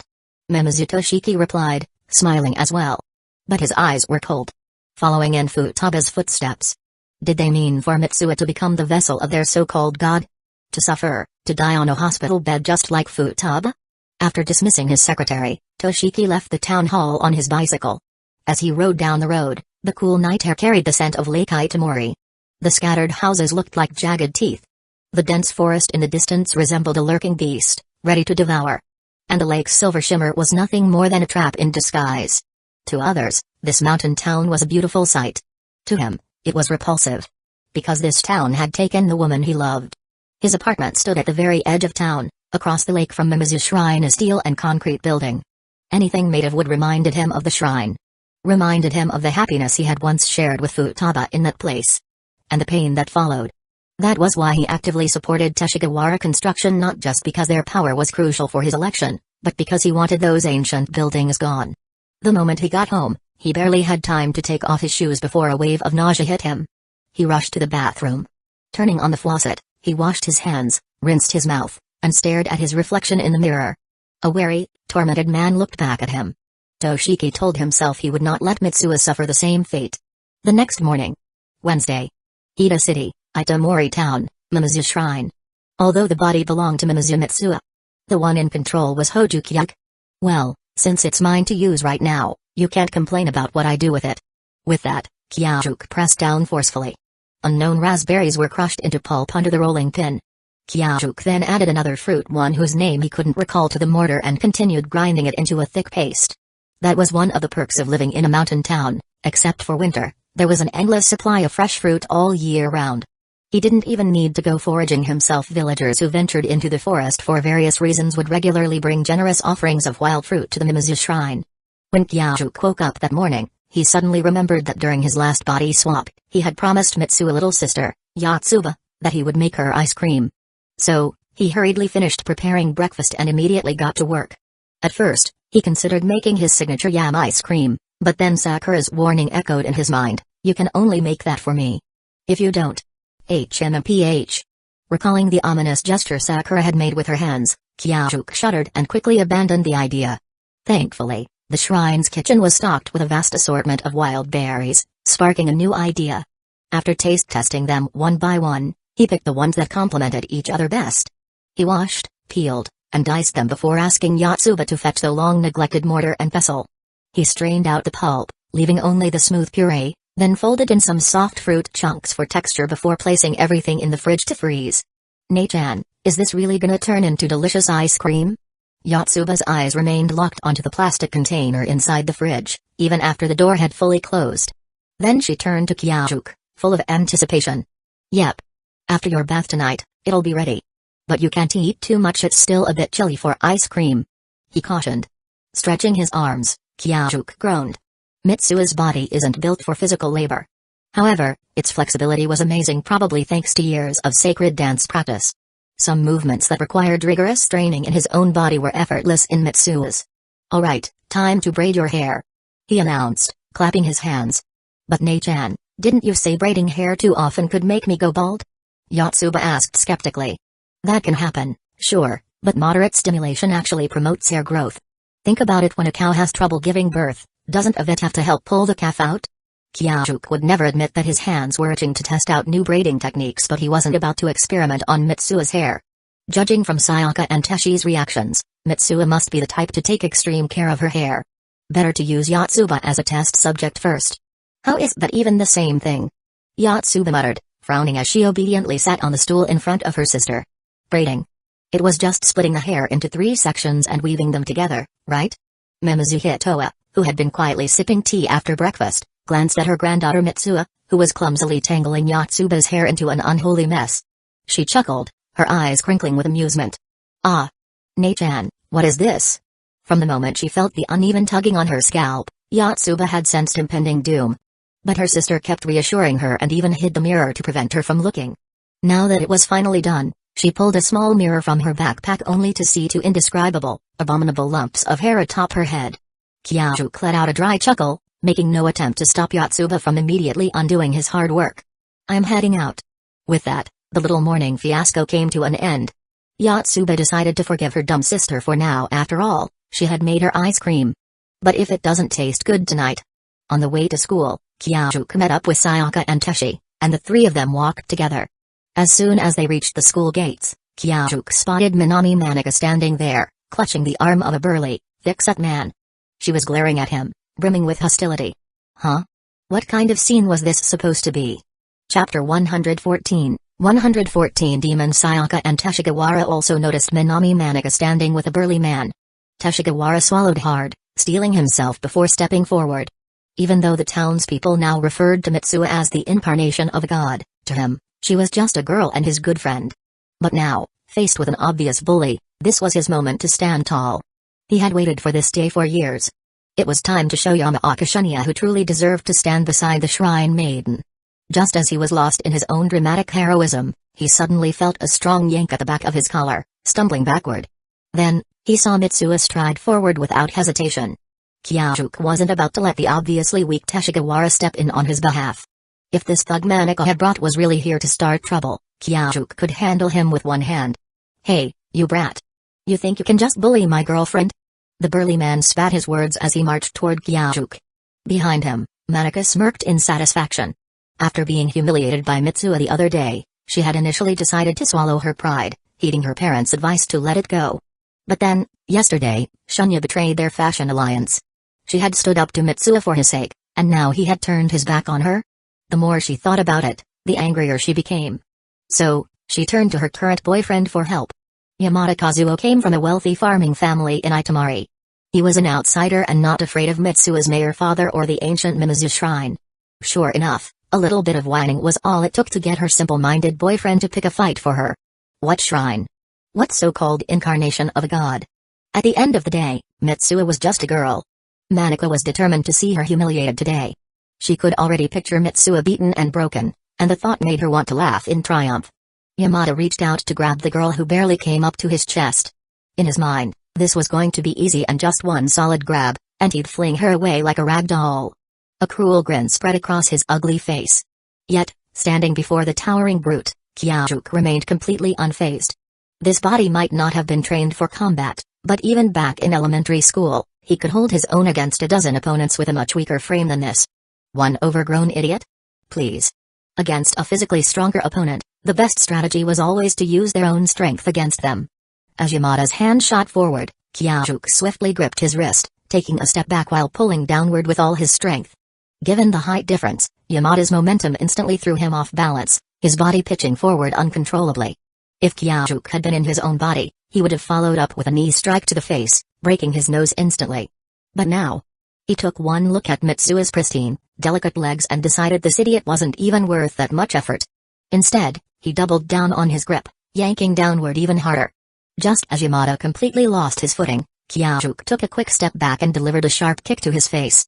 The satisfying crunch of bone breaking echoed in the air. Even with Mitsuo's smaller frame, a solid kick from her sturdy leather shoes was enough to shatter a nose. Kyajuk didn't even bother checking the damage. He simply stepped over the groaning mess of a man and walked toward the school gates. Kazuo! Minami Manika shrieked, rushing to her boyfriend's side. She hadn't expected this. One moment, everything was going perfectly and her revenge was all but guaranteed. And now? It was her boyfriend lying on the ground, wailing in pain. Oh, right. You. Kyajuk had initially planned to ignore Manika, but then he thought if he hadn't been the one in Mitsua's body today, she would have been in real danger. That wasn't something he could let slide. Grabbing a fistful of Manika's hair, he yanked her forward until their faces were inches apart. She reeked of cheap perfume. What? What do you want? She stammered, her voice trembling. She stared into Mitsua's sharp eyes and suddenly, she saw something terrifying. Demons. Her mind flashed back to the art class incident, where Mitsua had crushed her painting underfoot. Would she do the same to her? She glanced at her boyfriend, bloodied and broken on the ground. She could feel herself shaking now. Her beautiful face. Would she lose it? Her vision blurred with tears, her legs giving out beneath her. TCH. Mitsua's body really wasn't built for this. Kyajuk let go, watching as she crumpled to the ground. Listen up. He said, bending down to her eye level. His voice was eerily calm. Tomorrow, when I come to school, you're going to find Mitsua and apologize to her. If she doesn't forgive you. His gaze darkened. I'll come find you again. Manika's breath hitched. Find Mitsua? Her in that moment, clarity struck her like lightning. Yamaoka Shunya was right. This wasn't Mitsua. This was a god. No. A demon. Terror consumed her. Without sparing her another glance, Kyajuk called for Sayaka and Teshigawara, and the three of them headed into the school. He needed to clean his shoes. Disgusting. Mitsua. Are you sure you'll be okay? Sayaka asked hesitantly as they stood by the water spout near the field. She was a timid girl, but that only made her cuter. What's there to be afraid of? If he comes back, I'll protect you too. Teshigawara declared. You? Sayaka deadpanned. I saw you trembling back there. Teshigawara's confidence instantly crumbled. His pride was officially in ruins. That's not true. Kyajuk said, finally satisfied after meticulously wiping down Mitsua's shoes. Teshigawara was ready to charge in, but I held him back. Yeah. See? I wasn't scared. Teshigawara huffed, puffing out his chest. Oh? So you expected her to protect you instead? Sayaka scoffed. Well, Mitsua could, so why not you? He shot back, grinning. And just like that, the two were at each other's throats again. Kyajuk chuckled, watching his friends bicker as he made his way toward the school building. He wasn't worried about any repercussions. Teshigawara had already given him all the necessary intel. Manika's boyfriend was an outsider, which meant he had no real influence here. If they went to the police? Well, the local station was inside the town hall, where Mitsua's father worked. And as for the school? Judging by the teachers bowing and addressing him as Mitsua-sama, he doubted they'd do anything either. Looks like this little shrine maiden had been making some impressive moves in town. No classes, no worries, and time had flown by, and before he knew it, school was over. At the classroom door stood Yukino Yukari-sensei. Teshigawara and Sayaka exchanged a knowing glance. See you tomorrow, Mitsua. With that, they left Kyajuk to face whatever awaited him next. Chapter 115, 115 Possession. What do you think Yukino-sensei wants to talk to Mitsua about? On the way home, Sayaka asked. Maybe it's another heart-to-heart, like last time? A lot has happened these past few days. Teshigawara pushed his bicycle along. It feels like Mitsua is drifting further and further away from us. Sayaka said wistfully. Yeah. Teshigawara replied, glancing up at the Mimizu shrine perched on the mountaintop. Mitsua used to be just an unremarkable shrine maiden, only known as the daughter of Lady Futaba. Any little deviation from the norm would earn her criticism from the older shrine followers. There were times when they visited the shrine to play with her, only to find Mitsua hiding inside, crying her heart out while thinking about her mother. But maybe it's a good thing. Teshigawara mused. She finally achieved what she wanted.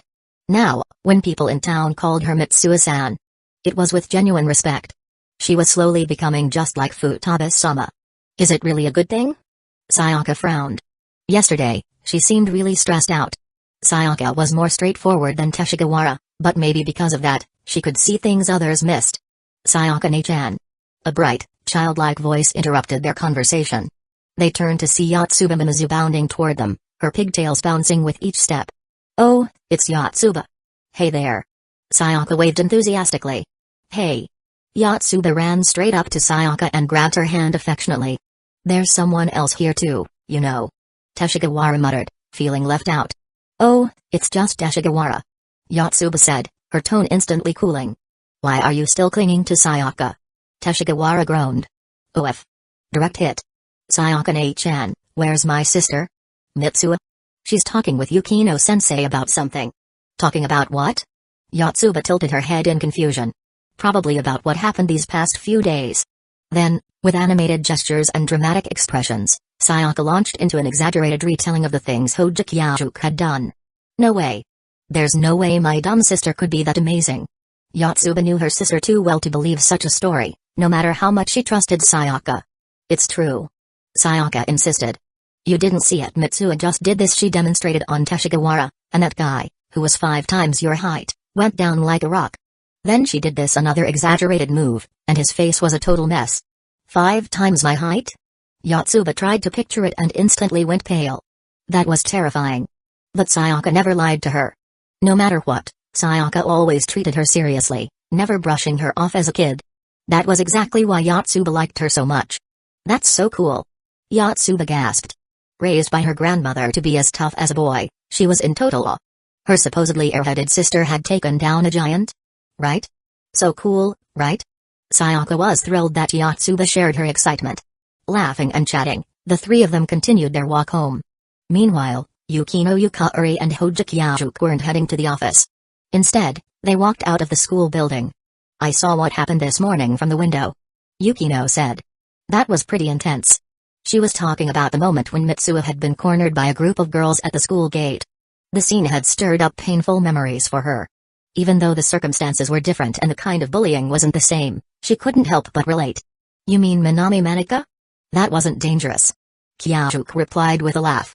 Haha, well, I suppose not after all. Mitsuha is someone possessed by a god, right? Yukino teased with a grin. That's just a rumor. Kyajuk said. You're from Tokyo, Yukino. Do you really believe in that stuff? I'm not from Tokyo, actually. My hometown is in the countryside of Shikoku. We have plenty of similar legends there. Besides, Yukino suddenly flashed him a mischievous smile. Do you remember what I told you after school yesterday? Yesterday? Kyajuk quickly searched through Mitsuha's memories but couldn't recall anything related. You told me to get along with my classmates. He guessed randomly. Haha, knew it. Are you really a god? Yukino's excited giggle was surprisingly endearing. She might look mature, but at times like this, she was just like an innocent girl. Wait. Does that mean you never actually talked to me yesterday after school? Kyajuk realized. Bingo. I'm not a god. He muttered, rubbing his temple. He knew someone would eventually figure it out, but he never expected the first person to be Yukino Yukari, a teacher he barely interacted with rather than his family or close friends like Sayaka and Teshigawara. Was this some kind of detective story? Garden of Words? That didn't sound like a mystery title, but then again, with how eccentric people could be in Japan, nothing would surprise him. Otherwise, how else could Yukino Yukari be so sharp? And why was she enjoying this so much? Aren't you scared? Kyajuk asked, puzzled. Yukino wasn't from Itamari, didn't follow the Mimizu Shrine's faith, and probably didn't even believe in gods. So why was she so quick to jump to conclusions, and why was she so happy about it? Scared? Of what? I'm an unknown presence inside Mitsuha's body. For all you know, I could get bored of her anytime and move on to someone else like you, since you know my secret. Haha. Actually, I was possessed once too, when I was younger. Yukino said with a laugh, completely unfazed. Kyajuk blinked. Wait. This isn't a detective story. It's an exorcism story? Well, I don't know if it counts as possession exactly. Yukino continued as they stepped onto the schoolyard. Want to sit over there for a bit? She asked, pointing at a nearby bench. Sure. Kyajuk agreed. He was curious about her story and he also needed to make sure this woman, who now knew part of his and Mitsuha's secret, wouldn't cause any problems for Mitsuha. In the eastern fields, the dawn rises. Turning back, the moon sinks in the west. Yukino recited, her voice rich and melodic. It's an old poem I saw in a classical literature class during middle school. It's from the Manioshu. Manioshu? Garden of Words? That Italian restaurant? Kyajuk tried to connect the dots while Yukino continued reminiscing. Before I could even fully understand its meaning, something strange happened. The printed text in my textbook started to blur and dissolve, and then an incredible scene unfolded before my eyes.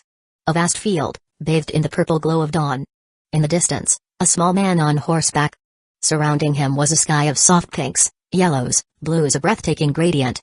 And at the horizon, where the sky met the mountain ridge, a lonely, silvery moon hung, as if painted into the scene. Yukino's voice was mesmerizing, like a master storyteller bringing an ancient tale to life. Kyajuk could almost see the scene himself. I had never seen anything like it before. But the strangest part?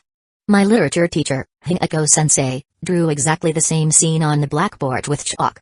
When I told her about it, she smiled and said perhaps the poet who wrote that verse, Hitomaru, possessed us both for a moment. Her voice was tinged with nostalgia. So what? Even if you're some unknown being possessing Mitsuo's body, what's there to be afraid of? Everyone's a little abnormal in their own way. Huh? Speak for yourself, I'm completely normal. After hearing those words, Hojo Kyajuk finally understood why Yukino-sensei had accepted such an unbelievable truth so easily. Don't worry, I won't tell anyone about this. Before Hojo Kyajuk could even say anything, Yukino Yukari reassured him. Well, thanks for that. Let's go home. Brushing the dust off his skirt, Hojo Kyajuk stood up. However, the moment they reached the school gate, he froze. Standing just outside was Mimizu Toshiki, Mimizu Mitsuo's father and the town's mayor. He stood stiffly beside the school gate's pillar. The school grounds were nearly empty now, and who knew how long he had been waiting there. Yukino Yukari recognized him immediately. Worry flickered across her face as she glanced at the divine being beside her. Then, understanding the need for space, she quietly stepped aside, leaving the two alone. Though puzzled by why his daughter was lingering at school so late with a female teacher, Mimizu Toshiki still nodded politely in greeting. Mitsuo. His tone was stiff, almost businesslike, just as it had always been between them. Father. Hojo Kyajuk smiled as he stepped forward. Father? Mimizu Toshiki's brows furrowed instantly. Mitsuo had never addressed him so formally. But now wasn't the time to dwell on that, there were more pressing matters at hand. What's this I'm hearing about you officially inheriting the shrine? It's exactly as you've heard, Father. How was I supposed to know? I was about to ask you the same thing. Mitsuo never wrote anything about this in her notes. Still smiling, Kyajuk answered without hesitation, completely unaware that everything was, in fact, his own doing. You.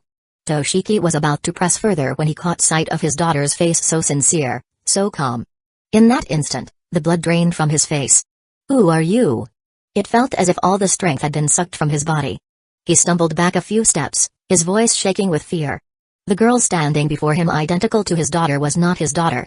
No, this was something else entirely. Something wearing Mitsuo's skin. At that moment, Toshiki felt as though he had finally glimpsed the true nature of Itomori. The so-called deity that the Mimizu family had worshipped for generations. The being that had taken Futaba's life. It was standing right in front of him. Memories came rushing back. Futaba, lying pale and lifeless in a hospital bed. The town's indifference to her passing. His wife mother, Hitoa, accepting their daughter's death as divine will. The pain was suffocating. By the time he came back to his senses, the creature that had taken Mitsuo's body was gone. Toshiki returned home in a daze, his mind in turmoil.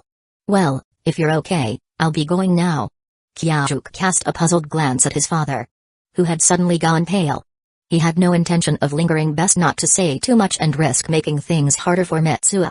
After waiting a few seconds and seeing that Mimizu Toshiki wasn't responding, he signaled to Yukino-sensei and swiftly made his exit. Are you sure about leaving like that? After walking a short distance, Yukino glanced back at the mayor, still standing there in shock. What else was I supposed to do? It's not like they were close. Now that they'd shared such a bizarre secret, Kyajuk felt comfortable speaking more casually with her. Fair point. Yukino Yukari chuckled. Kyajuk gave the beautiful teacher a curious look. For some reason, she seemed younger, more carefree. Before, she had always worn a gentle smile, but there had been something weighed down in her eyes. And truthfully, he wasn't wrong. Now that Yukino Yukari knew there was a deity inside this girl's body, she felt like she could fly with happiness. If it was truly a divine being, then surely it was free from all the filth of the human world. Even the mountain winds of Itomori, even the air itself, nothing could compare to the sacred purity of an actual god. She had fled from Tokyo to her hometown in Shikoku because of malicious rumors, only to be chased out again. She had came to this small, isolated town hoping to escape it all. Over time, countless worries had piled up in her heart. She had forced herself to grow up, to abandon the childishness she once had in Tokyo. When she first arrived in Itomari, she had heard about the mystical legends surrounding the Mimizu shrine and the miraculous stories of Futaba. Desperate, she had climbed the shrine's mountain, cleansed her hands, made offerings, and prayed with all her heart, hoping that the gods would take away her pain. That was why so many turned to faith, wasn't it? When life became unbearable, people sought comfort in the divine. They put their hopes in something unseen, longing to forget the pain of the past. But in the end, All she found was a hollow shrine. Futaba was long gone. The only ones left were an aging priestess, Hitoa, and a serious-looking shrine maiden, Mitsuo. Her hopes had been shattered. But at least the rumors from Tokyo hadn't followed her here. At the time, Yukino Yukari had thought perhaps ignorance really is bliss. But now, she owed the gods an apology. Because it wasn't ignorance. There really was a deity watching over Itamari. The people of this town were truly blessed. And so was she. She laughed softly at herself, remembering how she had once planned to be Mitsuo's mentor to guide her through life. Back when I was a student, Hingeko-sensei saved me. Now that I'm a teacher, I get to meet a real god? This is too much happiness for one lifetime. Walking beside the divine being, she wanted to pour out all her worries, to share everything in her heart. But she held back. Have some restraint, Yukari. You can't just bombard a god with prayers the moment you enter the shrine. You haven't even offered any tribute yet. That wouldn't be proper. And yet, even just walking side by side like this, she felt her long-stifled heart grow lighter. Mitsuo, isn't your house in the other direction? After some hesitation, Yukino Yukari decided to stick with that name. Yeah, but I feel like taking a little detour today. I'll walk you home first. Kyajuk had been to Itamori many times now, but he realized that he had never gone anywhere besides school and home. Even Mitsuo had used his body to explore. It felt unfair. Oh, sure, Yukino Yukari replied cheerfully. Any excuse to spend more time with the divine was a gift. She automatically translated his words in her mind. He wants to see more of the land he watches over. But as they kept walking, Kyajuk started to notice something off. Wait. Isn't this the edge of town? The house I live in belonged to an elderly couple with no children. The town let me stay there for free as a teacher. Oh, that's pretty nice. They also gave me a plot of land, but I've never farmed it. Why not? Kyajuk asked, suddenly intrigued. He could feel a tiny spark of interest. Maybe it was his dormant farming instincts awakening? Because I don't know how. Yukino Yukari raised her arms, pulling back her sleeves to reveal her delicate, unblemished wrists completely untouched by manual labor. Yeah, she definitely didn't look like the farming type. I'll help you plant something next time. Spoken like someone whose only experience with farming was growing cherry radishes in a lunchbox. You'd really do that? It's settled, then. By the time they reached the railway tracks, Kyajuk knew they were almost at Yukino Yukari's home. Chapter 116, 116 Pop Quiz? This railway only sees 2 trams pass by each day. We can walk on it without worry. Only 2 trips. That's quite different from Tokyo. Hojo Kyajuk remarked casually. Has the domain of the gods expanded all the way to Tokyo? As this thought crossed her mind, Yukino Yukari quickly responded, yeah, compared to Itamori's trains, Tokyo's subway system could probably win an Employee of the Year award. Neither of them spoke after that, walking quietly along the railway tracks. A gust of wind swept through the abandoned farmland beside the tracks, rustling the tall, overgrown weeds that reached past their knees.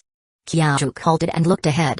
The sudden wind had tousled Yukino Yukari's hair, forcing her to gently press it down with one hand.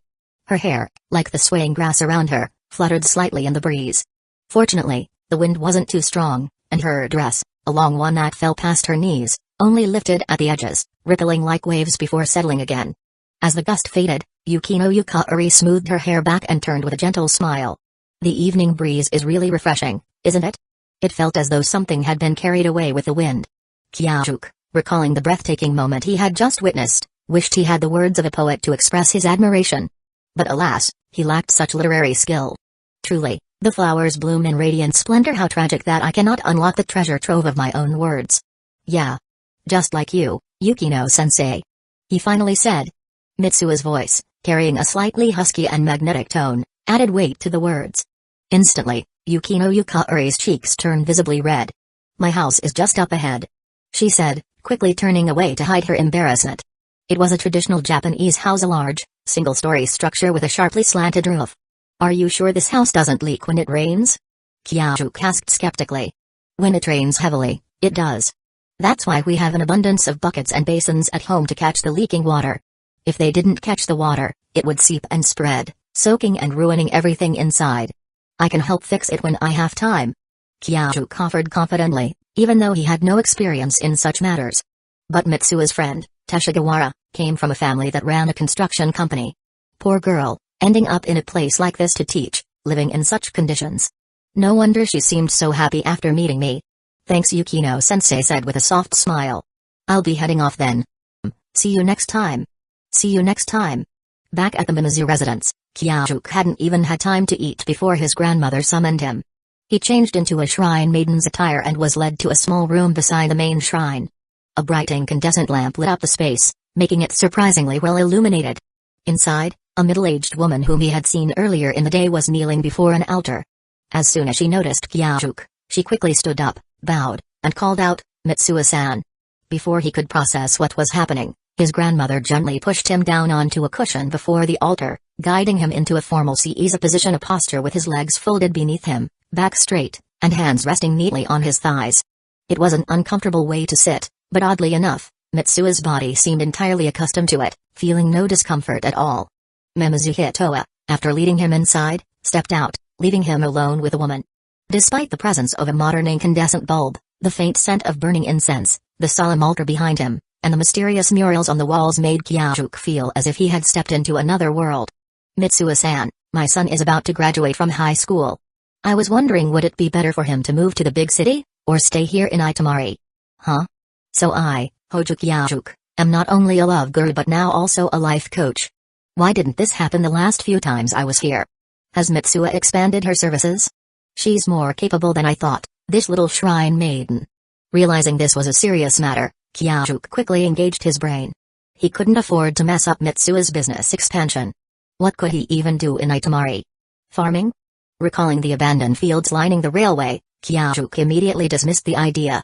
Of course, moving to the city is the better choice.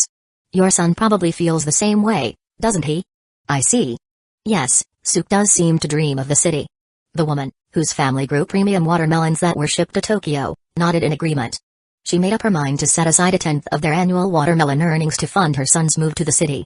Even if he failed, it would be just a small loss to them. But since Mitsuo-san had given her blessing, failure wasn't an option. After expressing her gratitude multiple times, she left the room. Kyajuk rubbed his chin, feeling quite satisfied with his response. Wait a minute, this woman. Hadn't she brought watermelons over earlier? These are just regular ones. When July comes, I'll bring the premium ones for offering. That's what she had said. Something about this situation felt off. Before he could think further, an elderly woman entered the room. Mitsuo-san, my son is so unfilial. Although it felt somewhat inappropriate, Kyajuk couldn't help but think, oh, here comes another story. What happened, Granny Kobayashi? He asked. It was none other than Granny Kobayashi, the town's shopkeeper, known for zipping around on her electric tricycle. That unfilial son of mine limited my tricycle's speed to just 10 kilometers per hour. Good job. Kyajuk had always thought it was dangerous for an elderly lady to speed around town. A former delinquent leader like him could appreciate such safety measures. That's terrible. Doesn't he realize how precious every second is for the elderly? Kyajuk took her wrinkled hands in his own, his voice full of sincerity. Exactly. Granny Kobayashi began recounting her old age troubles in great detail. 5 minutes later, I understand. I'll be more careful when riding from now on. Thank you, Mitsuo-san. With a satisfied smile, the old woman bowed deeply before leaving. Having used only a fraction of his legendary persuasion skills to appease her, Kyajuk escorted her to the door. But as he turned to look at the long line of people waiting outside, his face paled. Meanwhile, in Tokyo, Higashi Middle School, Mimizu Mitsuo had been looking forward to another day of enjoying city life, but as soon as she arrived at school, reality hit her like a brick. What? A pop quiz? Hadn't Kyajuk already taken care of this mess? He was a top student, why hadn't he just aced it himself? Yeah, didn't they announce it ages ago? Besides, with your skills, you should be able to breeze through it, right? Kisaki Teta said, confused by her reaction. Slumping into her seat, Mitsuo gripped her pen like a condemned prisoner awaiting judgment. The first subject was Japanese, her strongest suit. As she scanned the test paper, she let out a huge sigh of relief.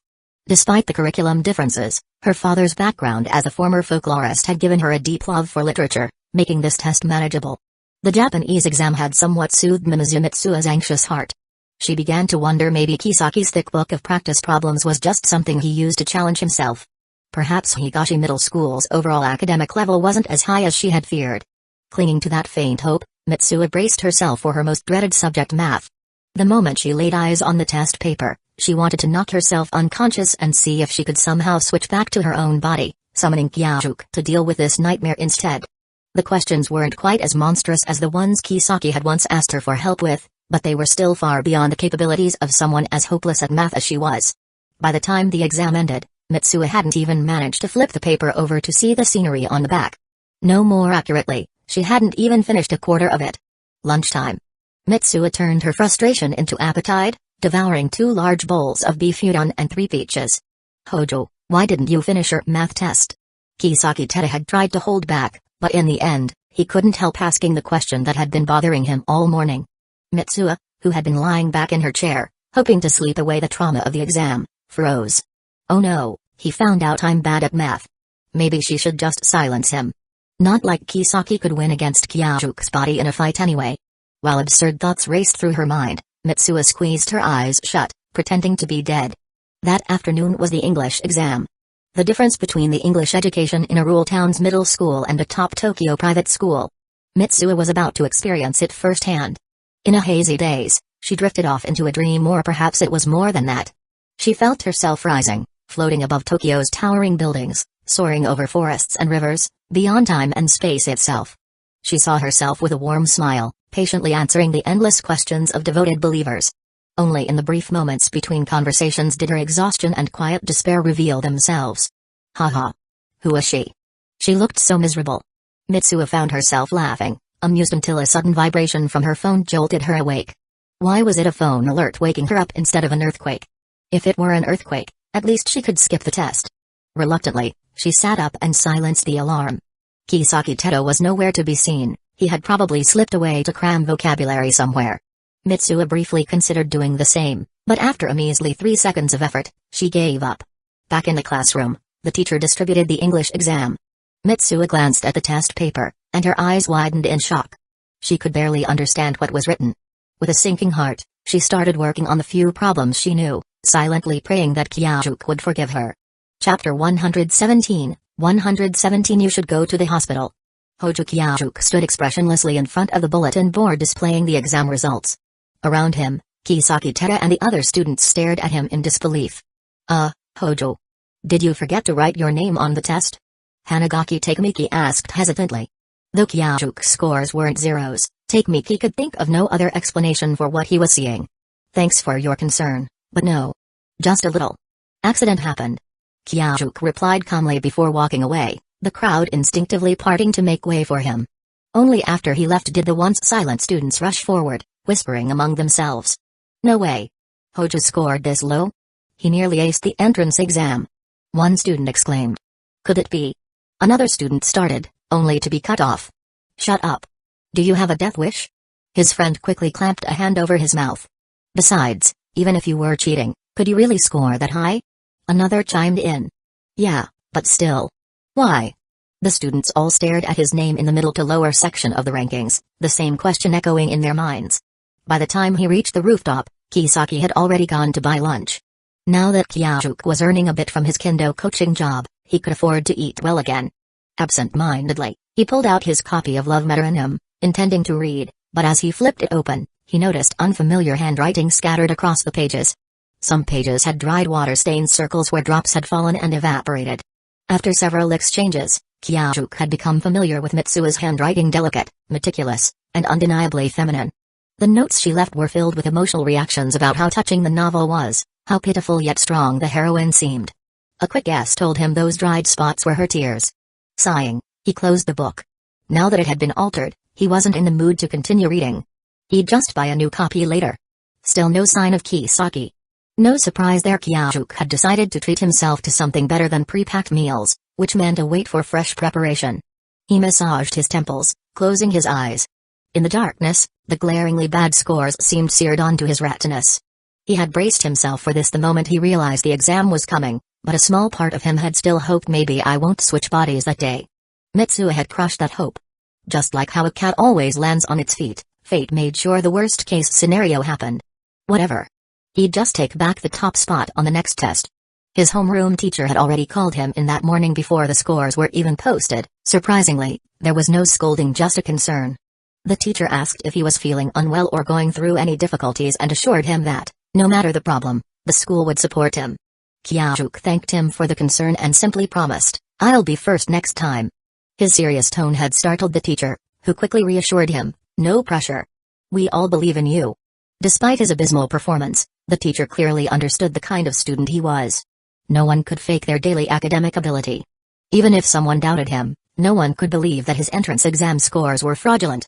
Mimizu Mitsuo. How many more times would this happen? Over in Itamari, someone had already discovered the body switching. And on his side, after this test, Kisaki was bound to suspect something no matter how absurd the truth was. Hojo, food's here. Kisaki announced, carrying a wooden lunchbox as he walked onto the rooftop. Thank you, Kisaki. Kyajuk took the box, opened it, and laid out the dishes, his favorite special beef set meal from that restaurant. Hojo, what's really going on? Kisaki asked, his own meal long finished while waiting for Hojo's order to be prepared. What do you mean? Kyajuk paused, his chopsticks midair, the smile he had from seeing the meal faltering slightly. Yesterday, you were completely off. You didn't seem to know how to solve the test questions at all. Haha, you must be imagining things, Kisaki. Maybe you're mixing dreams with reality? Kyajuk dismissed him casually. As much as I dream about stealing first place from you, I know what I saw. You were trying hard but still couldn't solve the problems. And it's not just yesterday. There've been other times when you've been acting strange. Sometimes, you talk with an unfamiliar accent. Your movements are more feminine. And when people call your name, you often don't respond like it's not even your name. Kisaki adjusted his glasses, his expression growing more certain with each sentence. So? What's your conclusion? Kyajuk asked, stuffing a large bite of beef into his mouth, chewing slowly before swallowing. He couldn't keep this subordinate around. Unlike Yukino Yukaori, Kisaki was not one of them. If Mitsuo took over his body again, she might slip up. As he absent-mindedly placed a hand on the lunchbox lid, he considered his options. Did he have the ability to make Kisaki conveniently forget certain things with a single strike? Hojo, you have dissociative identity disorder. Your other personality is a girl who sucks at studying and loves to eat. Kisaki declared, his eyes wide with shock. Kyajuk exhaled quietly. Thank God. Kisaki, the wannabe delinquent, hadn't let him down. Relaxing, he pulled his hand away from the lunchbox lid and returned to his meal. There was no point in listening anymore. Kisaki was just a fool. Boss, we need to see a doctor. Split personalities can be treated if caught early. Kisaki insisted, his heart aching at the sight of his leader desperately shoveling food into his mouth. Is this why he eats so much? To cope with his suffering? Nah, it's fine. Think about it, if my other self goes to work while I relax, I get paid and I don't have to lift a finger. Isn't that the ultimate win-win? Kyajuk smirked, casually reinforcing the misunderstanding to cover for Mitsuo. But Kisaki hesitated. What if more personalities show up? What if they force the real Hojo to work while they slack off? This was dangerous. Without a word, Kyajuk pulled out his medical checkup report and handed it over. What's this? A full health exam, including a psychological evaluation. And? Everything's normal. Everything's normal? Kisaki repeated in disbelief. Exactly. Boss. Even the hospital couldn't detect it? Kisaki was shaken. Damn, even if she sucks at studying, Hojo's other personality is just as elite in every other way. Don't worry. One day, she might just disappear. Until then, cover for her if she messes up. Kyajuk said casually. Understood. Kisaki nodded grimly. As Kyajuk drifted into his afternoon nap, Kisaki's mind spun. If this was truly part of his leader, he couldn't be careless. He had to guide her properly, starting with teaching her how to ride a motorcycle. No wonder there were days when Hojo took the train instead. If this keeps up, Kyajuk's main personality will be pushed to the edge. After school, Kyajuk headed to the Garden of Words for a meal and explained to Akudramiki why he hadn't been coming by as often lately. Why? She asked. Just been busy. He replied. Finishing his meal quickly, Kyajuk then rushed to Shire Yuri Academy. According to Sakura, it had been a while since she last took a leave of absence, so her excuse note had been reset. Kyajuk. Still a short distance from the school gate, Kyajuk slowed his bike, just in time to see a white figure dashing toward him in excitement. Be careful. Don't just run across the road like that. He quickly put down the kickstand and spread his arms, catching the girl who launched herself at him without the slightest hesitation. Hee, but you always catch me, don't you? Sakura hugged him tightly for a good half-minute, as if trying to ease the longing she had felt. Then she let go, spun in place, and struck a playful pose. Dada. What do you think of my outfit tonight? Kyajuk took a closer look. Sakura had her long brown hair tied in a ponytail. She wore a green knit vest that exposed her slender arms, paired with white-colored cargo pants. You looked like a mechanic's apprentice. And since that was the first thing that crossed his mind, he didn't hesitate to say it out loud. Hee, I thought so. Sakura giggled. I saw this look online.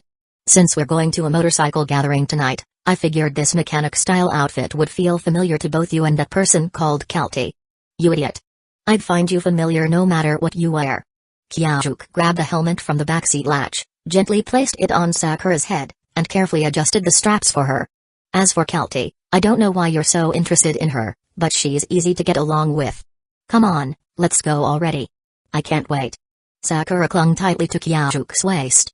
Since he hadn't pulled down the wind visor, she could clearly catch the scent of him. She wasn't sure if it was from his laundry detergent or something else, but whatever it was, it made her feel safe. Hold on tight. Feeling Sakura's arms tighten around his waist and hearing her response, Kyajuk started the motorcycle and headed toward the meeting place. For some reason, ever since he told Sakura about Kelty's unique existence, she had been unusually fascinated, constantly asking to meet and befriend Kelty. On the Tokyo Metropolitan Expressway loop, Higashi's crew and Kelty were already waiting. That must be it. Spotting the cluster of headlights in the distance, Sakura excitedly pointed ahead. It was impossible to miss the presence of Kelty's bright yellow, cat-eared helmet stood out like a beacon, glowing under the headlights. Yeah, hold on tighter. This isn't safe. Kyajuk tensed. It's not like we're going that fast. Despite her nonchalant words, Sakura obediently tightened her grip. She knew that while Kyajuk was indulgent with almost all her requests, there were two things he never compromised on: food and safety. Good girl. He wanted to pat her head, but safety came first. After parking his bike and exchanging greetings with his crew, Kyajuk turned to Kelty.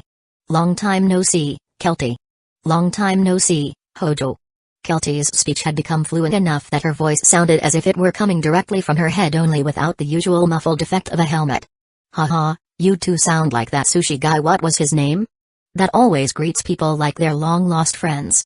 Sakura suddenly laughed. You mean Simon?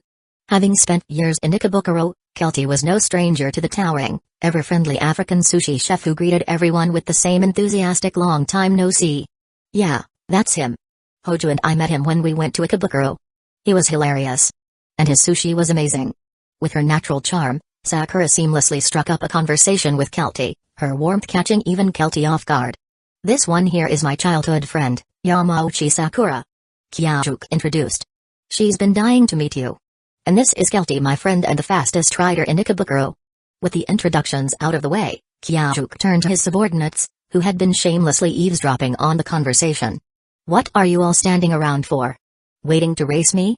The group immediately burst into laughter and scattered, understanding the hint. We're not going with them. Kelty asked curiously. Actually, there's something. For once, the usually decisive Kyajuk seemed hesitant. I'll say it, Kyajuk. Sakura stepped forward, seeing his reluctance. No, I got it. Kyajuk exhaled. Sakura is curious about your unique trait. She wants to see it. He raised a hand and made a vague gesture around his head. That was why he sent his subordinates away. Ha. You made it sound so serious, I thought she wanted to ride my bike or something. Kelty chuckled. Can I, Kelty nee? Sakura clasped her hands behind her back, looking at Kelty with wide, hopeful eyes, her voice even sweeter than before. Of course, I don't mind. Kelty didn't really understand why this girl was so fascinated with something so airy, but since Kyajuk had vouched for her, she didn't feel offended. Just don't get scared. With that, Kelty slowly removed her helmet. A pale neck was revealed, and above it dark mist swirled and flickered. Whoa. Sakura's eyes widened in amazement. She covered her mouth with both hands, unable to suppress her astonishment. She had heard Kyaju's stories and had believed him without question. But seeing Kelty in person, it was something else entirely. At that moment, a small but fundamental shift occurred in the way Sakura understood the world. That's enough, right? Kelty asked, feeling a bit self-conscious under Sakura's intense gaze. Her keen senses told her that the girl wasn't shocked by her supernatural nature, she was awed by the very concept of her existence. Thank you so much. That was incredibly rude of me. Sakura bowed in gratitude. It's fine. Kelty waved her hand dismissively. Alright, let's go for a ride. Seeing that the two had now formed a rather memorable first impression of each other, Kyajuk mounted his motorcycle. Chapter 118, 118 A Bodyguard? Later that night, Sakura tried to pull the same trick as last time, insisting on staying over at Kyajuk's place. But this time, he firmly refused. They were still in middle school. If she kept staying over at his place, well, certain authorities might not be too happy about that. On the way back to school, the air had cooled, and Sakura was now wrapped in Kyajuke's jacket. The road was dark and quiet, save for the occasional passing car. The wind rustled the trees before everything fell still again. On their side of the single-lane road, the lone headlight of his Rocket 33 cut through the darkness. Since Sakura was with him, Kyajuke kept his speed at the absolute minimum. The night sky was moonless, and away from Tokyo's dazzling lights, the stars above shone even brighter. Sakura hugged Kyajuke tightly, resting her cheek against his back as she gazed up at the endless expanse of stars. "Careful, Sakura." Feeling her shift behind him, Kyajuke called out. "Kyajuke. Tell me." Her voice drifted softly in the night air. Maybe it was just the way her head was tilted, but Kyajuke felt like there was something different about her tone. All right. I'll talk, just sit still first." "Haha, Kyajuke, you're such an idiot. I haven't even asked anything yet. What are you planning to say?" Sakura's crisp laughter rang out, echoing along the empty highway. It was as if the cold of a late night had been driven away. "Tell me, do you think someone like Kelty is one of a kind in this world?" Her laughter faded, and her voice became distant, almost ethereal. "What, meeting Kelty wasn't enough for you? Now you're looking for more of her kind?" Kyajuke asked, puzzled. Sakura shook her head, letting out a small hum through her nose before falling silent. Kyajuke didn't answer, but she didn't really expect one either. Lowering her head, she leaned her helmet against his back and drifted into thought. As a child, she never quite understood why Kyajuke insisted on making her run every day, why he always made sure she ate the healthiest foods, or why he was so reluctant to let her do anything remotely dangerous. Back then, she used to tease him for being a coward. But as time passed and they spent more time together, as more things happened between them, she began to notice something. Kyajuke acted completely differently around her than he did with others. When faced with a group of kids his age, he could make several of them cry without taking a single step back. If a bully was picking on someone, he'd send them flying with a single kick. Even when up against dozens of Takemiki gang members, he handled them effortlessly and ended up becoming their leader. Yet, when it came to her, he was always cautious, so overly careful that he seemed terrified of letting anything, no matter how small, hurt her. Like that time in Nikabukuro, when Sakura had asked him whether he could take on someone as strong as Hajime Shizuo. He had laughed it off, saying it wouldn't be a problem, but at the same time, he had quietly pulled her to safety, ensuring she was well out of harm's way. Sakura was convinced if she was present, no matter how dangerous the situation was, Kyajuke's first instinct would always be to retreat rather than confront the threat. And she liked that. She liked seeing him so anxious about her well-being. She enjoyed the feeling of being cherished and protected. But then, a thought crept into her mind. Why? Why had he been so protective of her from the very first moment they met? As a child, Sakura had entertained a theory maybe Kyajuke was a bodyguard hired by her father to protect her. She had even gone to her mother to ask, only to be met with a chuckle. "You're such a silly girl. Where would you even find a bodyguard that young?" At first, she thought that made sense, but then she argued back, what about the anime with baby bodyguards who still drink from bottles? Her mother, Yamauchi Makoto, had been momentarily speechless at her quick thinking. After a pause, she countered, "Alright, then what do you think Aunt Mikiko's role would be?" "She's in charge of supplying equipment and logistical support for Kyajuke, of course," Sakura had answered without missing a beat. "Fine, then. If you want to think of Kyajuke as your bodyguard, go ahead. Just remember to listen to him for your own safety," her mother had said with a smile. And so, for the next few months, Sakura and Kyajuke had played a bodyguard game. Kyajuke had no idea how or why he had been assigned this role, but seeing the little girl so obedient and serious about it, he went along with it anyway. Eventually, she had forgotten about the whole thing. Every morning, the first person she saw aside from her family was always Kyajuke. If she stayed up too late watching TV and couldn't get up in the morning, then the first person she saw all day was him. Habits are terrifying things. Little by little, she had grown used to his protection. She had grown used to the way he treated her like something precious. She had forgotten to question why. Besides, as Sakura always believed, life is short. Why waste time on things that make people unhappy? Maybe Kyajuke had just known from an early age that she would grow up to be a stunning beauty and had claimed her early. That thought made her giggle to herself. But soon, her heart grew heavy. Her last health checkup results had been perfect. She was one of the healthiest girls in the entire country. And yet one day, a strange thought had crossed her mind. What if Kyajuke had always known that she was destined to die young? What if that was the reason he was so obsessed with her health? It was an absurd idea, one that only someone like her, with a mind full of strange and whimsical thoughts, could come up with. But the more she compared it with everything Kyajuk had done, the more it made sense. Even the things he always made her eat, papaya, yam, all those supposedly healthy foods, if she thought about it, they might hint at what kind of illness she was meant to have. Haha. That sounded ridiculous. Knowing what disease you'll get in the future? How bizarre. Still, she didn't feel the need to confirm it with Kyajuk. If it was him, then nothing was too strange to believe. So what next? She'd keep studying, keep sharing school stories with Kyajuk and her parents, keep practicing the etiquette she learned. She'd go shopping with friends, buy cute little accessories, sneak in some forbidden junk food that would definitely make Kyajuk freak out. What else could she do? Cry and scream, raging against fate? That sounded exhausting.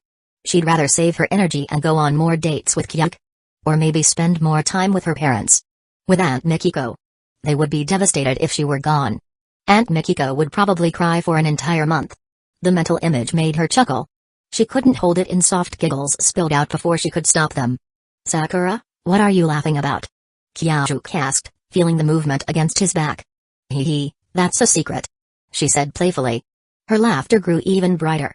The warmth of her breath seeped through his shirt, making his back feel oddly hot. Kyajuk didn't think much of it and kept his focus on the road. Sakura always found a way to amuse herself. She had accepted the idea of her unknown fate in silence until she heard about Kelty. A person who continued to exist after death, wandering the world in search of her missing head. When Sakura first heard the story, she was stunned. Wasn't this perfect for her? If she became like Kelty, then even after death, she could still eat all the food she wanted without restrictions. And if Kyajuk dared to stop her, she'd just use Kelty's black mist to tie him up and force-feed him too. Too bad. Dullahens weren't something just anyone could become. She had asked Kelty herself. Even pretended she just wanted to try out Kelty's motorcycle so she could ride with her. And then, she had asked, was she really the only Dullahan? Was there any way for a human to become one? Could she be a headless rider with a detachable head, so she could still eat? Kelty had been visibly shaken by her questions. But, just as Kyajuk had said, she was a very kind person. She had answered her seriously, yes, she was the only Dullahan. No, humans didn't turn into them after death. And even she herself hadn't figured out how to get her head back. Then, in a gentle voice, Kelty had told her, you shouldn't be so curious about the world after death. The world you have now is a beautiful one. Yes. The world was beautiful. There was Kyajuk. There was Kyaju's cooking. There were her parents. Aunt Mikiko. But still Sakura had smiled, bright and cheerful, and promised Kelty that she would never do anything reckless. And Kelty had promised not to tell Kyajuk. Chapter 119, 119. Testing the water. The next day, Ida City, Itamori Town. As Kyajuk walked to school, he politely responded to the greetings of the townspeople. If possible, he would have preferred to ignore them, just like he did at school. However, most of those greeting him were elderly women and men, people who were significantly older than him. Besides, a large portion of his breakfast this morning came from their offerings. With that in mind, Kyajuk decided to endure it and help boost Mitsua's reputation in the process. During math class, the teacher suddenly called on Mitsua to solve a problem on the blackboard. Lost in thought, Kyajuk snapped back to reality, walked up to the board, and solved it in 2 seconds. Before he could return to his seat, the math teacher wrote another problem and gestured for him to solve it. Kyajuk had no objections and finished it just as quickly. Then came a third problem. This time, the difficulty had already exceeded what a first-year middle school student should be capable of handling. Kyajuk had no idea what the teacher was up to, but he solved it anyway. Then, he watched as the teacher pulled out a white notebook from his pocket, copied another problem from it, and put it on the board. Looking at the new problem, which was clearly a calculus equation way beyond the level of a middle schooler, Kyajuk furrowed his brows. This was nothing to him, but he was currently inside Mitsua's body. From what he knew, Mitsua's math skills barely reached the level of the second problem. If he solved this one, it might make things difficult for her in the future. After 3 seconds of deliberation, he decided to go for it anyway. I'm such a great person. Even though Mitsua made me lost my title as top student, here I am, returning the favor by building up her image as an honor student. With that thought, Kyajuk continued solving the increasingly complex problems. Even when the math teacher resorted to pulling equations from a mathematics journal, he still solved them effortlessly. Meanwhile, the rest of the class was utterly stunned. Teshigawara and Sayaka exchanged bewildered looks, their eyes nearly popping out of their heads. Was Mitsuo always this good at math? Sayaka asked in disbelief. She had thought they were all equally bad at science subjects, But apparently, Mitsuo had been hiding her true strength. I don't think so. She scored 2 points lower than me on the last test. Teshigawara said, scratching his shaved head in confusion. See? This is divine talent. Mitsuo-sama is truly a Miko blessed by the gods. Yamaoka Shunya whispered excitedly. Now that you mention it, my mother took me to Mitsuo for tutoring the other night. She was really good at physics and chemistry too. Wait, so Mitsuo not only helps with life advice but also provides academic tutoring? I don't think she does it for everyone. I went last night and got scolded pretty badly. Stop calling her Mimizu-san. It's Mitsuo-sama from now on. Since when did Mitsuo become this popular? Sayaka muttered. No idea. When did she start acting like Futaba auntie and giving the townspeople advice? Teshigawara wondered. Maybe it's her time? What do you mean? My grandma told me that Aunt Futaba also started receiving consultations from classmates when she was in high school. Now that Mitsuo is in middle school, maybe she's beginning her training. So, you're saying Mitsuo is even smarter than Aunt Futaba? That. I don't know. The two finished their discussion and turned their eyes back to the front of the classroom. The ponytailed girl stood at the blackboard, chalk in hand, methodically writing down her solutions. Her beautiful profile remained emotionless as she effortlessly dismantled each problem. The math teacher alternated between glancing at his reference book and the blackboard. By this point, even he was struggling to keep up with what was being written. After all, he was just a small-town math teacher from the rural school. Ding dong. The bell rang, signaling the end of class. Kyajuk wrote down the final answer and casually tossed the chalk back into the tray. Clap, clap, clap. The math teacher applauded enthusiastically. Even though he didn't fully understand the solutions, he could confirm they matched the reference answers perfectly. The students followed suit, clapping along. Yamaoka Shunya was especially red-faced with excitement, as if he had been the one solving the problems. Sayaka and Teshigawara watched in disbelief. Was this really the same Yamaoka Shunya who had called them country bumpkins just last week? Even they, Mitsuo's actual childhood friends, weren't this thrilled. Kyajuk, unfazed by the applause, nodded calmly and returned to his seat. What's up? He asked as he noticed his two friends staring at him as if he were an alien. Stare. Sayaka and Teshigawara leaned closer, their eyes scanning him up and down. Mitsuo, you're acting really weird. Sayaka said, rubbing her chin in deep thought. Super weird. Teshigawara added, mirroring her expression. What? Isn't it obvious? They say I'm possessed by a god, right? So naturally, it makes sense for me to be a bit smarter. Kyajuk bluffed. But if that were true, then you're basically before Sayaka could finish her sentence, Teshigawara quickly covered her mouth and turned her away. Idiot. You can't say that out loud. He whispered into her ear. Right. If the Mitsuo sitting there really was possessed by a god, then how could they still treat her as a normal friend? Sayaka hesitantly turned back, nervously meeting Mitsuo's gaze only to see her watching them with an amused smile. She yelped in surprise, her twin braids almost bouncing into the air. So, have you two decided? Kyajuk asked with a smirk. Hey. Yeah, I was just wondering. Could you tutor me in math? That way, when you go to university, I can go with you. Sayaka grinned sheepishly. Ha ha ha. Of course. Even though he had already noticed Sayaka's natural airheadedness, her words still made Kyajuk chuckle. What about you, Teshigawara? I can tutor you too if you want. No need. I'm not leaving Itamari. Teshigawara said, his voice tinged with melancholy. If Sayaka and I go to Tokyo, won't you regret staying here alone? Sayaka asked. Teshigawara Katsuhiko knew she was really asking, if I go to Tokyo and you stay here, what will happen to you? After high school, I'll start working at my family's construction company. He answered, looking even more downcast. Sayaka fell silent. The mood grew tense. Kyajuk watched them quietly. Unlike Teshigawara, Sayaka shared Mitsuo's dislike of this sleepy little town and longed for the big city. For Teshigawara, however, leaving Itamori simply wasn't an option. Then, the bell rang. Physics class was next. But before Kyajuk could even think about how to kill time, the physics teacher, like the math teacher before him, called him up to solve a problem. Did the teachers plan this together? Thus began another cycle of flawless problem-solving, earning him yet another round of admiration and more stunned looks from his friends. And so the day continued. 6 classes in a day. Fortunately, the last 2 were math and health. If it had been modern literature or Japanese history, Kyajuk wouldn't have been able to keep up his godlike performance. Thank goodness. At least today, he managed to uphold Mitsuo's reputation and didn't tarnish her divine shrine maiden image. As he walked home after school, he shamelessly patted himself on the back. Meanwhile, Back at Itamari Middle School, in a faculty meeting room. Since the entire school have both middle and high school, they had fewer than 100 students combined. Most teachers covered multiple grades. Today, every single one of them had gathered in the meeting room, including Yukino Yukaori, the classical literature teacher. Truly a God-given talent. Exactly. Mitsuo-san always had a knack for literature, but she was never capable of something like this before. I see the same brilliance in her that I once saw in Futaba-sama. Really? I didn't see anything special. You must be blind. Yukino Yukaori didn't join the heated discussion, she simply smiled and listened from the sidelines. Most of these teachers were born and raised in Itamori. Some had even taught Lady Futaba in the past, while others had been her classmates. They had all, in one way or another, witnessed her incredible abilities. Lately, the older generation in town had been saying that Mitsuo was following in Lady Futaba's footsteps, that she had inherited the role of the Miko of Mimizu's shrine and been chosen by the gods. The teachers, however, knew firsthand what Mitsuo's school performance had been like up until now. They had been skeptical. So, they devised a little test. If Mitsuo truly possessed the same wisdom as Lady Futaba, then these academic questions should be no challenge for her.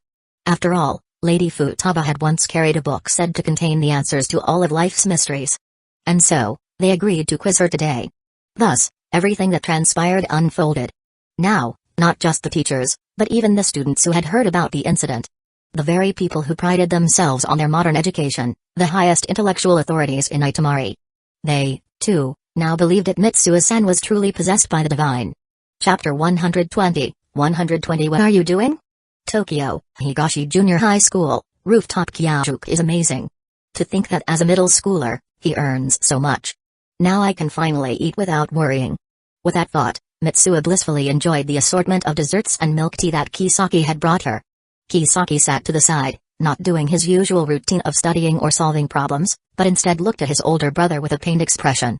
He remembered his older brother once saying that, for certain reasons, he usually avoided eating sweets. But now, his boss was eating them with such joy.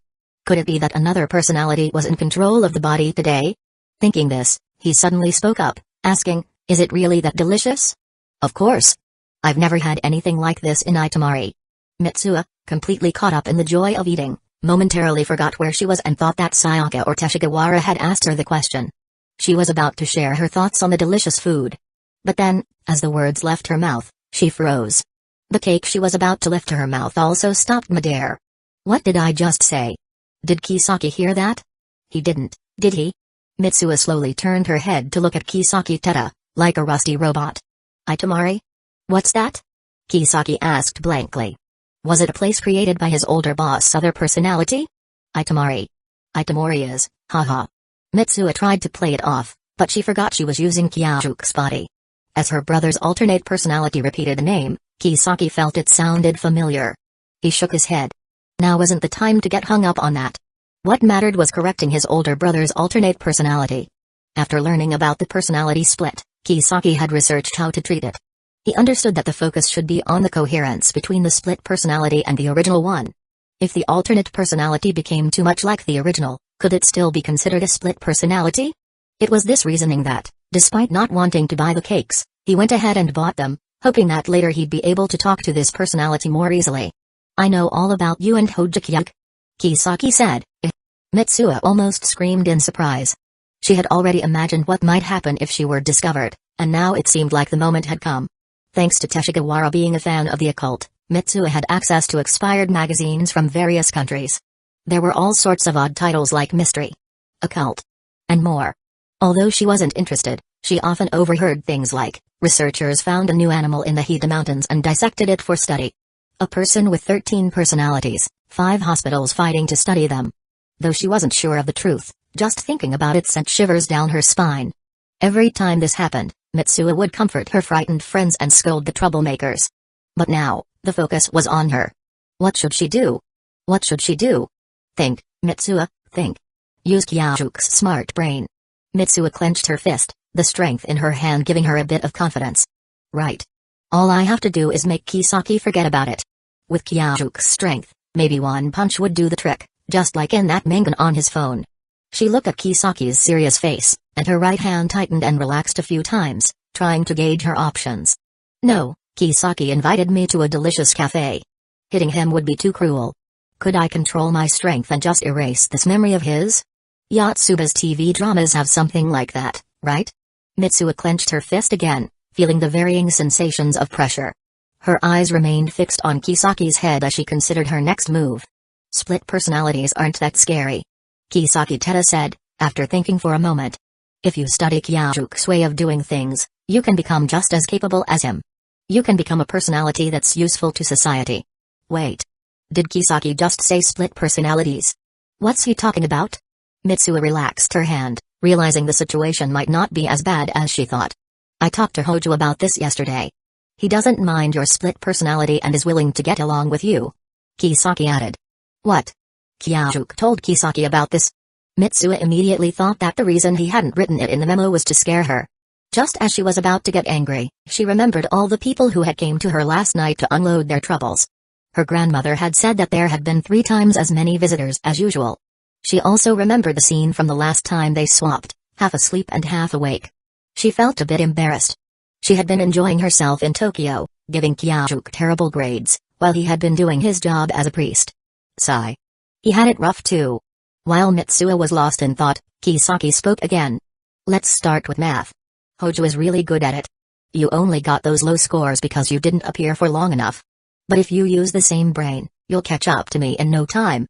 He then pulled out a workbook from beside him. Mitsuo glanced at the remaining sweets and then at the ominous-looking workbook. She sighed in resignation, wiped her hands, and prepared to endure Kisaki's tutoring. One problem after another, from simple to complex, filled page after page. Though it was painful, she kept going, remembering how badly she had performed in the past. After school, Mitsuo found herself practicing swordsmanship under Kisaki's watchful eye. Why does a priest have to practice swordsmanship? She silently moaned, but her movements remained precise. She knew that she couldn't keep using my older brother's face to get away with things forever. So, even though she was reluctant, she practiced diligently to avoid embarrassing Hojo Kyajuke. After a while, she said, Kisaki, can we go eat now? I'm starving.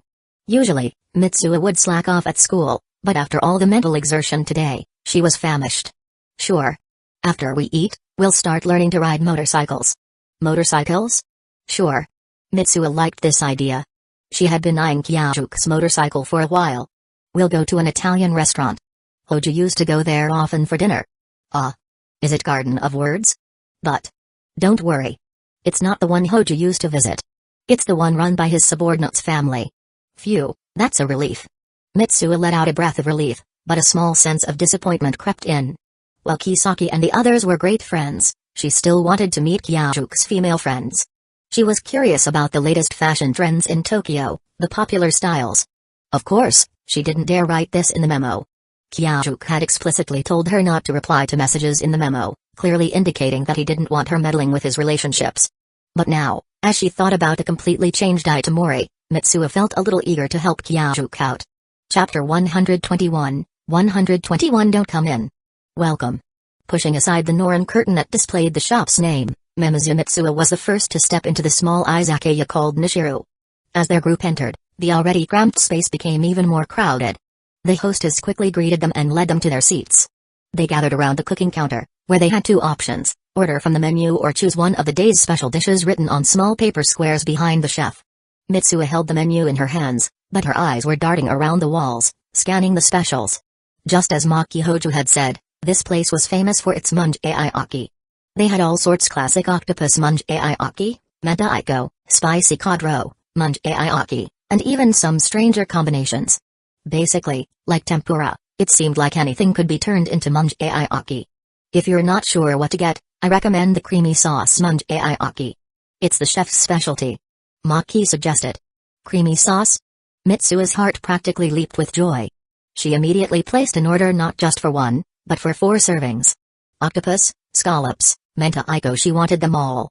Since this izakaya specialized in munge aiyaki, the counter had a built-in iron griddle.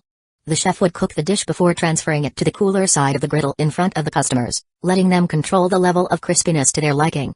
Despite its odd name, munge aiyaki was actually pretty simple: shredded cabbage mixed with octopus pieces, scallops, or other ingredients, stir-fried in butter, then combined with a thin batter.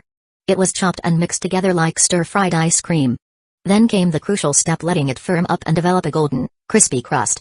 That was what made it truly delicious. Compared to Osaka-style okonomiyaki, which was thick and solid, munchayaki in its early stages looked, well, kind of questionable. Before long, Mitsuo's extra-large munchayaki was ready.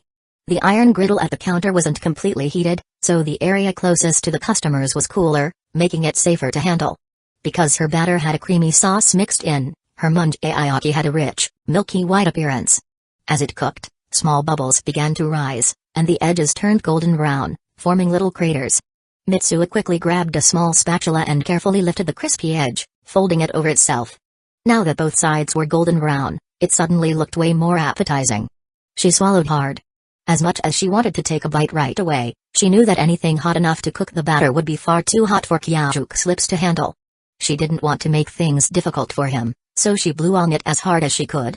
Fortunately, Kyajuke had great lung capacity, and with one strong breath, she cooled it down to a temperature she could handle. Delicious. The rich, creamy flavor blended perfectly with the sweetness of the cabbage, and the thick chunks of octopus tentacle made every bite incredibly satisfying. Mitsuo's eyes lit up as she eagerly scooped up a few more pieces, setting them aside to cool. Saturday, Tokyo, Sendagi, bachelor apartment. Kyajuke woke up and shook his head. It still felt like the nightmare hadn't faded away. At first, he'd complained about the system blocking his memories during body swaps.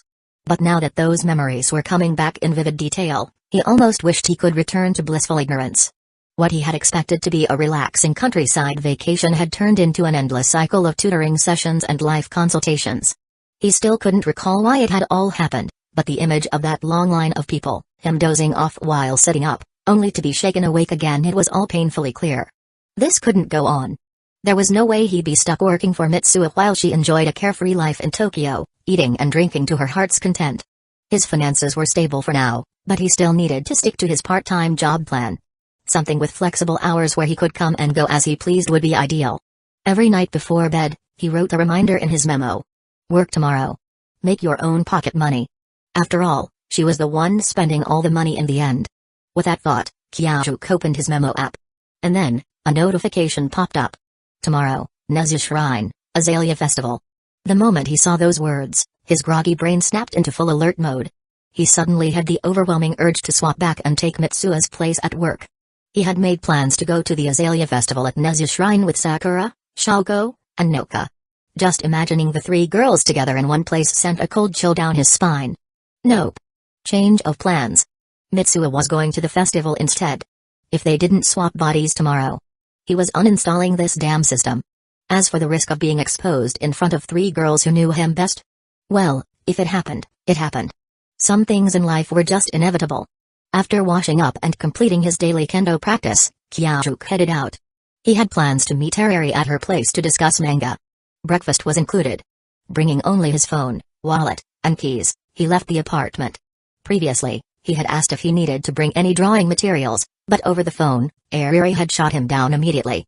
Do you even know what kind of pens are used for sketching? Or shading? 2B pencil? Huh. Just bring yourself, idiot.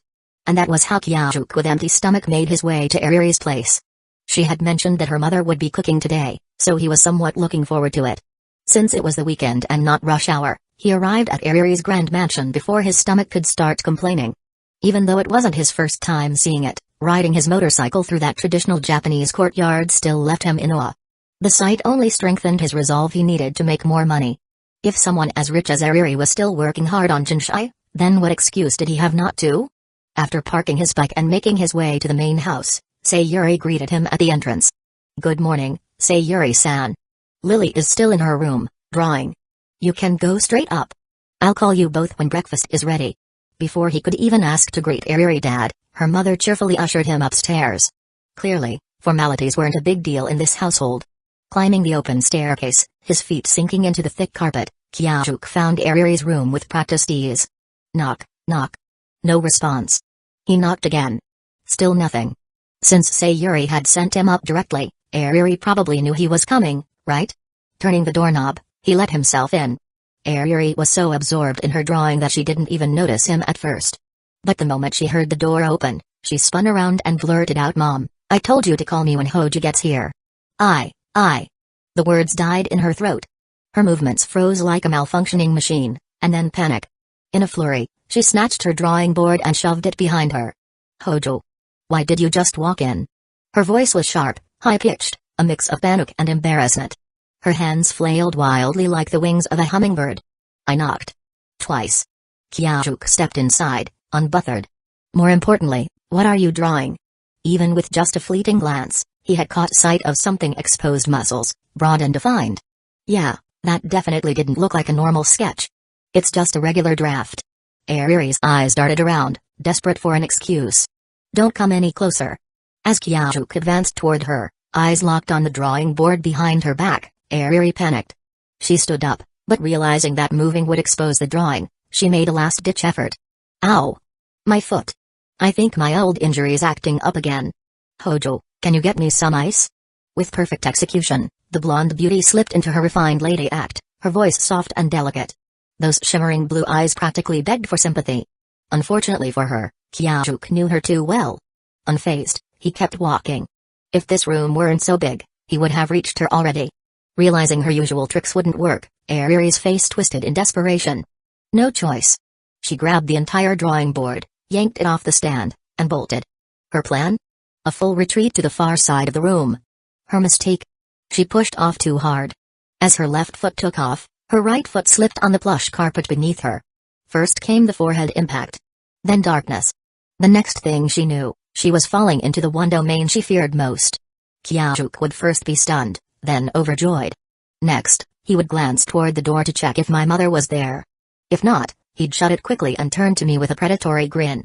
Then, he'd reach for me, his long fingers brushing my golden hair aside, trailing over my cheek. Slowly unzipping my tracksuit. Wait. His strength was way too high. How was I supposed to handle that? No. But I was unconscious right now. If he tried anything, I wouldn't be able to stop him. Ariri? Kyajak's voice called out softly. She felt weightless. He was holding her in his arms. The position was questionable. Because she had fallen face first, he had caught her in a rather awkward way. Not that he particularly felt anything. Actually, the fact that he didn't feel anything was what made it worse. Still no response from Ariri. Yeah. She definitely just panicked herself unconscious. Kyajuk sighed. For someone so fierce, Ariri really had no idea how to handle things when she was backed into a corner. Chapter 122, 122 Shut up. To be honest, not only was she simple and easily flustered, but she was also incredibly timid. The phrase clumsy yet overly ambitious fit her perfectly. Ariri. Kyajuk raised his voice slightly. He took hold of her arm and gave it a gentle shake. Still lost in the world of her Jin story, Ariri suddenly snapped back to reality as she felt a ticklish sensation against her chest. She was currently in a classic Michael Jackson-style 45-degree lean. With just a slight tilt of her head, she could see her own chest. And there was a hand. She stared down, blinking several times, repeatedly confirming the situation. The sensation, the weight, the undeniable visual evidence all pointed to one fact. There was really a hand.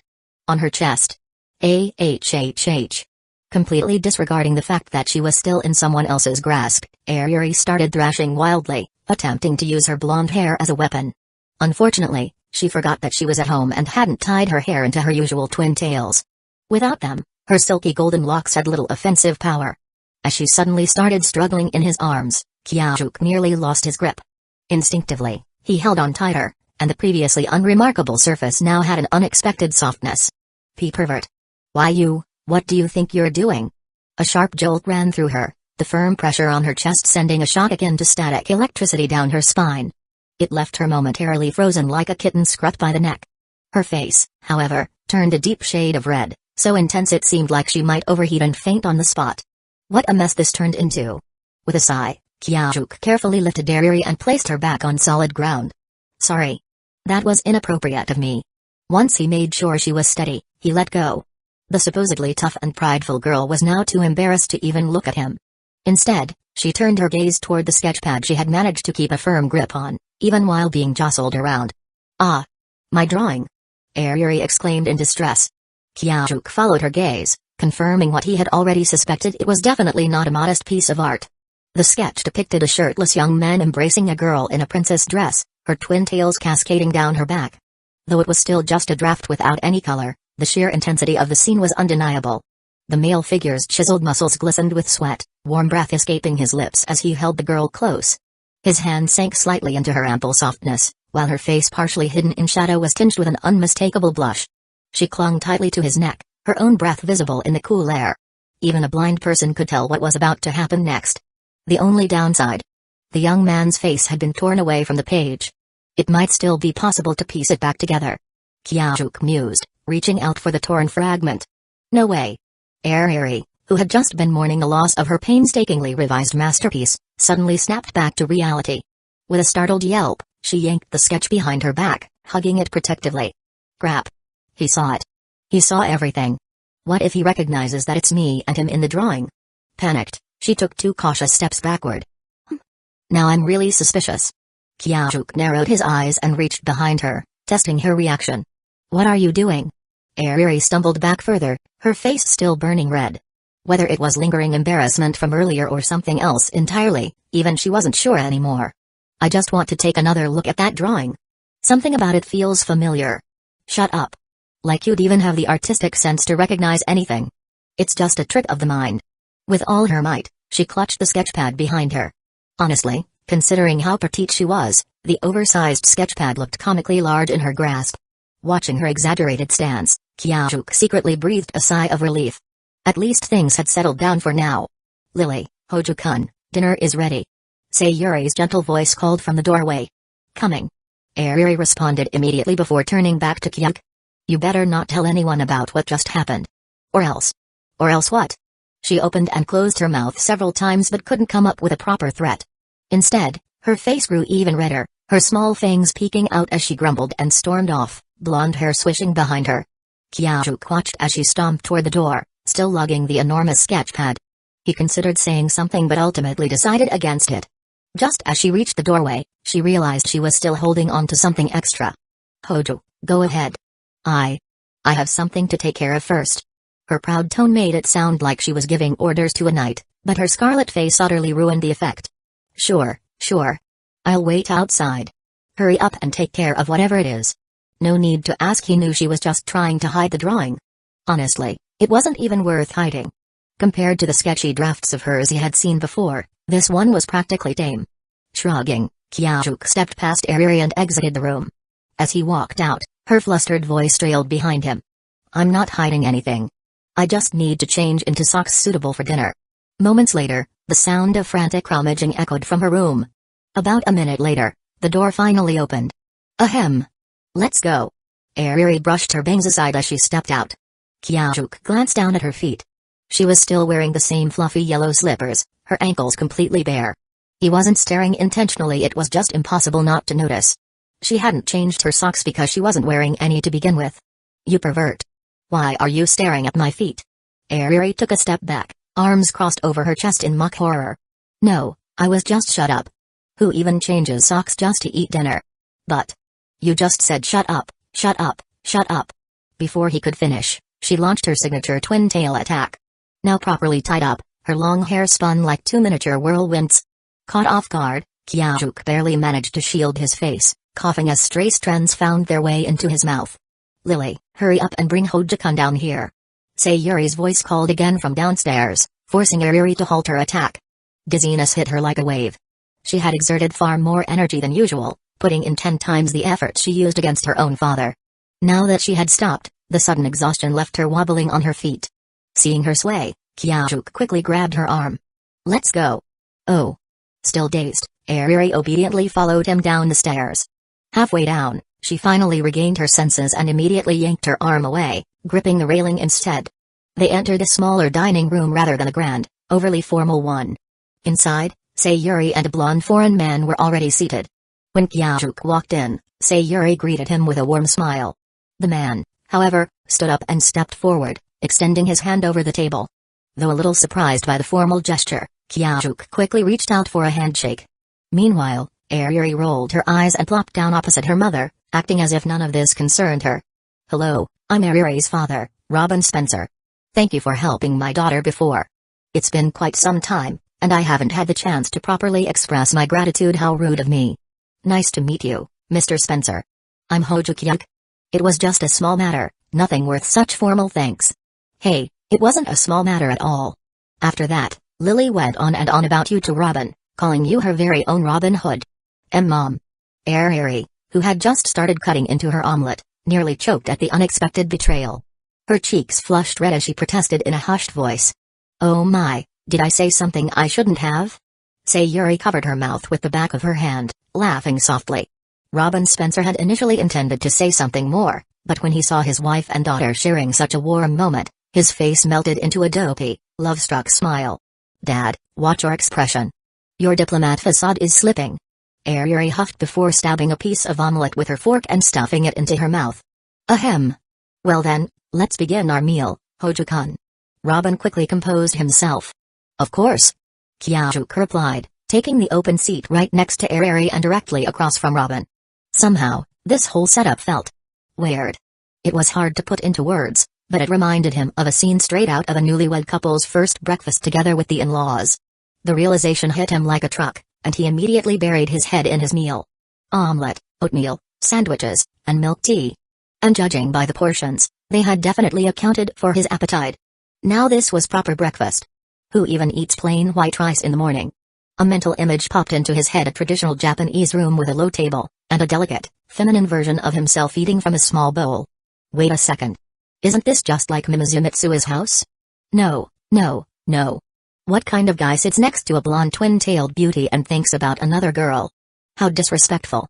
Shaking his head to clear his thoughts, Kyajuk glanced at Eri from the corner of his eye only to find her already looking at him. Their gazes locked for a brief second before both of them jerked their heads away like they'd been electrocuted. What the hell was he looking at me for? Eri felt like her face was on fire. Ever since Hoja showed up, it felt like she had been blushing non-stop. Ugh, seriously. Just eat your food properly. Why are you looking at me? Of course, there was no way she'd admit that she had been thinking about how eerily similar this whole breakfast scene felt to certain, adult-themed jinchai she had drawn before. According to typical story progression, right about now, under the table. Just as that thought crossed her mind, her hand trembled, and clatter. Her fork slipped from her grip and fell to the floor. Chapter 123, 123 Daughter Complex. The fork stabbed straight through the carpet and lodged itself into the wooden floor. Kyajuk stared at the utensil, which had landed just half a centimeter away from his foot, a cold sweat breaking out on his back. All I did was glance at you. Was that really necessary? Besides, didn't you look at me too? That makes us even. I didn't do it on purpose. Eri had initially wanted to check if Kyajuk was hurt, but when she saw the speechless expression on his face, her words of concern immediately transformed into a defensive retort. Across the table, Mrs. Sayuri and Mr. Spencer exchanged a glance before sharing a knowing smile. They said nothing, simply continuing their meal while radiating the unmistakable air of amused onlookers. Kyajuk glanced at the Sawamura couple, their faces unable to conceal their amusement, and sighed before bending down to pull the fork out of the floor. He expected Eri to go to the kitchen to fetch a new fork, but instead, she simply picked up her plate and shoveled the remaining omelette into her mouth using her knife. Lily, mind your manners. Mr. Spencer admonished. MMPH. Eri tried to protest, but the omelette was too big for her small mouth. Her cheeks bulged as she struggled to chew, nearly choking in her haste. Alarmed, Kyajuk quickly slid her cup of milk tea within reach. With a few frantic chews, she forced the omelette down with a gulp of tea only for it to momentarily get stuck in her throat, prompting Kyajuk to pat her back in concern. Having barely survived a second near-death experience within a few seconds, Eri had initially planned to retaliate by exposing her father's true nature. However, after some thought, she decided against it, choosing instead to huff in frustration and plop back into her seat. The Spencer family finished eating soon after, but instead of leaving the table, they sat back and watched as Kyajuk continued his meal with a fascinated intensity. Watching a real-life competitive eater in action, the three of them couldn't help but feel tempted to eat a little more. Even Eri, drawn in by the atmosphere, reached for another piece of bread. However, after just 2 bites, her tiny stomach reached its limit. Hojo, do you always eat this much? Barely managing to swallow her mouthful, Eri stared at him in disbelief. She recalled that the last time he visited, he had also devoured everything her mother had prepared, but it hadn't been this extreme. Spencer-san's cooking is just too good. Kyajuk wiped his mouth with a smile. Spencer's formal handshake earlier had unconsciously led him to adopt a more respectful tone. Is it really that good? It's mostly just pre-made ingredients thrown together. Eri skeptically took another sip of her cereal porridge. Then, she noticed the peculiar way Kyajuk had addressed her father. You can just call him Robin. He's British, he doesn't care about formality as much as the Japanese do. Exactly, Hojo-kun. You're Lily's friend, so just call me Robin.